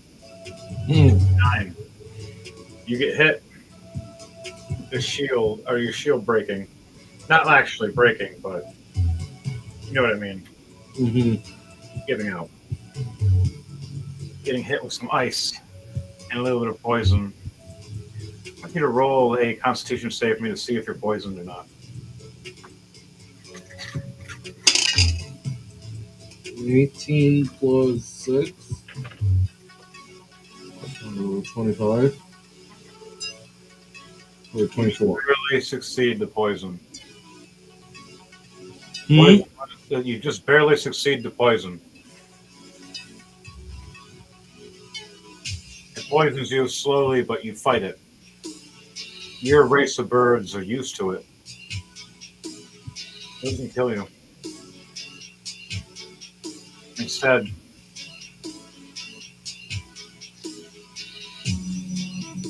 you don't actually take the poison damage. And the ice, though, around your wings We'll make it harder for you when it's your turn to flap for at least one turn. But now, this thing's going to land on the bridge. How much damage do I take? Wow, really? 2 damage. Plus 5, so 7 damage.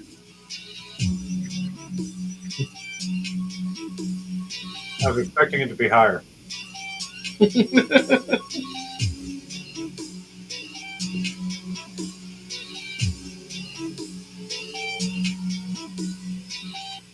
Well, considering like natural, like regular armor class is 23, Ukas is quite robust. Yes.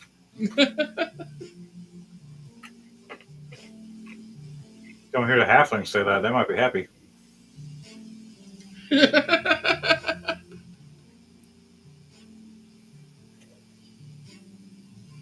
Well, the halfling kind of already figured that out because the halfling's hanging from my talons.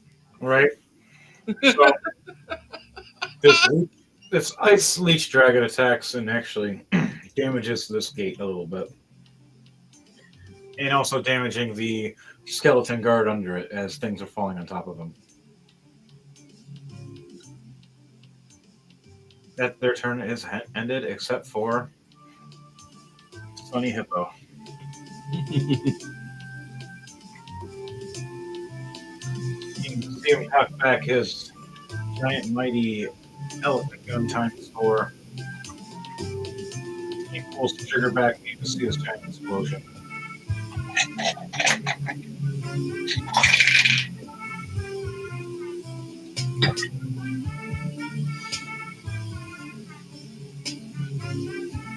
Him spraying the wall, half missing, half hitting.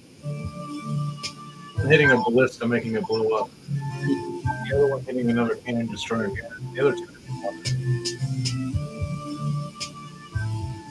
The ballista now is out of commission for you guys. So you're lucky on that end.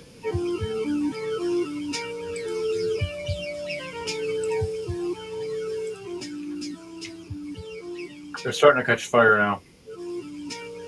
Sunny reloads and fires again.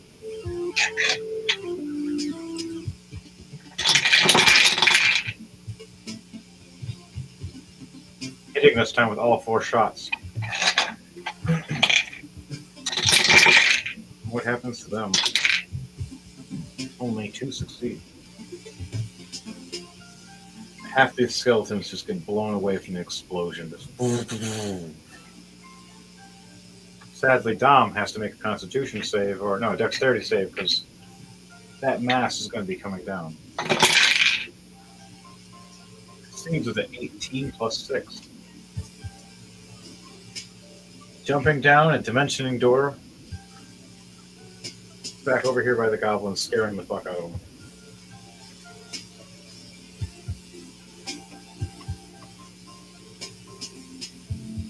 Their ship is taking significant damage. Half their guys are damaged or dead now. Their turn is ended. Enemies are up. They can't fire their cannons right now. For some reason, all their ports are frozen in ice. I got a giant spider and a giant freezing leech.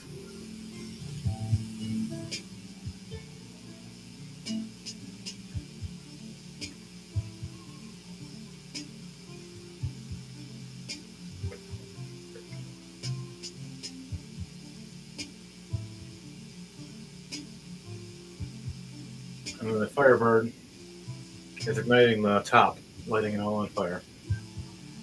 Top's on fire, bottom's cold. So, their turn is done. Now DJ Thunderbase's turn.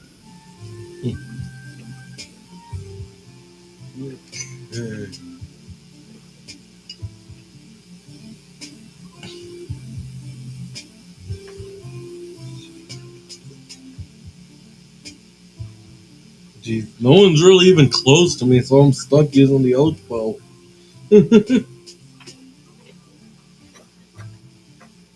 There's a Minotaur down here in the water kind of getting his ass beat right now by a bunch of people.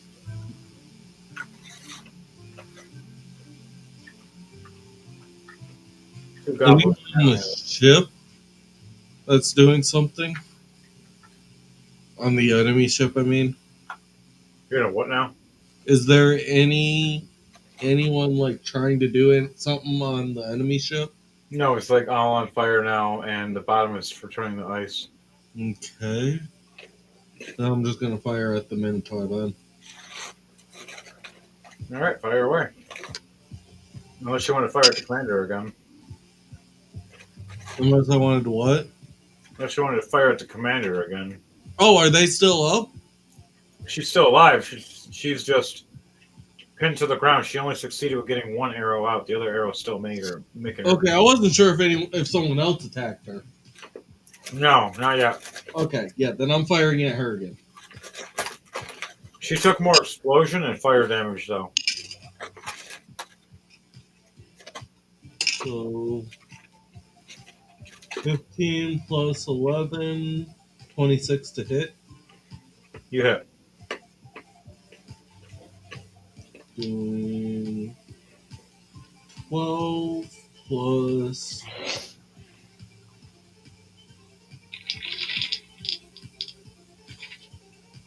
5. So 17 damage. Okay. Second attack. So nat 20 plus 11. 31. Nice. How much damage? It's double. 16 plus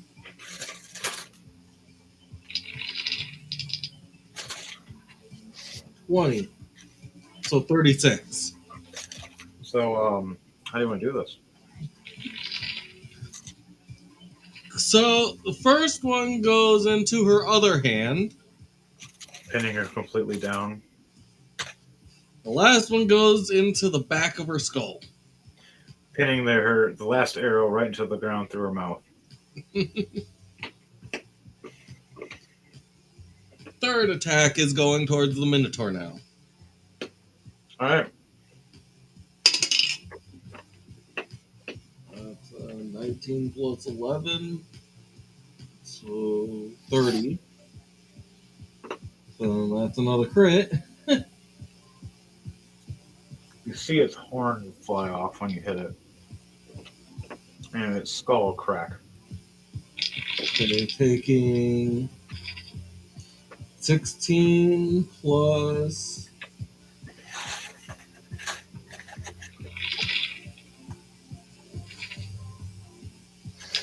16 plus 21. 21? 16 plus 21. Oh. Okay, 37. Mm-hmm. Again. And then for my final attack is a 15 plus 11, so 26 to hit. You hit. That one's going to be an 11 plus 8, so 19.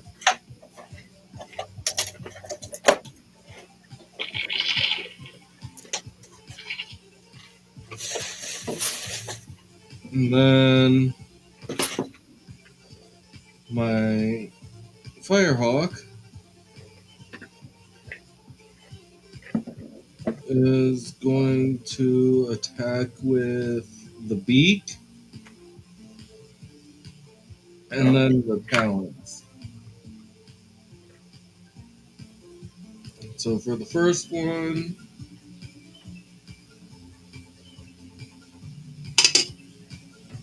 it's an 18 plus 5, 23 to hit. 23 hits. Damn.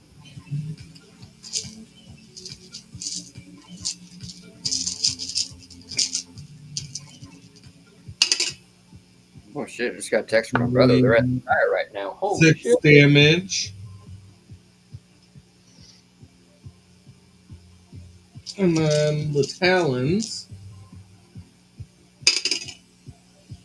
are 19 plus 5, so 24 to hit. All right.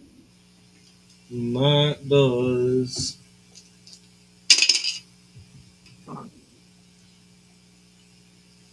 9 damage. How do you want to do this? Hell yeah. So,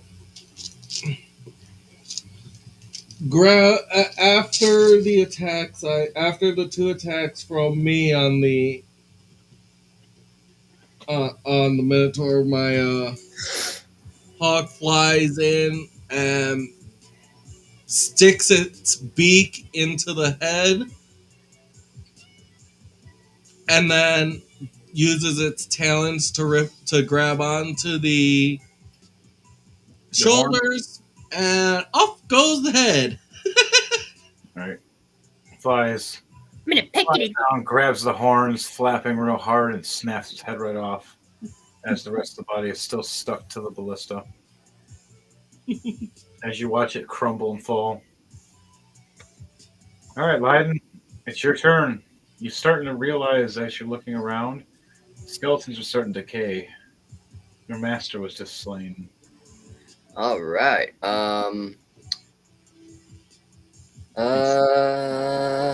Crap. I mean, no matter what, I have a disadvantage on my crossbow. Crap. Realizing he just pissed himself and is a little bit embarrassed of his situation. He's gonna try and shit. He's gonna try and cast his first level spell, Witch Bolt, on the bridge, hoping he can cause some damage from the bridge to be shattered away from our ship. At least try to break it. Well, there is the bolts that are on the ballista and next to the ballista. I'm gonna go aim for the ballistas instead. Fire at that, and it takes off the whole top of the ship. All right. This is a disadvantage anyway, so here goes nothing. Wow, that's just half of each. 7 and a 14. And my spell modifier, if I double check. Well, that's only a 5 for each, so 14 plus 5, 19, 7 plus 5, that's 7, 8, 9, 10, 11, 12. So, yeah, 12 is the one per hit, and I don't think that hits. 12 is exactly what hits. Oh, well, I'll be damned. Fire this witch bolt. All right, it's Trying to show off after going like, oh, I just embarrassed myself. Watch one, this. You see this strike. These zombies look and they watch this bolt of lightning strike past them. It's like I'm gonna have it try and match like the same skin color as the tiefling when I cast this witch bolt. Oh, you shoot it purple? Yeah, It's purple. and that's 4 points of lightning damage to the ballista bolt. That's all you needed to ignite it. Ha And it goes. And then all the zombies look over going, ugh. And then you just see. And the whole top just. The inside's frozen now, so it cracks and shifts and breaks. The Phoenix has been lighting the whole top on fire. The skeletons can't really aim at you if they're on fire. Hell yeah! They'll start falling apart from the main caster being killed by DJ Thunderbase himself. Yeah, buddy. The one arcane sorcerer was trying to get things going, realized everything was bad, and he dipped on everybody. Last turn, finally, they show up. Hey guys, need any help? As the whole place is, and they're just looking like, what the fuck? How you need help? And then I'm gonna use my cantrip for a message. I'm gonna send a message to Dom's character. Get off the ship, or you'll be sunk with it. He's actually on your guys' ship now. He's like, Oh, either turn on. Never mind then. he responds. Yeah, never mind. Job well done. Because he's trying to use the telepathically to tell him, "Get off the ship or you'll be sunk." Looks down, sees him. Never mind, you're on the ship. Well done, sir. Right. He looks back and waves at you with a little bit of confusion and goes, "Ha ha ha ha. What?"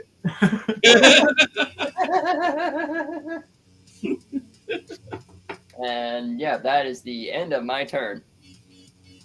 And with that, we have the rest of our crew bombards with more ships, or more firing and cannons. The whole ghost ship goes down, down to the ocean. As your familiars and creatures helped out, Hankenstein congratulates all of you and states that he'll let Elysia know your good work and send you guys back as they repair their ship and go on to their next mission with the whole new crew that just flew in with them. Which one of them was Valnir at the end.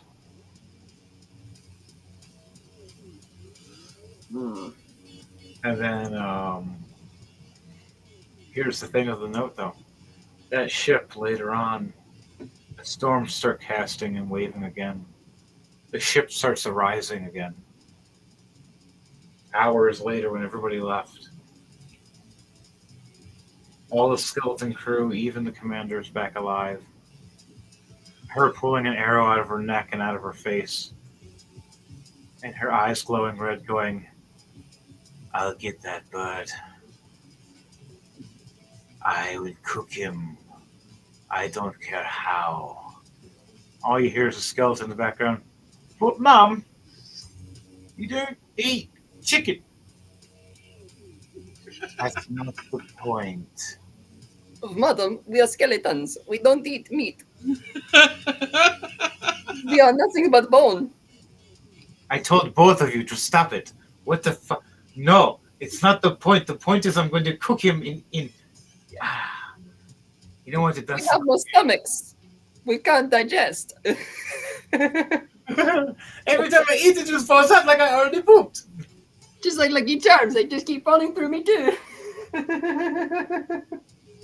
She just looks over, going, I'm surrounded by a bunch of bone bags. You know, you're part bone too, right? And she looks back, pulls out her pistol. Skeleton guy shatters into pieces. The head rolls over. One of two skeletons just look over. Damn, that's the third time this week you got blown up. You don't learn, do you? You still can talk and everything, too. I couldn't help it, folks. Skeleton comes back together, puts his head back on, shakes his head, walks back down the hallway.